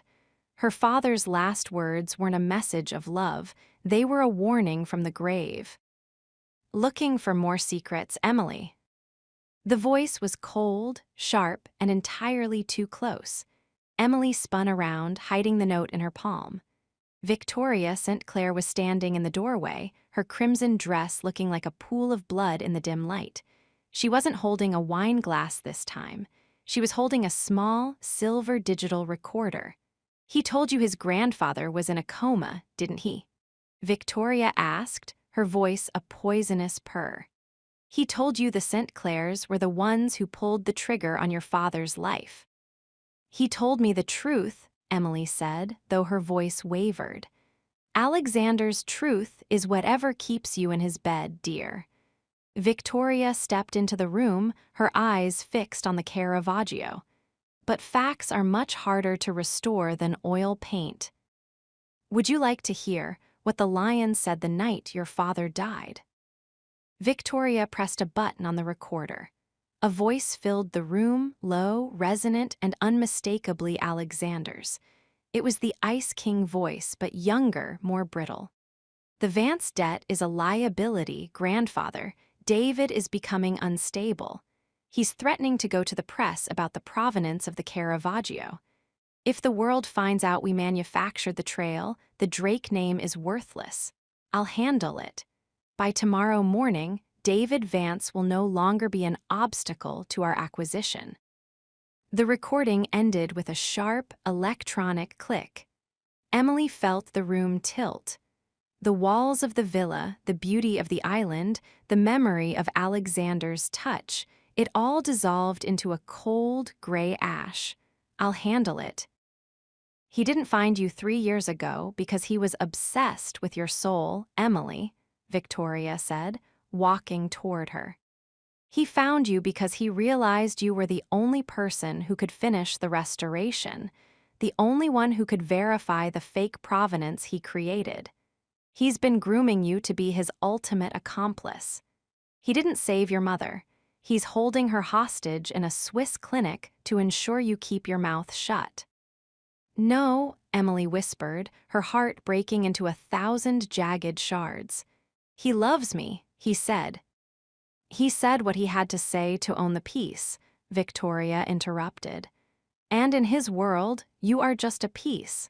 A very beautiful, very talented piece of property. The glass doors at the far end of the studio slid open. Alexander stood there, his silhouette framed by the dying light. He looked at Victoria, then at Emily, his gaze falling on the digital recorder in Victoria's hand. "Emily," he said, his voice a low, urgent warning. "Whatever she's told you, whatever she's played for you, it's a fabrication. The St. Clairs have been editing those tapes for years to use as leverage against me." Emily looked at him, and for the first time she didn't see the man who had held her in the library. She saw the man who had handled her father. "Did you say it, Alexander?" she asked, her voice a ghost of itself. "Did you call my father an obstacle?" Alexander's expression broke. He took a step toward her, his hand reaching out. "I was 22, Emily. I was trying to prove to a dying old man that I was strong enough to lead. I said words I didn't mean to protect a legacy I no longer care about." "But you said them," she sobbed, "and the next morning he was dead." "I didn't kill him. I tried to pay his way out, but the St. Clairs had already intercepted the wire." "Emily, listen to me." "I've listened enough," Emily said, her eyes flashing with a sudden, cold fire. She looked at Victoria. "You want the painting, take it. It's a lie anyway. The provenance is faked. My father wrote it in the lining." Alexander's face went deathly pale. "Emily, don't." "It's over, Alexander," she said, walking past him toward the door. "You wanted to own me. You succeeded. You owned every part of me until there was nothing left but the truth. And the truth is that I would rather be a victim of the St. Clairs than the queen of a murderer. You are not leaving this island." Alexander roared, his Ice King persona returning in a flash of terrifying power. He signaled to Miller, who appeared at the door. "Lock the southern pad. No one leaves." "Actually," Victoria said, holding up her phone, "the authorities are already in the air. I've reported the stolen Caravaggio and provided the recording of your confession, Alex. If Emily leaves with me now, she's a witness. If she stays with you, she's a co-conspirator." Victoria looked at Emily. "My helicopter is on the northern cliff. You have 60 seconds to decide if you want to be a witness or a prisoner." Emily didn't look at Alexander. She couldn't. If she looked at him, she might see the man she loved, and she couldn't afford that mercy. She turned and ran out of the studio, her heels clicking on the marble as she fled the paradise that had become her tomb. "Emily." Alexander's voice echoed through the villa, a raw, primal sound of a man losing the only thing that kept him human. He tried to follow her, but Victoria stepped in his path. "Let her go, Alex. Or I'll release the second half of that tape, the part where you discuss the disposal of her mother." Alexander stopped dead. His eyes were no longer silver. They were black with a rage so profound it seemed to vibrate the very air. "If you touch her, Victoria, if you so much as breathe on her, I will not just liquidate your company. I will erase your bloodline from the face of the earth."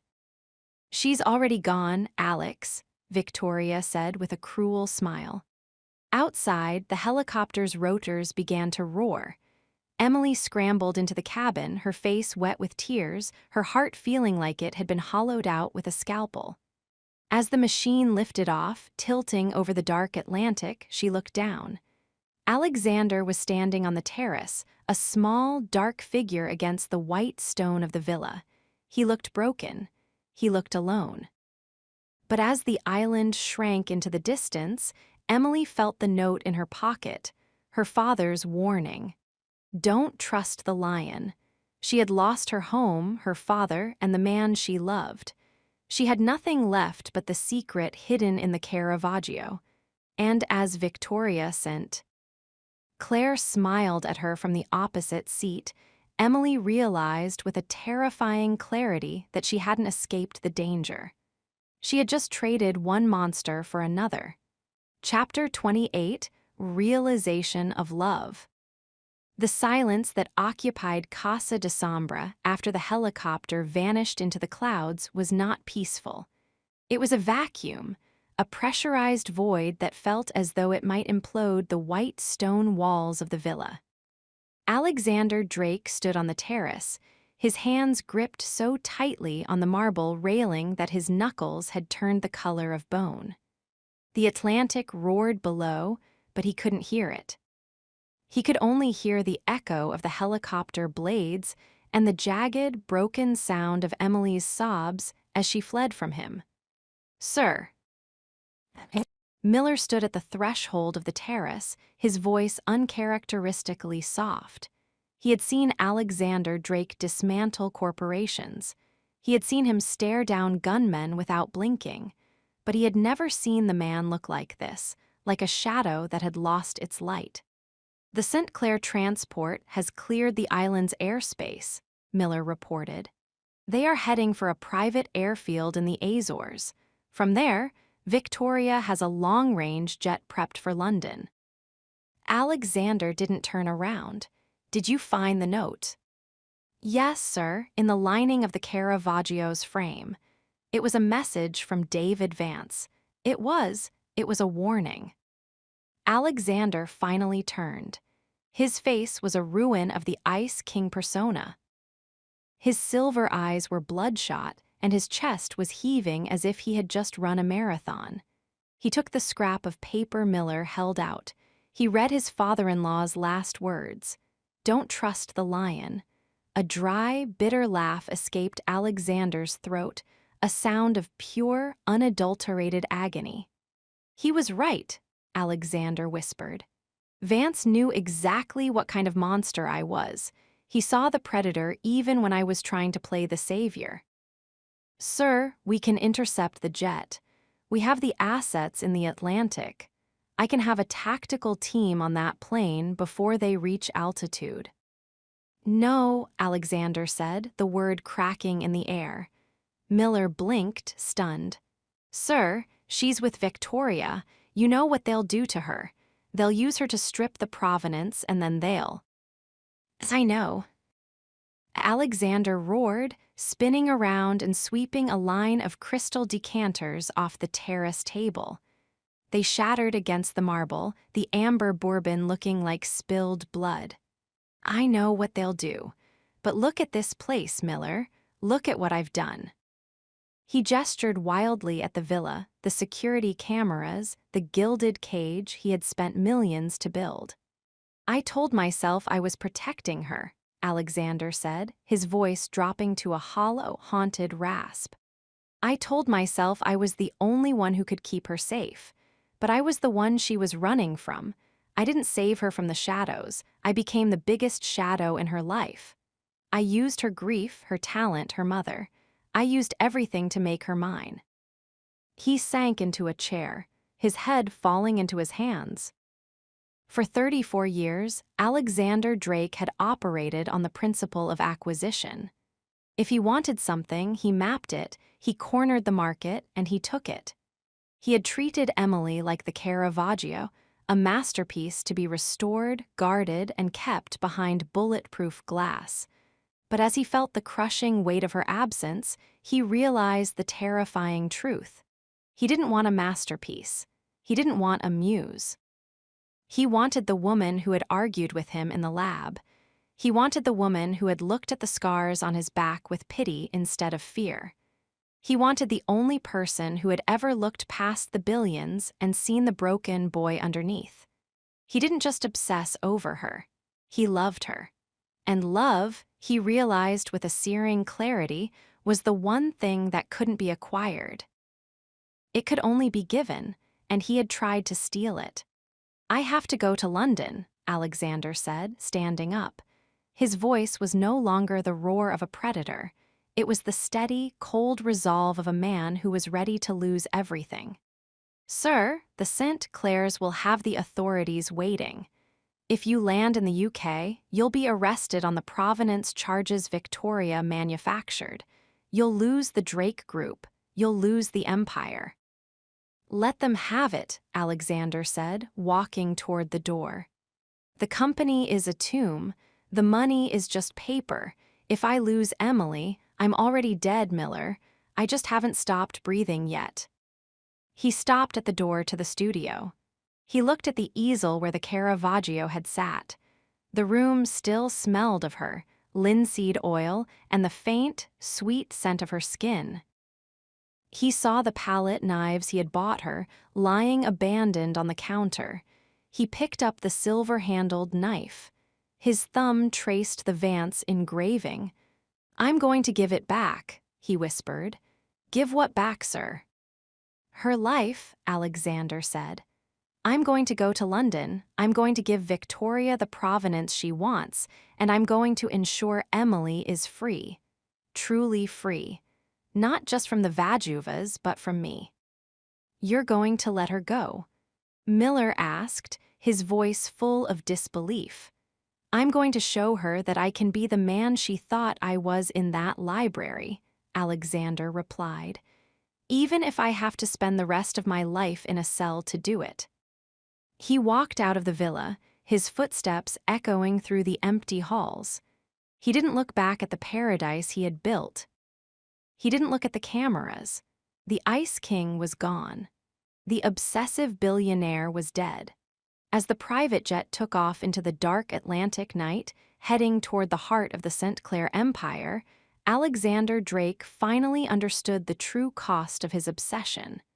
To save the woman he loved, he had to destroy the man he had spent his whole life becoming.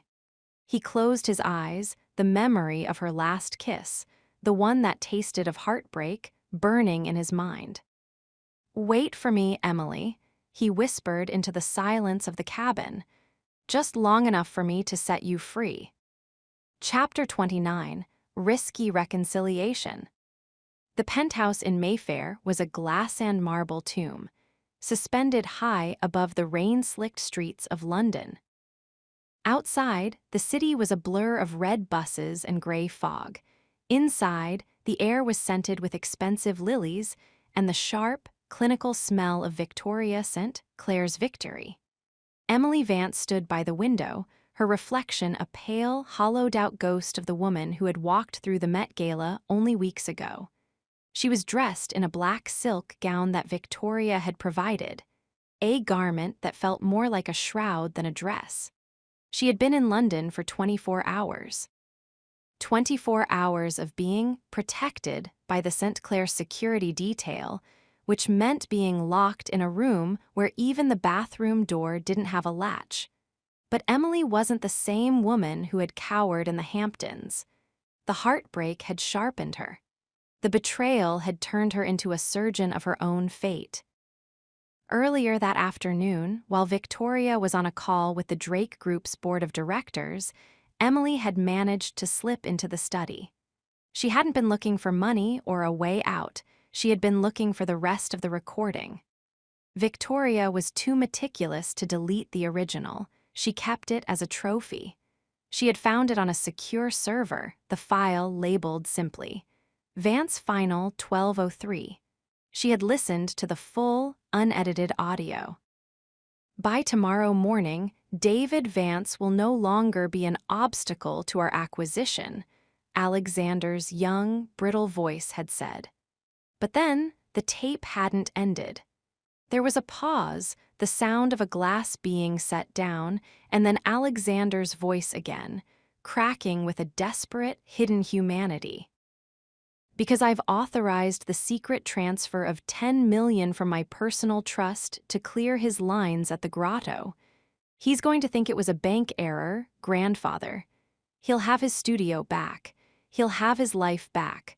I don't want the painting if it costs a man his soul. I'm handling it. I'm saving him. Emily had collapsed onto the floor of the study, the truth hitting her like a physical blow. Alexander hadn't killed her father. He had been the one trying to play God to save him. The St. Clairs had intercepted the money, let David Vance die, and then edited the tape to make Alexander believe he was responsible for the tragedy and to make Emily hate him. He had lived with that guilt for a decade. He had obsessed over her because he thought he owed her a debt that could never be repaid. A sharp click at the door brought her back to the present. The heavy oak doors swung open. Victoria stepped in, looking like a queen of diamonds in a silver sequined suit. Behind her, 2 massive guards stood at attention. "He's here," Victoria said, a triumphant light in her emerald eyes. "The lion has come to the den. He's signed over the Drake Group's controlling interest to my father. He's sacrificed an empire just to ensure your safe passage back to New York." Emily's heart hammered a frantic, painful rhythm. "You've taken everything from him." "I've taken what he didn't deserve," Victoria countered. "And now, you're going to go out there, you're going to sign the provenance affidavit as the lead restorer, and then you're going to walk away. If you say a single word about the island, or the Vajuvas, or the recording, your mother's treatment in Switzerland ends tonight. Do I make myself clear?" "Perfectly," Emily whispered. She followed Victoria into the grand drawing room. The space was cavernous, filled with antique furniture and the cold light of the London afternoon. Alexander was standing by the fireplace. He looked like a man who had walked through fire. His suit was rumpled, his hair was a mess, and his face was gaunt. He looked smaller than he had at the Obsidian, stripped of the billionaire's aura. But when he looked up and saw Emily, the silver in his eyes flared with a desperate, soul-shattering relief. "Emily," he breathed, taking a step toward her. The guards immediately stepped in his path, their hands on their holstered weapons. Alexander stopped, his gaze never leaving hers. He looked for the hatred he expected to see. He looked for the revulsion. Instead, he saw her tears. "I signed it, Victoria," Alexander said, his voice a low, gravelly rasp.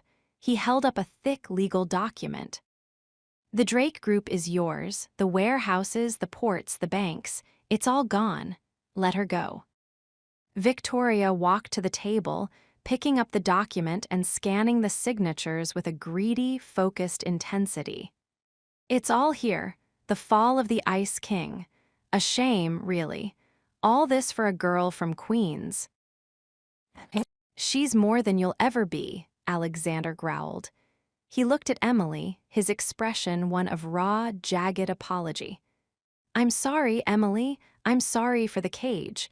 I'm sorry for the lies. You're free now. You can go home." Emily didn't move toward the door. She walked toward him. The guards looked at Victoria, who gave a dismissive wave. "Let them have their goodbye. It's not as if he has anything left to offer her." Emily stopped inches from Alexander. She could smell the rain and the exhaustion on him.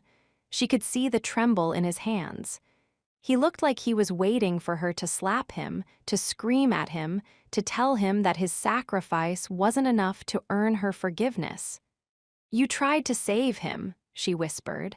Alexander froze. "What?" "The tape, the full recording." "I found it, Alexander. I know about the 10 million. I know you were the one who cleared his debt." The world seemed to stop. The blood drained from Alexander's face. He looked at Victoria, who had gone deathly still at the table, then back at Emily. "You found it?" he asked, his voice a mere ghost. "The St. Clairs killed him, Alexander. Not you. They stole the money you sent. They let him die to get the painting, and they let you believe it was your fault so they could control you. A sound escaped Alexander's throat, a low, animalistic growl of pure, unadulterated rage. He turned toward Victoria, his presence suddenly expanding, filling the room with a lethal, terrifying energy.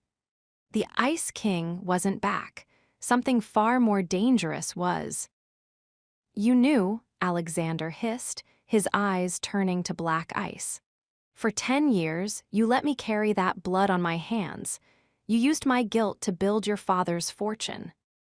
Victoria didn't flinch. She picked up the phone on the table. "It doesn't matter what she found.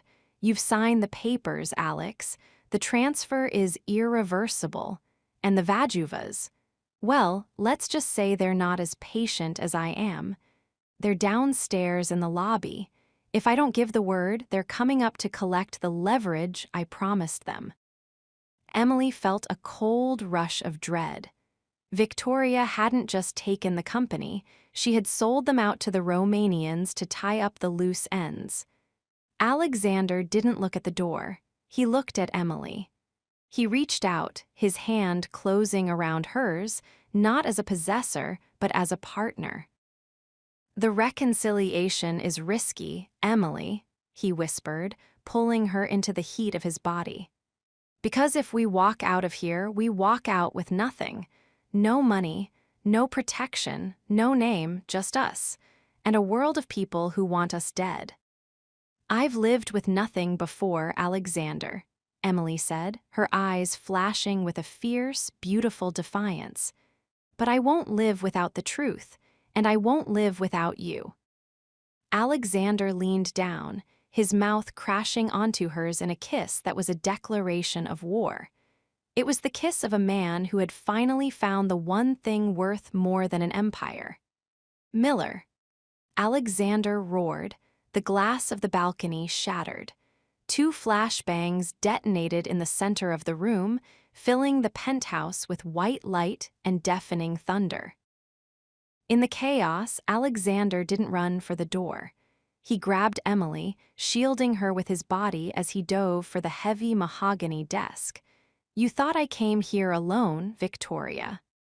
Alexander's voice rang out through the smoke, cold and lethal. "I didn't just sign over the company. I signed over the debt. The Vajuvas aren't looking for Emily. They're looking for the person who actually stole their shipment in Marseille. And I've spent the last 3 hours making sure the trail leads directly to the St. Clair Trust." The risky reconciliation had turned into a trap. And as the sounds of gunfire and shouting erupted in the hallway, Emily Vance realized that she wasn't the stolen asset anymore. She was the weapon. Chapter 30, Secrets Exposed. The fever broke at 3 in the morning. Alexander lay on a makeshift cot in the center of the safe house, his breathing finally leveling out into a deep, exhausted rhythm. Emily sat beside him, her black silk dress stained with his blood, her own chestnut hair a tangled mess. She held a damp cloth to his forehead, watching the way his eyelashes flickered in his sleep. He looked younger when he wasn't trying to control the world. He looked like the boy who had tried to send $10 million to a man he didn't know, just to save a soul. "He's stable," Miller said, appearing from the shadows of the warehouse. He was holding 2 cups of lukewarm coffee and a burner phone. "The wound was shallow, but he lost a lot of blood. He's a stubborn bastard. Most men would have passed out in the elevator." "He had to make sure I was safe," Emily said, taking the coffee. Her hands were still stained with his blood, a permanent mark of their connection. "What's the word from Mayfair?" Miller's face darkened. "It's a bloodbath. The Vajuvas didn't leave much of the St. Clair security detail alive. Victoria is in custody, not for the shooting, but for the fraud charges Alexander leaked to the SEC.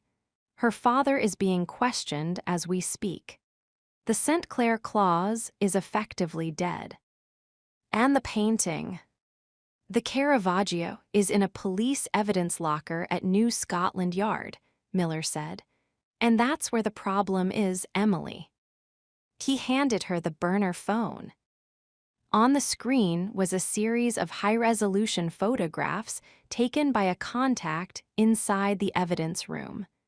They were close-ups of the stretcher bars Emily had been working on before the escape. What am I looking at? Look at the wood, Emily. Look at the grain under the UV light they used for the intake. Emily squinted at the screen, her breath hitched. There, etched into the wood, not by her father, but by someone much older, was a series of ciphers. They were hidden behind the original 17th century varnish, invisible to the naked eye but glowing like white fire under the forensic light. "It's not just a painting," she whispered. "It's a map." "It's a ledger," Miller corrected. The Drake family didn't just own the painting because it was a masterpiece. They owned it because it contains the encrypted accounts for the original Project Shadow, the illegal offshore network Alexander's grandfather used to build the empire. It's a record of every bribe, every payoff, and every disposal for 50 years. Emily felt a cold chill run down her spine. That's why they all wanted it, not for the art, for the power to destroy anyone on that list. Including Alexander, Miller said. If those ciphers are decoded, the Drake name is finished. Everything he's built, even the parts that are legal, will be seized. He'll go to prison for his grandfather's sins. Emily looked at Alexander's sleeping face. She thought of the shocking truth she had uncovered on the island. She thought of her father's warning, "Don't trust the lion." But she also thought of the full recording. She thought of the man who had traded his entire company for her life. "I can fix it," she said, her voice a low, determined whisper. "Emily, that's evidence. You can't get near it." "I don't need the painting," she said, her eyes flashing with a sudden, brilliant clarity. "I have the memory of every brushstroke. I've spent weeks staring at that wood through a magnifying visor. I know the ciphers, Miller. I just didn't know what they were until now." She stood up, the black silk of her dress rustling in the quiet warehouse. "I'm not going to let them destroy him for things he didn't do. I'm going to decode the ledger. And I'm going to find the one thing in those secrets that can take down the St. Clairs forever without touching Alexander." "And how are you going to do that?" "By doing what I do best," she said, walking toward the workbench where her father's toolbox sat, miraculously recovered by Miller during the escape. "I'm going to restore the truth." But as she reached for the box, a shadow moved at the far end of the warehouse. The steel shutters didn't groan, the locks didn't click, but the air in the room suddenly changed, turning cold and ozonic. "A noble sentiment, Miss Vance," a voice rumbled from the darkness. A man stepped into the light. He wasn't a hitman. He wasn't a guard. He was older, dressed in a gray suit that looked as though it had been woven from the fog itself. His eyes were the same silver blue as Alexander S., but they held none of the fire. They were dead. "Who are you?" Emily demanded, stepping in front of Alexander's cot. The man smiled, a thin, joyless expression. "I am the man Alexander thought was in a coma in Switzerland. I am the lion who built this cage." Alexander's grandfather was alive, and he had come to claim his masterpiece. Chapter 31, A Desperate Plan. The air in the Stepney safe house didn't just turn cold. It became stagnant, as if the oxygen itself were being reclaimed by the man standing in the shadows. Constantine Drake was a ghost who had regained his flesh. He stood at the edge of the light, leaning on a cane topped with a silver wolf's head. His face was a map of ruthless history, deep lines etched by decades of deciding who lived and who broke. He looked exactly like Alexander would in 40 years, but without the flicker of humanity that Emily had worked so hard to restore. Grandfather. The voice was a weak, pained rasp. Alexander had stirred, his silver eyes fluttering open. He tried to sit up, but the movement tore at his bandaged ribs, and he let out a choked groan. "Stay down, Alexander," Constantine said, his voice a dry rattle, like dead leaves on gravel. "You've always been too reckless with your blood. A Drake should only bleed when there is a profit to be made." Emily stepped directly between the cot and the old man, her hand tightening around the silver-handled palette knife. She didn't have a gun, but she had the fury of a woman who had finally found the light only to see a monster trying to blow it out. "You're supposed to be dead," Emily hissed. "Alexander spent 5 years mourning a ghost while you were watching him from the dark." Constantine's eyes, the same mercury silver as his grandson's, flicked to Emily. They held no curiosity, only the cold appraisal of a man looking at a flawed investment. Mourning is a powerful motivator. It kept him focused, it made him hard, and it led him straight to the Caravaggio, just as I knew it would. "You faked your death to hunt a painting," Emily asked, her voice trembling with disgust. "I faked my death to see if my grandson was a lion or a cub," Constantine corrected. He took a step forward, the thud of his cane echoing in the hollow warehouse. "The lamentation of the shadow is not a painting, Miss Vance. You know this. It is the Drake Group's DNA. It is the record of every arrangement that allowed us to survive the last century. And now that it is in the hands of the police, our family is an hour away from an extinction-level event." "Your family, perhaps," Alexander coughed, his voice gaining strength as the adrenaline hit his system. He leaned against the workbench, his face pale but his eyes burning. "But I'm not playing your game anymore, Constantine. I've signed the company over. I've let it go." "You signed it to the St. Clairs," Constantine sneered. "A temporary measure. Victoria is a fool, but her father is a pragmatist. He and I have already reached an agreement. Once the painting is recovered and the ledger is destroyed, the Drake Group will be restored to its rightful place. With one condition." Constantine looked back at Emily. "The girl must be removed. She is the only witness to the forgery. She is the only one who can read the ciphers." "She's not going anywhere," Alexander said, his hand reaching out to grip Emily's dress, pulling her closer to him. "She is a liability, Alexander. She has turned you into a sentimental weakling. Look at you, bleeding on a workbench in Stepney, hunted by Romanians, while your empire is being picked apart by scavengers." Constantine's voice rose, a sudden, terrifying thunder. "I will have that painting back, and I will have the ledger. If you won't do what is necessary to protect the name, I will." Constantine signaled toward the shadows.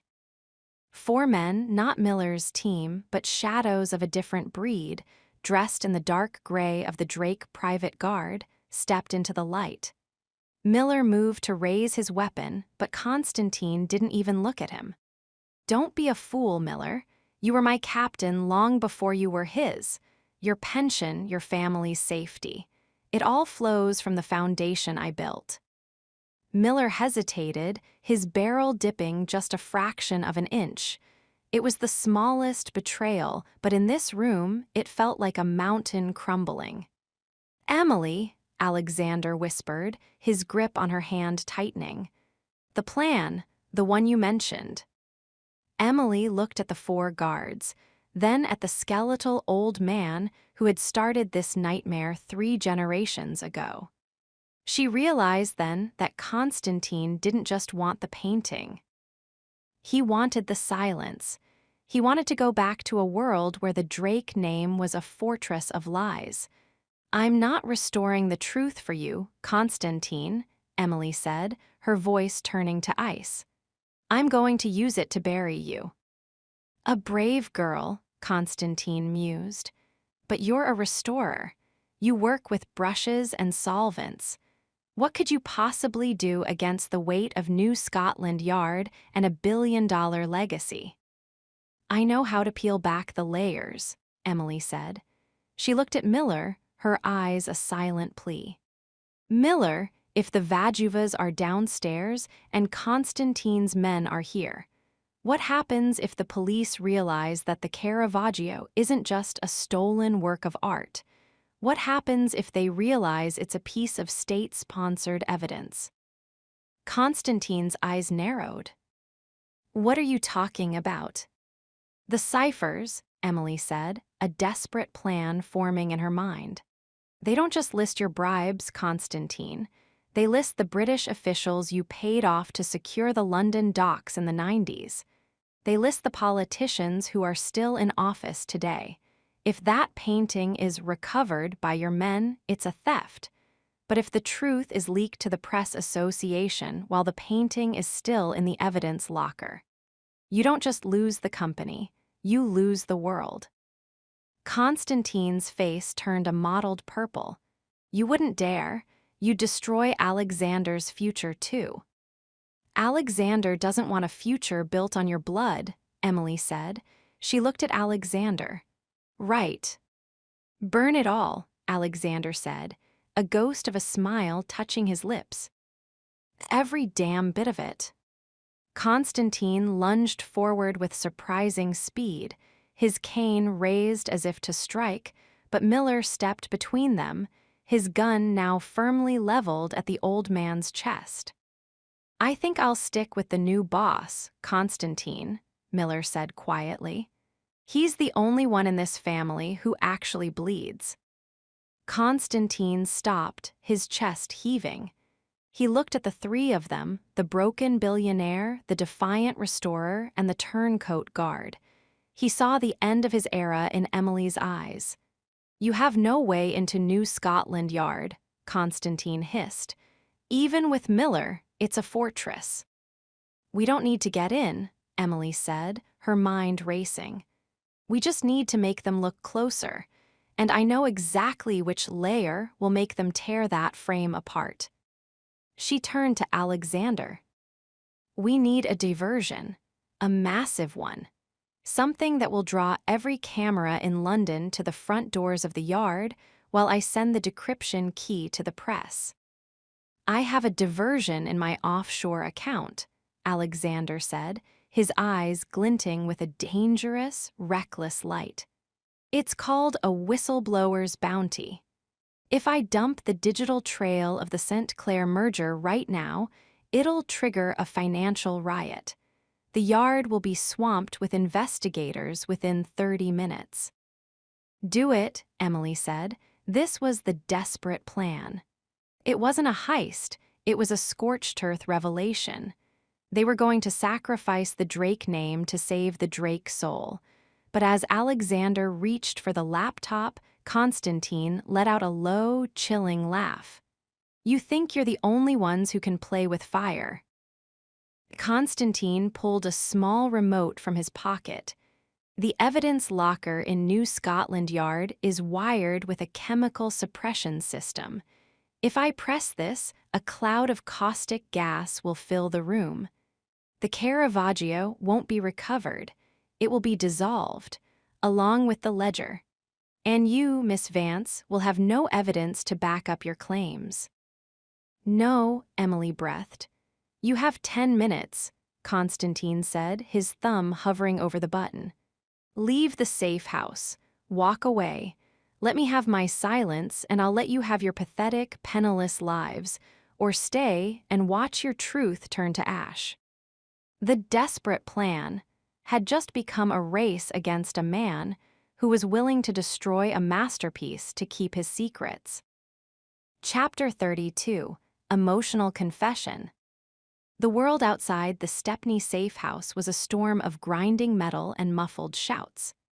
The Vajuva brothers, fueled by the betrayal Alexander had orchestrated in Mayfair, were no longer interested in a quiet kidnapping.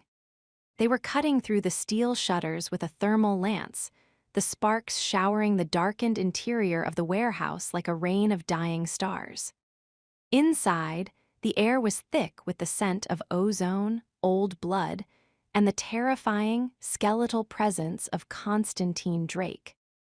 Alexander leaned against the workbench, his face ashen, his hand pressed against his side where the blood had begun to seep through the fresh bandages. He looked at the old man, the man who had shaped his every nightmare, and then at Emily, who stood like a shield before him. "You have 5 minutes, Alexander," Constantine said, his voice a dry, rhythmic tick. He held the remote with the clinical precision of a man who had spent his life holding the detonators to other people's dreams. "The Romanians will be through that door, and the police will be at the yard. Choose the legacy or choose the girl. You cannot have both." "Miller," Alexander rasped, his eyes never leaving Constantine. "Get her out of here. There's a service tunnel under the loading dock. It leads to the canal." "I'm not leaving you," Emily said, her voice a sharp, jagged edge of defiance. She turned to Alexander, her eyes brimming with a fierce, desperate light. "I didn't come this far to let you play the martyr for a man who doesn't even have a soul." "Emily, listen to me." "No, you listen." She knelt beside him, her hands grabbing the lapels of his ruined suit. The sounds of the thermal lance grew louder, a high-pitched scream of metal on metal. "This isn't about the painting anymore. It's not about the company. If you stay here, if you let him win, then he's right. He owns you. He owns everything we've done." Alexander looked into her eyes, and for the first time in his life, the Ice King didn't see a move on a chessboard. He didn't see an asset or a masterpiece. He saw his own salvation, and it terrified him more than the men at the door. He reached up, his fingers, trembling and stained with soot, tracing the line of her jaw. "I'm afraid, Emily," he whispered. The confession was so quiet, so raw, that it seemed to stop the very air in the room. Constantine let out a huff of derisive laughter, but Alexander didn't hear him.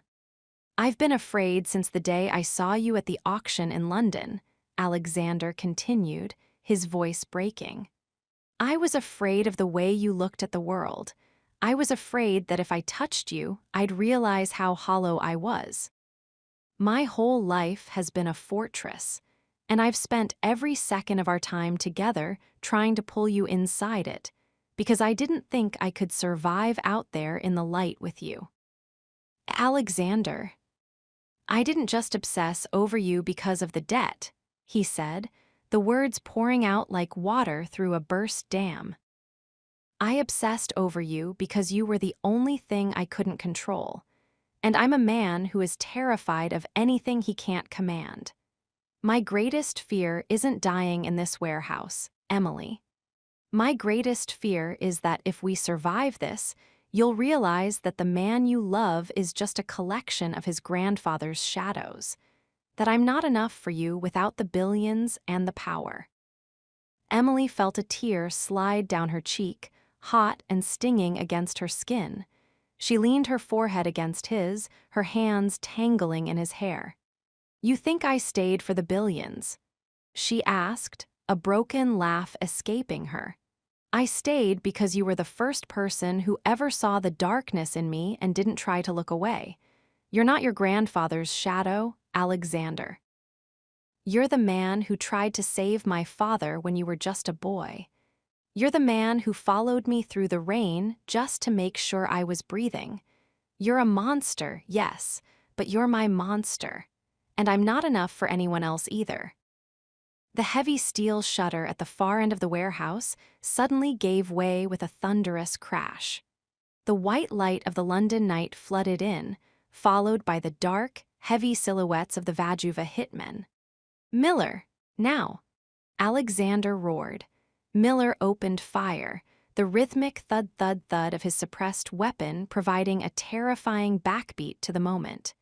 He pushed Constantine toward the back of the room, using the old man as a human shield against his own guards.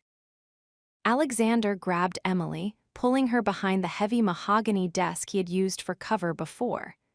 They were huddled in the small, dark space, the sounds of combat echoing around them, the world ending in a flurry of lead and glass.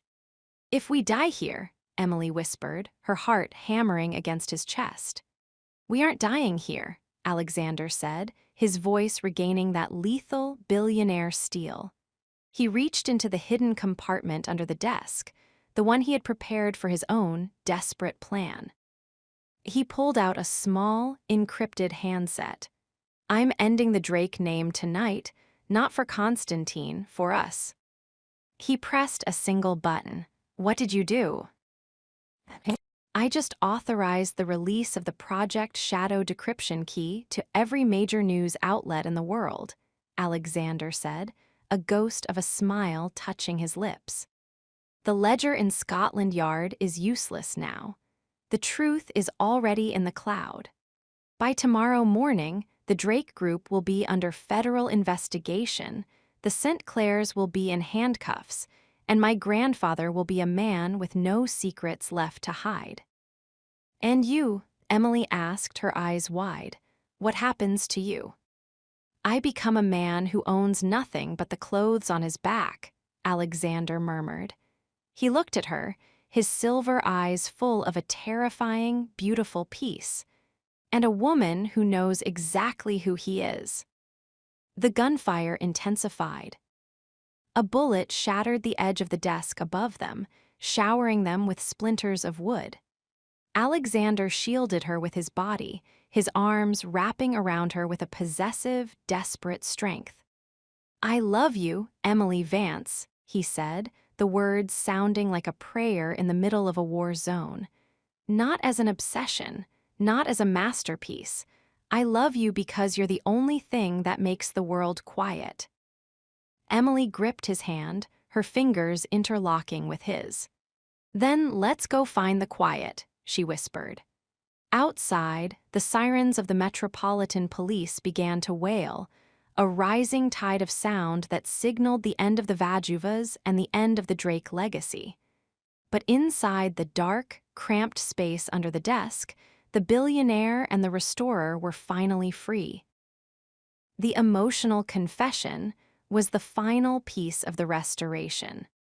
The shadows had been peeled back, the grime of decades had been cleaned away, and all that was left was the raw, unvarnished truth of two people who had found each other in the dark. Chapter 33: A Night of Passion and Vulnerability. The rain in London didn't fall.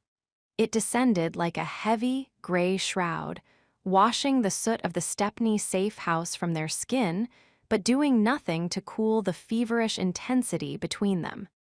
They had found sanctuary in a place that didn't exist on any Drake Group ledger.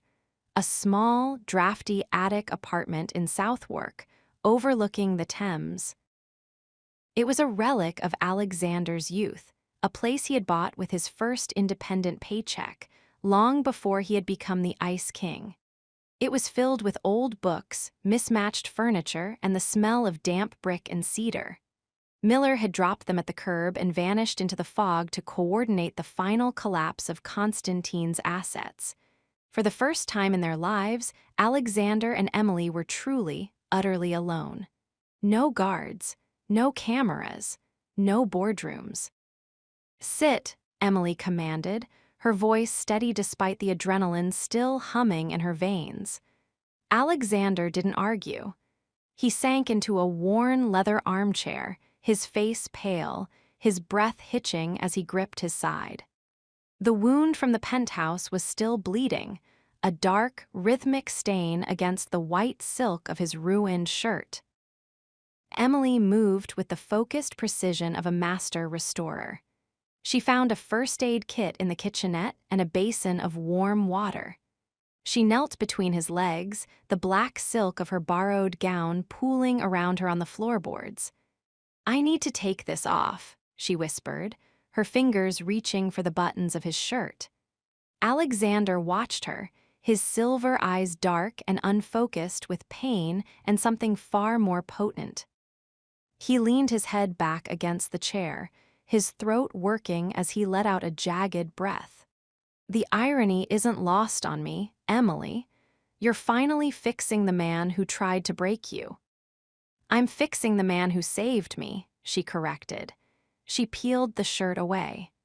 The wound was a jagged tear across his ribs, ugly and raw, but it had missed the vital organs.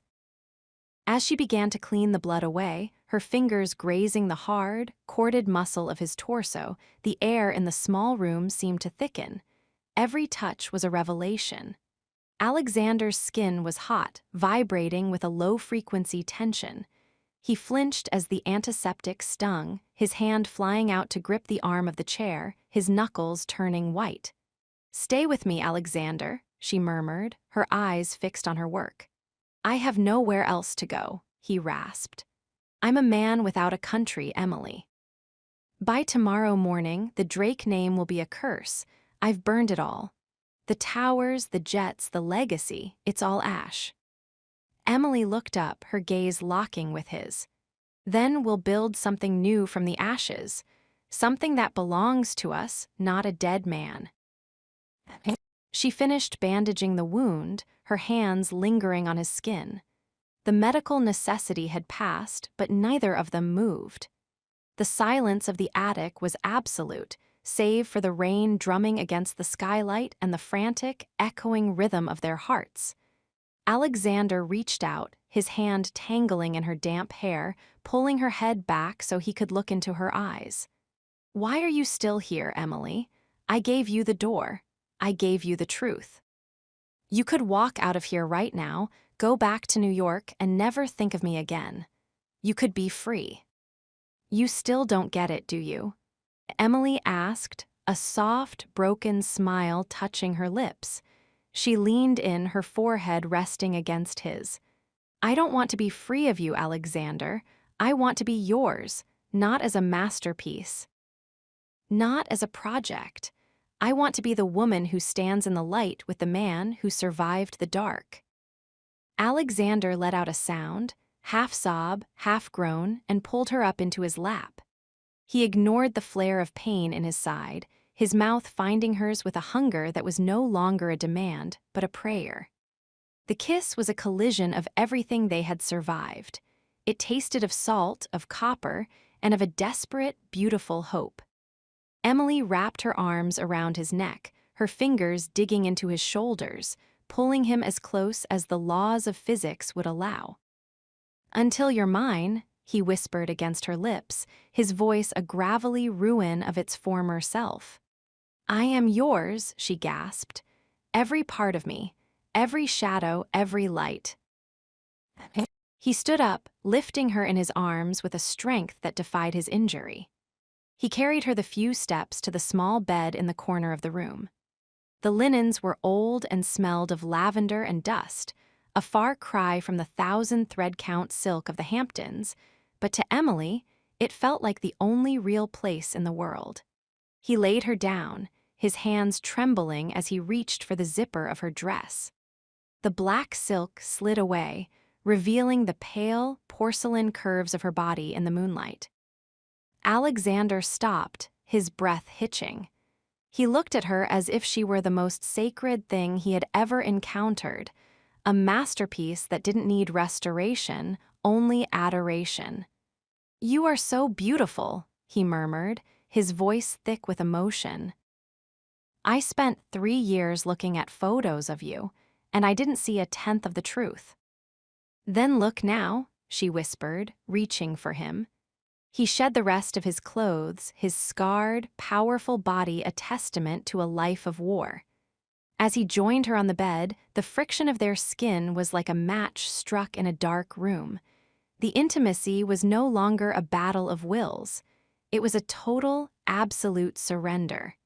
Every touch was an apology, every moan was a confession.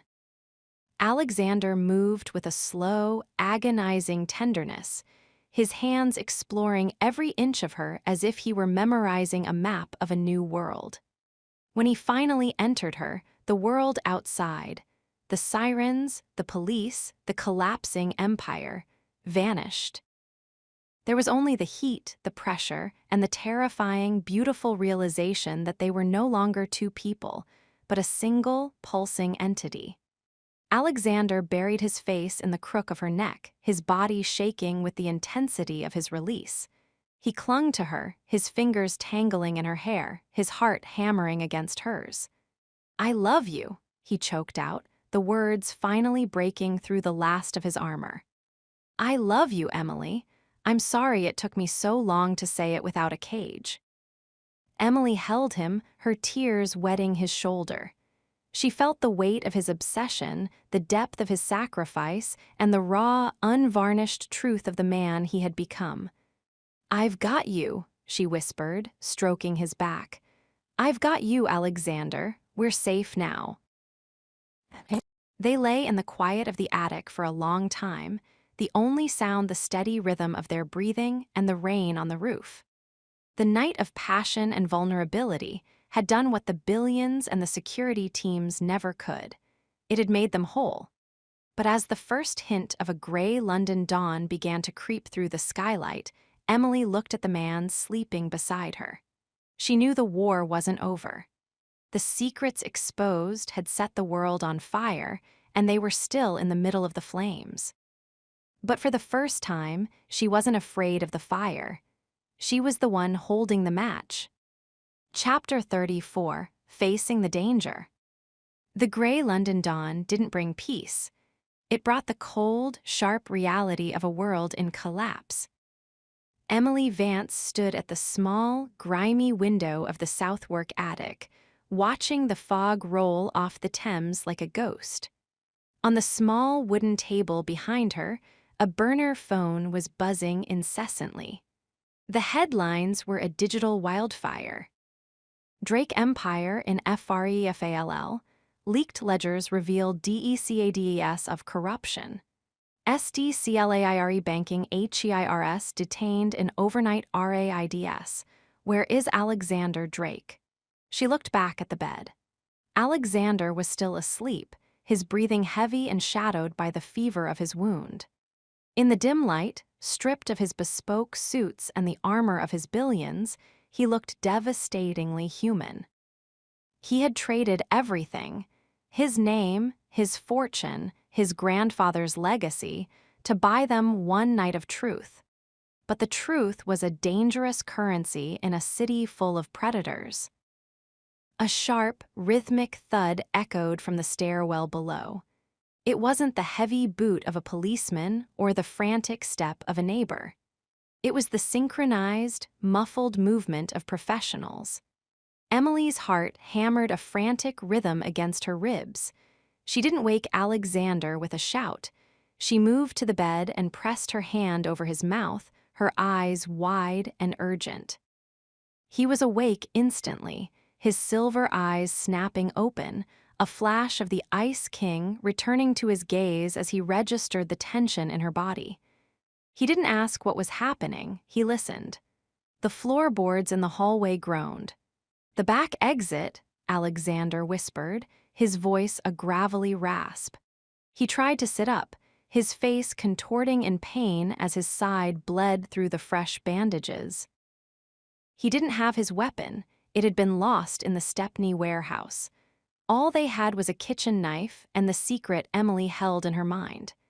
Before they could move, the heavy oak door of the attic was kicked inward with a violent, splintering crash. Two men in tactical gear, faces obscured by balaclavas, swept into the room, suppressed submachine guns leveled at the bed. But they didn't fire. They stepped aside, creating a path for the woman who walked in behind them. Victoria St. Clair looked like a wraith. Her silver suit was stained with soot, her platinum hair was matted, and her emerald eyes were bright with a terrifying, manic desperation. She wasn't the polished socialite anymore. She was a cornered animal with a high-caliber handgun in her grip. "Did you think it would be that easy, Alex?" Victoria asked, her voice a jagged, trembling edge. "Did you think you could just burn 30 years of my family's work and walk away into a Southwark sunset?" Alexander pulled Emily behind him, his body a shield even in his weakened state. "It's over, Victoria. The ciphers are already with the Press Association. The SEC has the offshore logs. You're not here to save the company, you're here for revenge." "I'm here for the girl," Victoria hissed, the barrel of her gun swaying as her hand shook. "My father is in a cell at Charing Cross. My accounts are frozen. The only thing I have left to trade with the Vajuvas is the woman who knows where the rest of the Drake gold is hidden."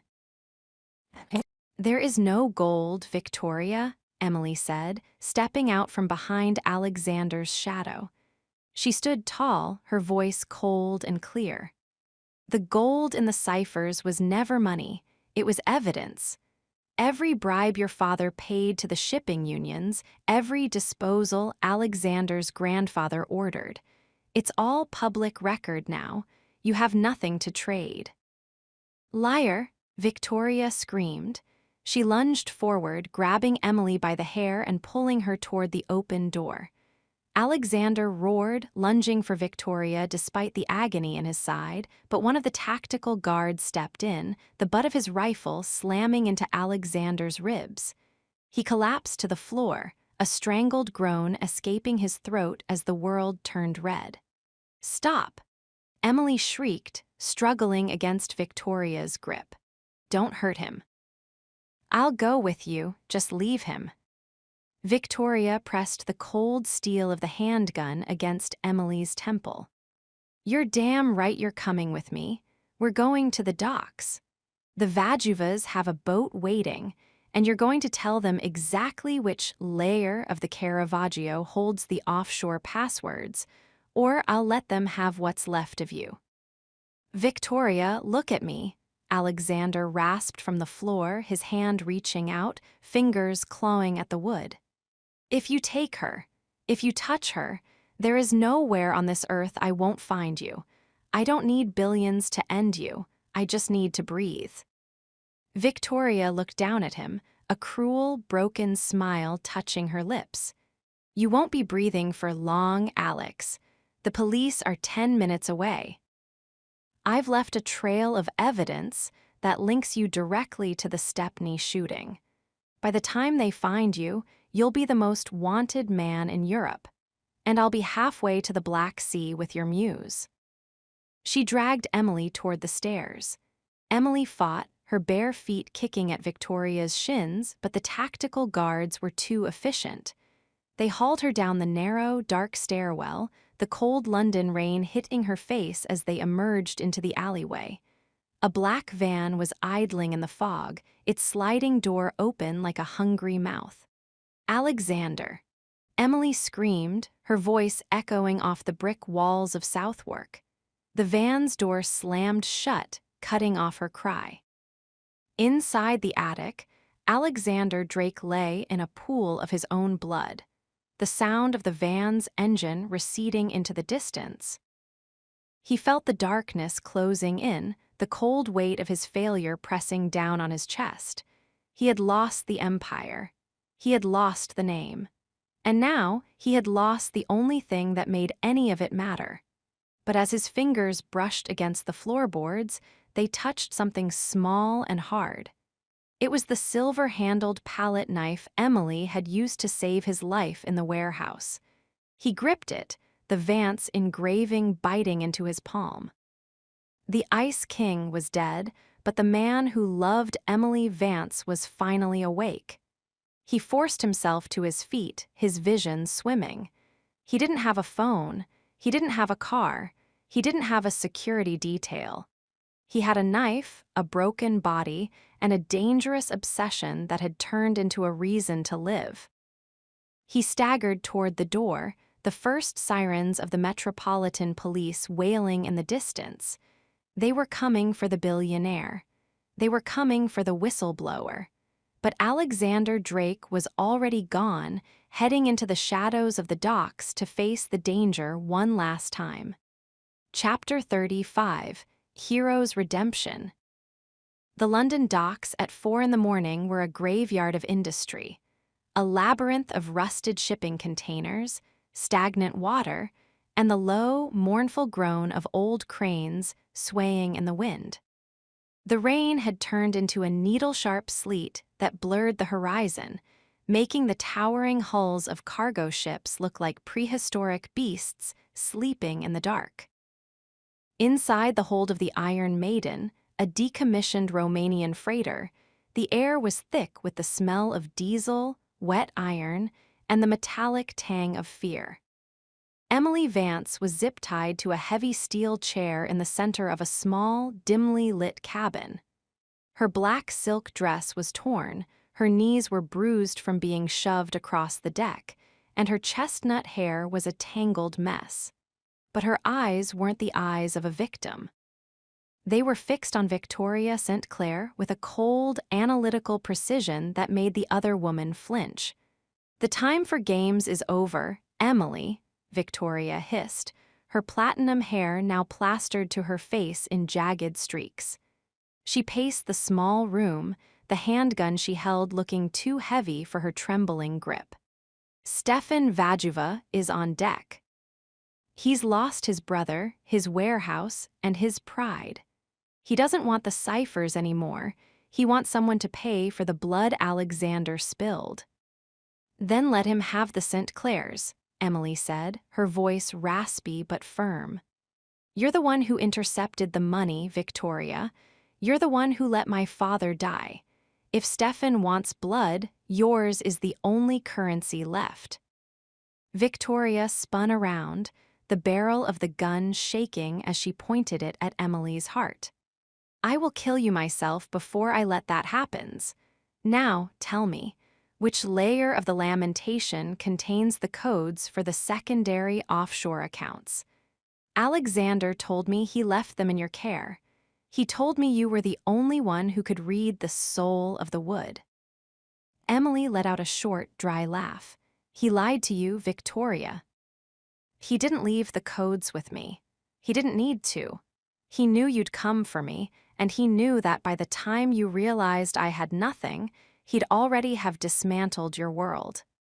The heavy steel door of the cabin groaned open. Stefan Vajuva stepped in. He was a giant of a man, his face scarred by the explosion in Stepney, his eyes hollowed out by a decade of violence. He looked at Victoria with a look of pure, unadulterated disgust. "You said the girl had the key, Victoria," Stefan rumbled, his voice like grinding stones. "You said she was the leverage, but my men in Switzerland tell me the clinic is empty. Alexander Drake moved the mother an hour ago. He's played you." "And he's played me." Victoria went pale. "What? No, that's impossible." "My father." "Your father is a corpse in a suit," Stefan interrupted. He turned to one of his men. "Take the girl to the railing. If Drake isn't here in 5 minutes, she goes into the Thames. We'll see how much the Ice King values his masterpiece when it's at the bottom of the river." Emily was hauled to her feet, the rough plastic of the zip ties biting into her wrists. She didn't scream, she didn't beg. As she was dragged out onto the rain-slicked deck, the wind whipping her hair across her face, she looked out at the darkened docks. She saw a shadow move near a stack of rusted containers. It wasn't a tactical team. There were no sirens, no helicopters, no army of private guards. It was a single man. Alexander Drake emerged from the fog like a ghost. He was limping, his left hand pressed against the blood-soaked bandages on his side. He wasn't wearing a suit. He was in a t-shirt and jeans, looking smaller, more fragile, and more terrifying than he ever had in a boardroom. In his right hand, he held nothing but the silver-handled palette knife, the tool he had used to restore her life. "Let her go, Stefan," Alexander called out, his voice a low, gravelly rasp that carried over the roar of the wind. Stefan laughed, a dark, hollow sound. "You come alone, Drake. No billions, no lawyers. You come to my ship with a kitchen knife to save a girl who hates you." "I'm not here as a Drake," Alexander said, stopping at the edge of the gangplank. He looked at Emily, and for a second the world narrowed down to the two of them. The dangerous obsession was gone. The stalker was dead. All that remained was a man who was willing to die for the woman he had finally learned how to love. "I'm here as the man who owes her a life," Alexander said, his eyes turning back to Stefan. "The ciphers you want, the ones Victoria thinks are in the painting, they're right here." He tapped his temple with the handle of the knife.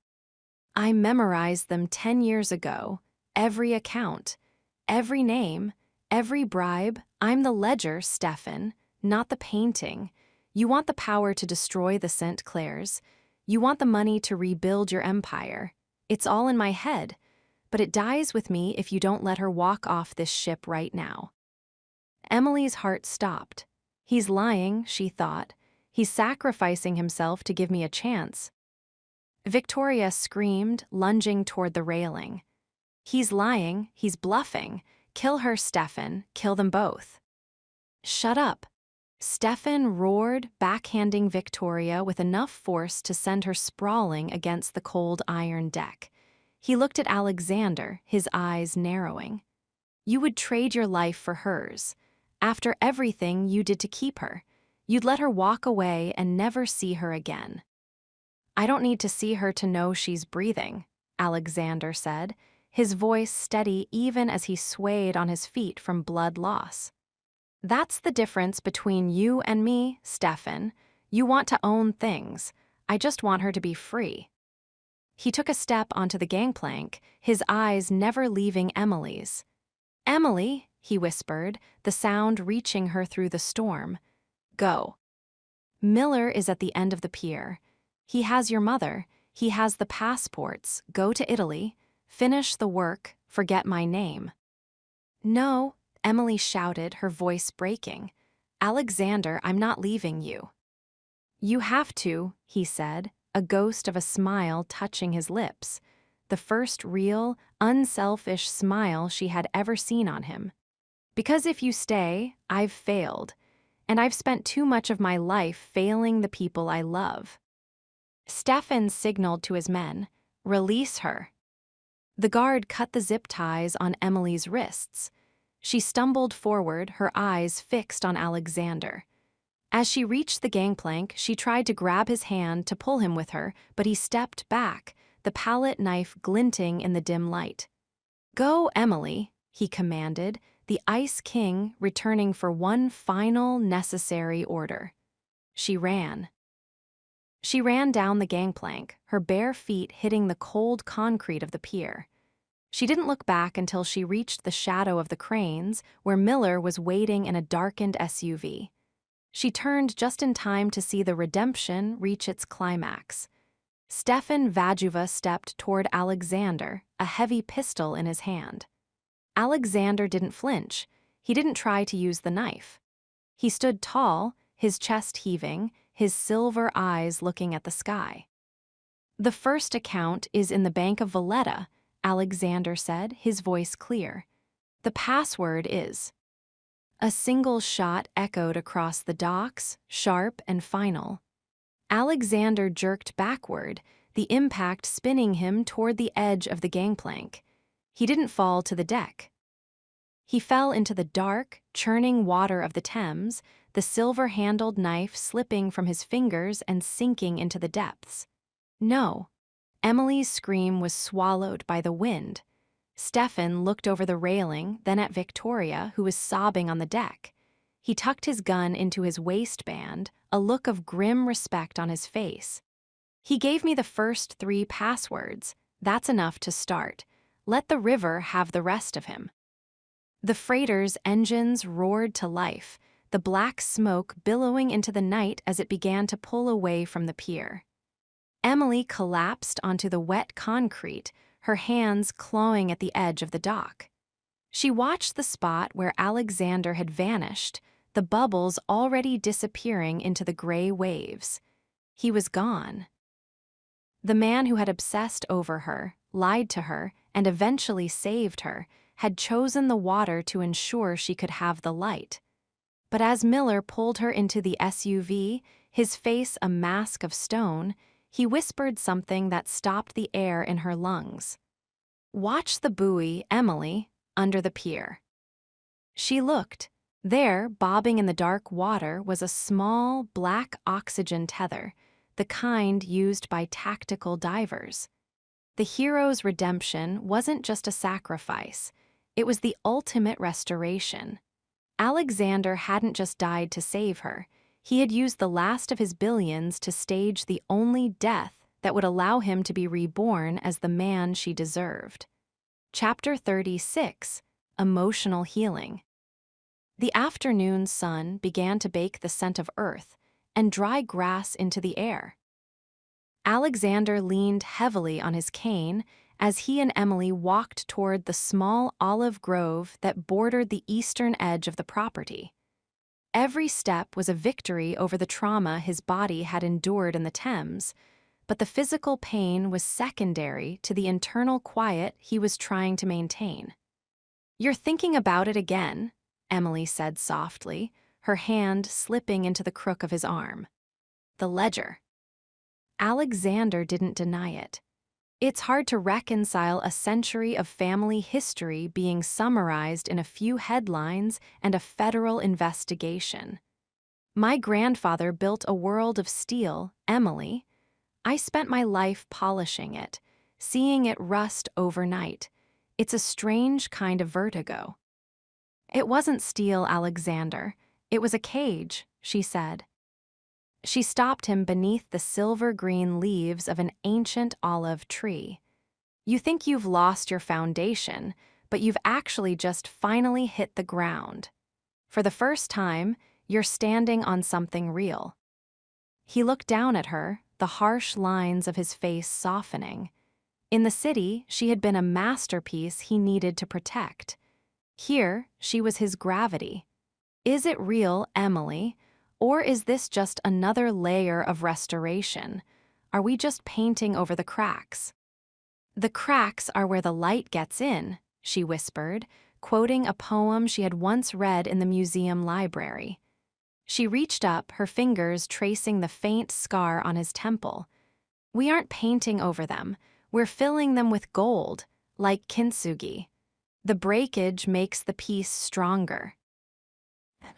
They reached a small stone bench overlooking the valley. Alexander sat with a muffled groan, stretching out his leg. He looked at his hands, hands that had signed away empires and more recently had bled for the woman beside him. "I keep expecting Miller to walk around the corner with a briefing," Alexander admitted. "I keep waiting for the threat. The silence is the hardest thing to trust." "That's because you've never known it. You were born into a war." "I was born into an obligation," he corrected. "To be a drake meant to be a predator. If you weren't hunting, you were being hunted. I didn't know how to just be." "Then let me teach you," Emily said. She sat beside him, leaning her head on his shoulder. "Today, your only obligation is to watch that hawk circling the valley. Your only acquisition is the way the wind feels. There is no board of directors here, Alexander, just the two of us. And the ghosts are finally starting to sleep." They sat in silence for a long time, watching the shadows of the clouds drift across the Tuscan landscape. For Alexander, the silence wasn't empty. It was a space he was learning to fill with something other than fear. He thought of his mother, currently napping in the sun-drenched sunroom of the villa. He thought of the Vajuvas and the St. Clairs, now locked in a legal and literal death match in London. He was a dead man to the world, and it was the most alive he had ever felt. "I have a confession," Alexander said, his voice breaking the stillness. Emily pulled back to look at him, her eyes searching his. Another secret. No, a realization. He took her hand, his thumb tracing the line of her palm. When I was in the water, when the cold was trying to take me, I wasn't thinking about the company. I wasn't thinking about the ciphers. I was thinking about the color of your eyes when you were restoring the Dutch landscape at the gala. That was the moment I started to live, Emily. Not 3 years ago when I started the project, but in that second when I saw you looking at the light in the darkness. Emily's eyes filled with tears. You almost died for that light. I would have stayed in the dark forever if it meant you didn't have to, he said, his voice raw. But the fact that I'm here, that we're here, it's the only miracle I've ever believed in. He leaned in, his mouth seeking hers. This kiss wasn't a claim or a desperate plea. It was a slow, deep, and steady promise. It tasted of the wine they'd shared at lunch and the hope they were building for the future. As the sun dipped lower, casting long, amber fingers across the grove, they walked back toward the villa. The emotional healing was a slow process, a series of small, quiet victories over a decade of trauma. But as they crossed the threshold of Villa Vespero, Emily realized that they weren't just fixing what was broken. They were creating something that had never existed before. A Drake who didn't need to hunt, and a Vance who didn't need to hide. Chapter 37, Declaration of Love. The moon over the Val d'Orsha was a sliver of polished silver, hanging in a sky so black and deep it felt like the original velvet of the universe. At Villa Vespero, the world was silent, save for the rhythmic chirping of cicadas and the distant, lonely tolling of a church bell from the village of Pinza. Emily Vance stood in the north-facing studio she had once claimed was perfect. It was. The large windows were open, letting in the cool night air and the scent of parched earth and blooming jasmine. She wasn't working on a Caravaggio. She wasn't fixing a mistake from 300 years ago. She was standing before the blank canvas Alexander had bought her brush moving with a fluid, intuitive grace she hadn't felt since before her father died. She was painting the view from the terrace, not as a photograph, but as a study of light.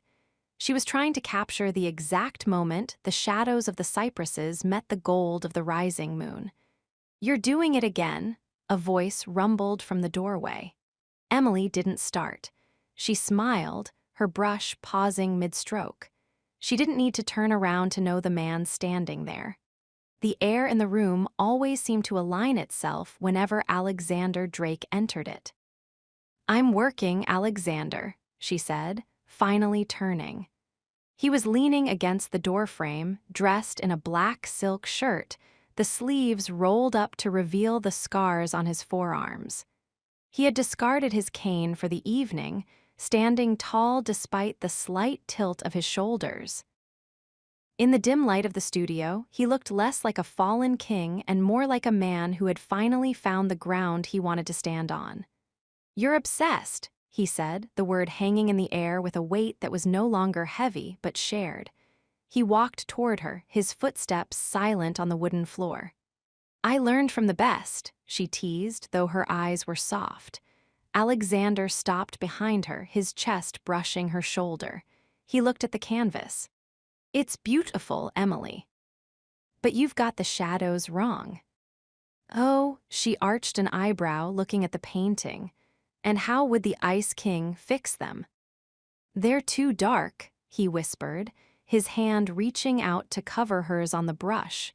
He guided her hand to the corner of the canvas. "The shadow isn't the end of the light.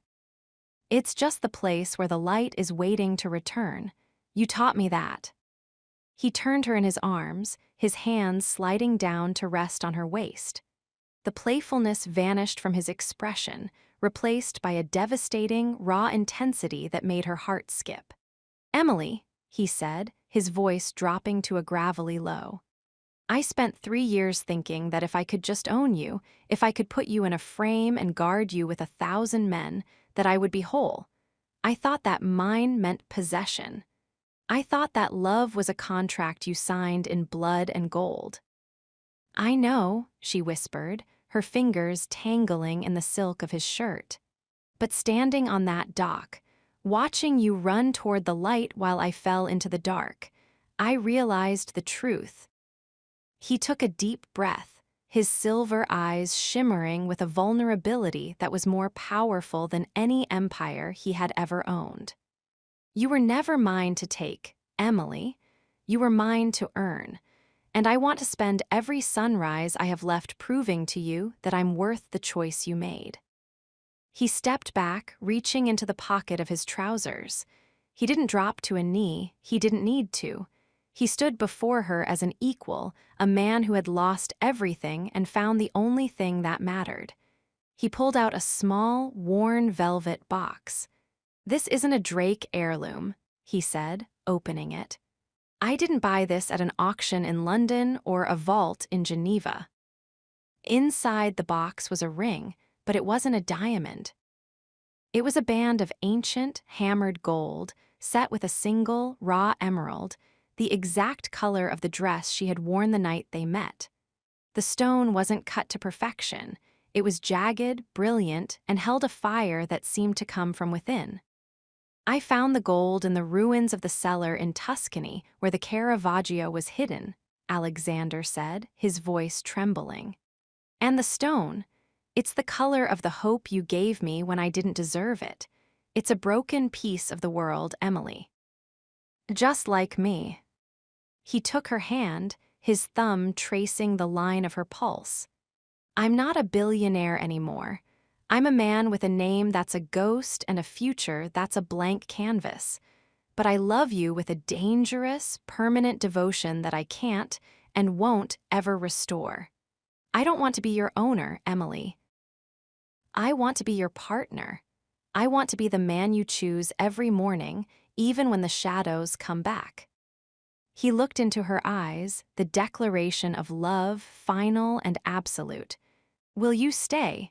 Not because the doors are locked, not because the world is dangerous, but because you are mine and I am yours until the light finally fades."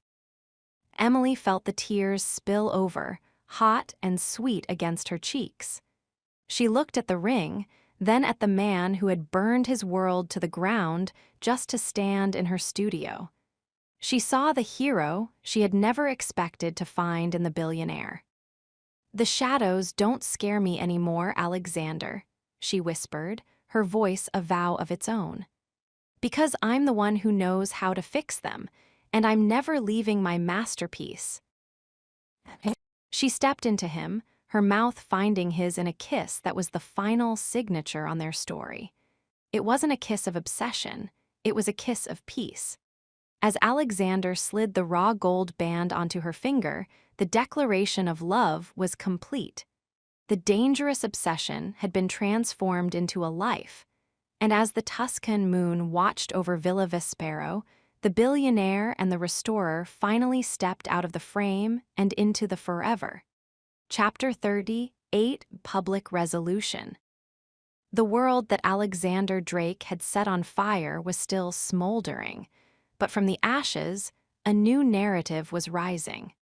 2 weeks had passed since the night in the studio, and the news from New York and London had finally transitioned from a frantic roar to a steady, legal hum. At Villa Vespero, the arrival of a courier was no longer a cause for panic, but a necessity of their public resolution. Emily sat at the heavy oak table in the villa's dining room, a stack of international newspapers spread before her. Beside them sat a secure laptop, its screen glowing with a video feed from New York City. "He's ready for you," Miller's voice crackled through the speakers.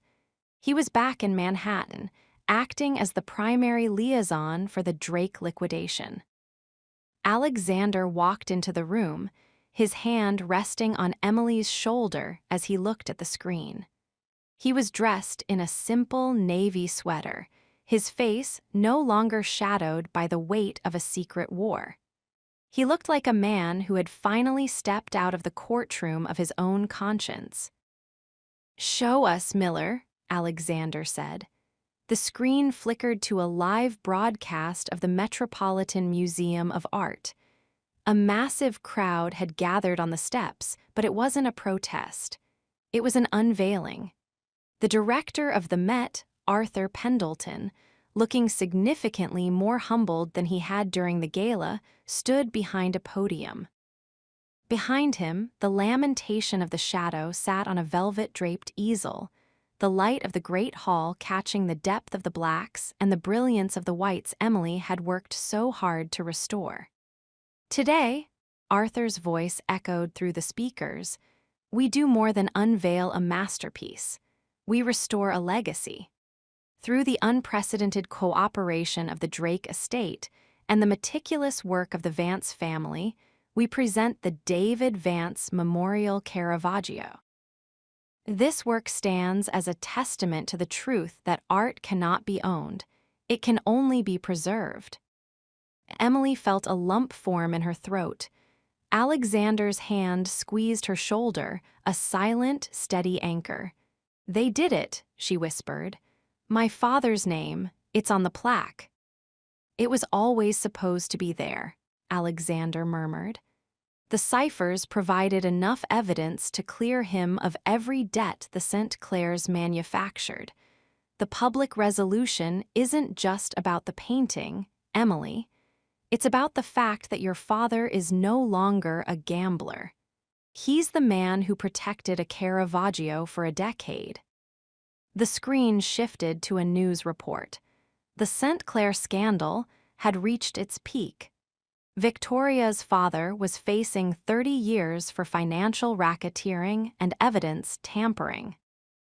Victoria herself had been stripped of her assets and was awaiting trial for her involvement in the Stepney shooting. The St. Clair clause had been legally dissolved, cited as a contract predicated on criminal intent. As for Alexander Drake, the public narrative was one of tragic, heroic sacrifice. The Ice King was believed to have perished in the Thames after blowing the whistle on his own family's corruption. A small, private memorial had been held in Manhattan, attended by the very board members who had once feared him. "You're a hero to the headlines," Emily said, looking up at him. "A ghost with a conscience." "I'm a man who finally managed to buy a little silence," Alexander replied. He looked at the papers, the legal documents Miller had sent over. "The Drake Group has been absorbed into a public trust. The mother's medical fund is secure. The rest, well, it's enough to keep this villa running for another 100 years. The public resolution was the final layer of the restoration. They had avoided the scandal by embracing the truth, but they had done it on their own terms. Emily's reputation in the art world was not just restored, she was now a legend, the woman who had discovered a Caravaggio and survived a billionaire's downfall. "They want you to come back," Miller said on the screen. "The Met is offering you the head of conservation. They're saying you can name your price." Emily looked at the screen, at the glittering, chaotic, beautiful city of New York. Then she looked out the window at the rolling hills of Tuscany, where the vines were heavy with grapes and the air was still and sweet. She looked at Alexander.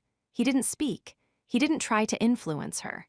He stood there, the man who had once changed her locks and tracked her every move, now waiting for her to choose her own horizon. "Tell them no, Miller," Emily said, her voice clear and without a hint of regret. "The David Vance collection is in good hands at the Met, but the restorer has retired." "Retired?" Arthur asked, appearing briefly in the background of the video. "To where, Emily?"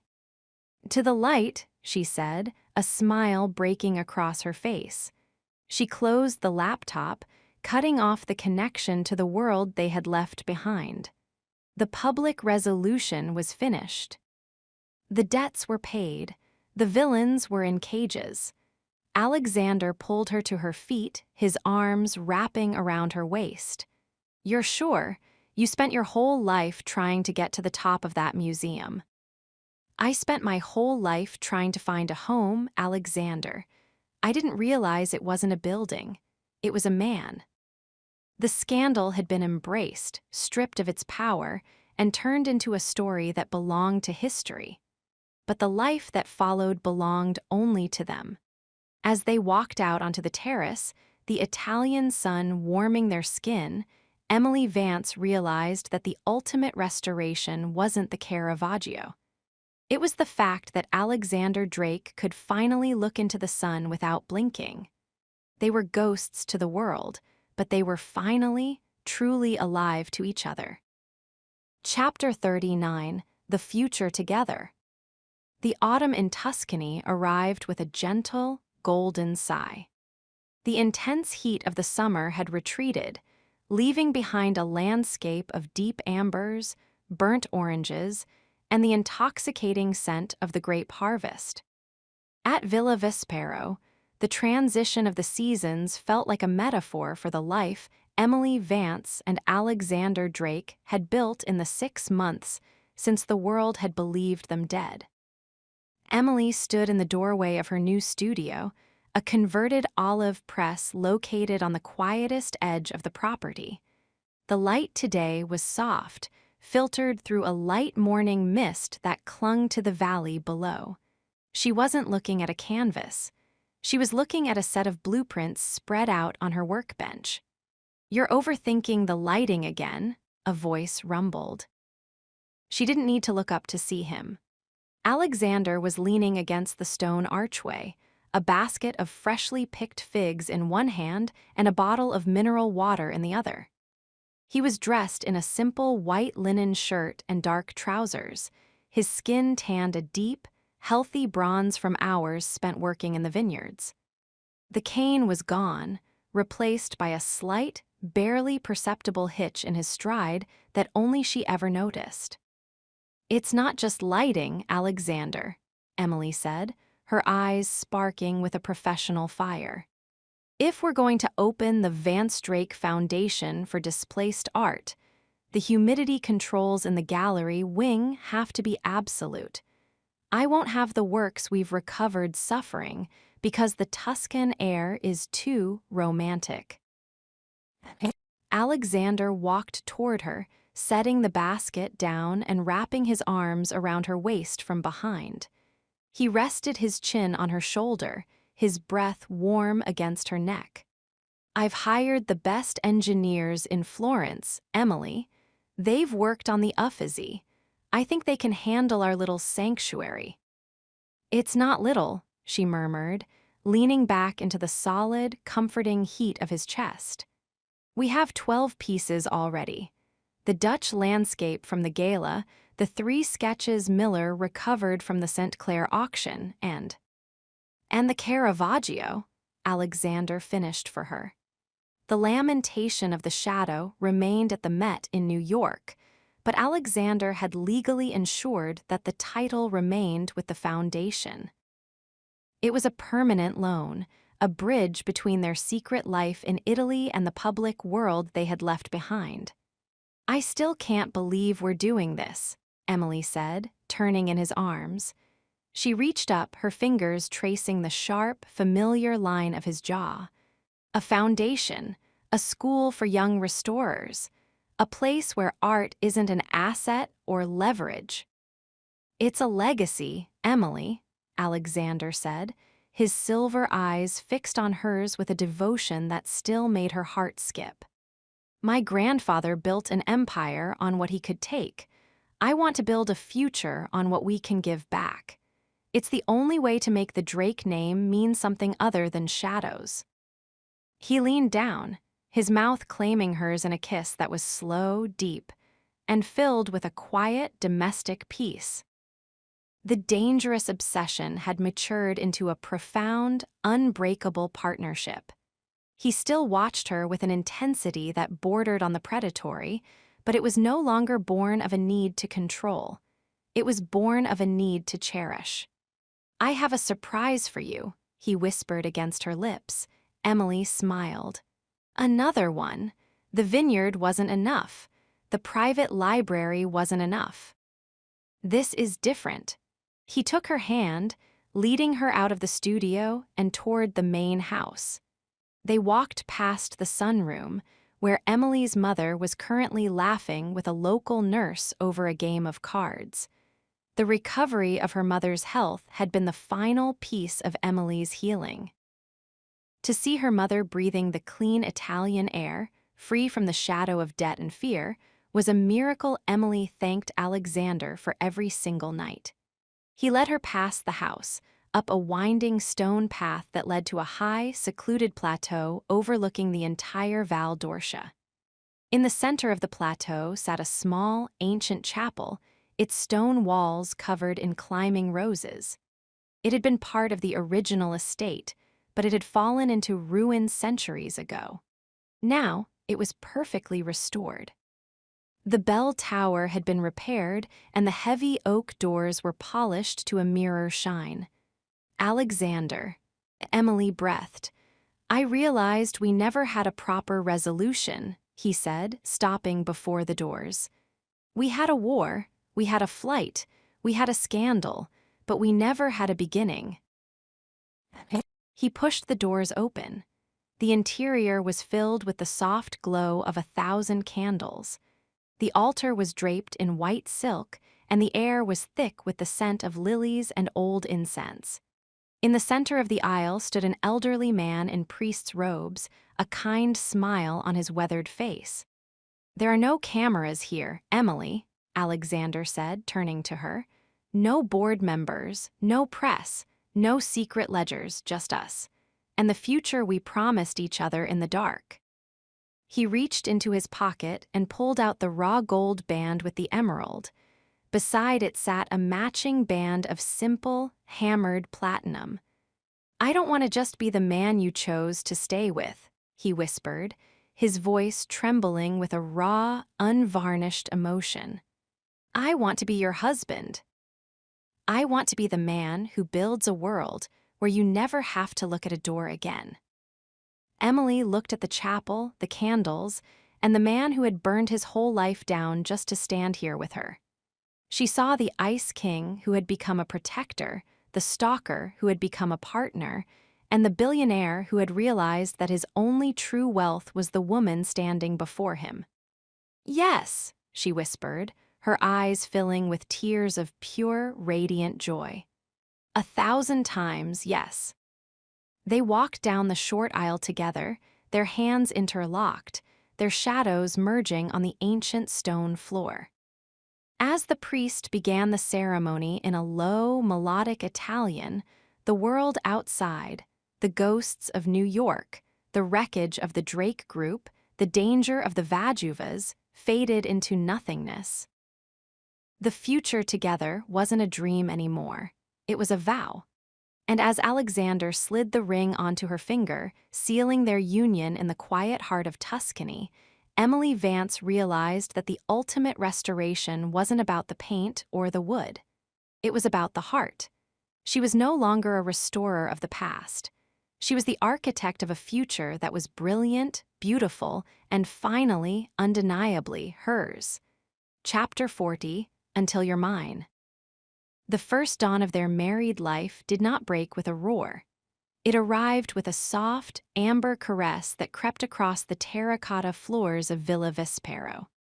Emily Vance, now Emily Drake, though the name was a secret kept between the olive groves and the stone walls, lay in the center of the vast, four-poster bed. She watched the dust motes dance in a stray beam of light, feeling the weight of the raw gold band on her finger. It felt like a tether, but for the first time in her life, it wasn't a weight. It was an anchor. Beside her, Alexander was a steady, radiating heat. He was sleeping deeply, a rarity for a man who had spent a decade listening for the click of a lock or the breath of an enemy. In the quiet of the morning, his face was stripped of the Ice King's severity. He looked like the man he was always meant to be before the world tried to carve him into a weapon. Emily reached out, her fingers trailing lightly over the expanse of his shoulder, tracing the silver lines of the scars that marked his skin. Once, those scars had terrified her, reminders of a violent, unreachable past. Now they were a map of his survival. "You're staring again," Alexander murmured, his voice a low, sleep-heavy rumble. He didn't open his eyes, but his arm reached out, pulling her flush against his side. "I'm an artist, Alexander," she whispered into the crook of his neck. "I'm trained to appreciate the finer details." "And what have you concluded today, Mrs. Drake?" He finally opened his eyes, those mercury-silver depths that had once hunted her through the streets of Manhattan. Now they held nothing but a fierce, quiet adoration. "That the restoration is complete," she said. "The layers are all gone. There's nothing left but the original work." Alexander turned on his side, his hand cupping her cheek, his thumb grazing her lower lip.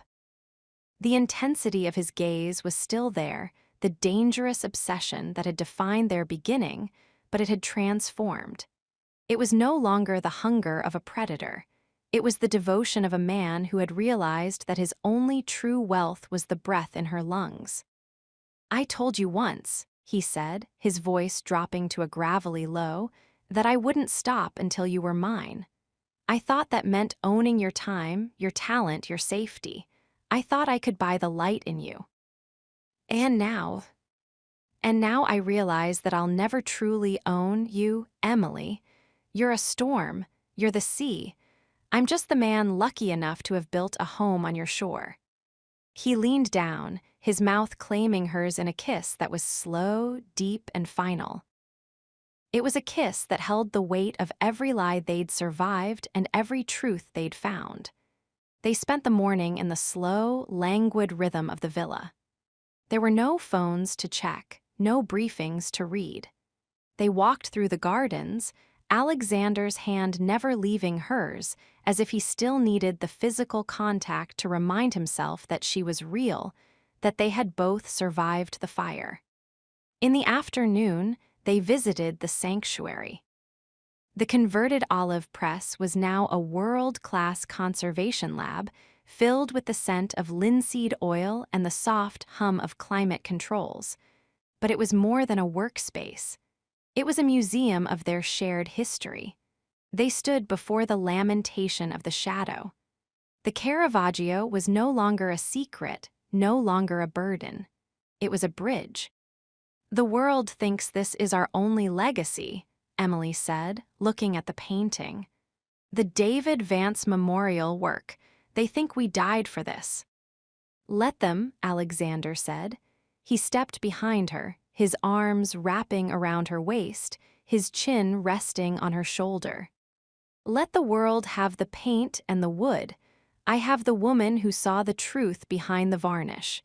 I have the life that Constantine couldn't touch." He turned her around, his hands sliding down her back, pulling her into the hard, solid lines of his body. The air in the studio grew thick, charged with the same electric tension that had once made her want to run, but now it only made her want to surrender. "Emily," he whispered, his eyes dark with a sudden, sharp passion. "I spent my whole life being a Drake. I spent my whole life being a monster because I thought it was the only way to protect what was mine. But you made me want to be a man. You are a man, Alexander, a good one. I am a man who is still dangerously obsessed with his wife," he countered, a ghost of a smile touching his lips. He hoisted her up, seating her on the edge of the restoration table, the same way he had in the Hamptons in another life. But this time there were no cameras, there were no guards. There was only the heat of the Tuscan afternoon and the raw, unvarnished hunger of two people who had finally found their way home. Emily wrapped her legs around his waist, her hands tangling in his dark hair. She looked into his eyes and saw the Ice King, the lion, and the hero all merged into one. She saw the man who had followed her into the dark and brought her back into the light. "Until you're mine," she whispered, echoing his words from the beginning. "Until the end of time," he promised. As the sun began to set over the Val d'Orsha, casting long, golden shadows across the studio, the billionaire and the restorer finally stepped out of the frame. The dangerous obsession had become a devoted love. The hunt was over. The restoration was finished. And as Alexander's mouth found hers, Emily Vance realized that she hadn't just saved a masterpiece. She had created one. Epilogue: The Light in the Shadow. The final scene of the book takes place 1 year later.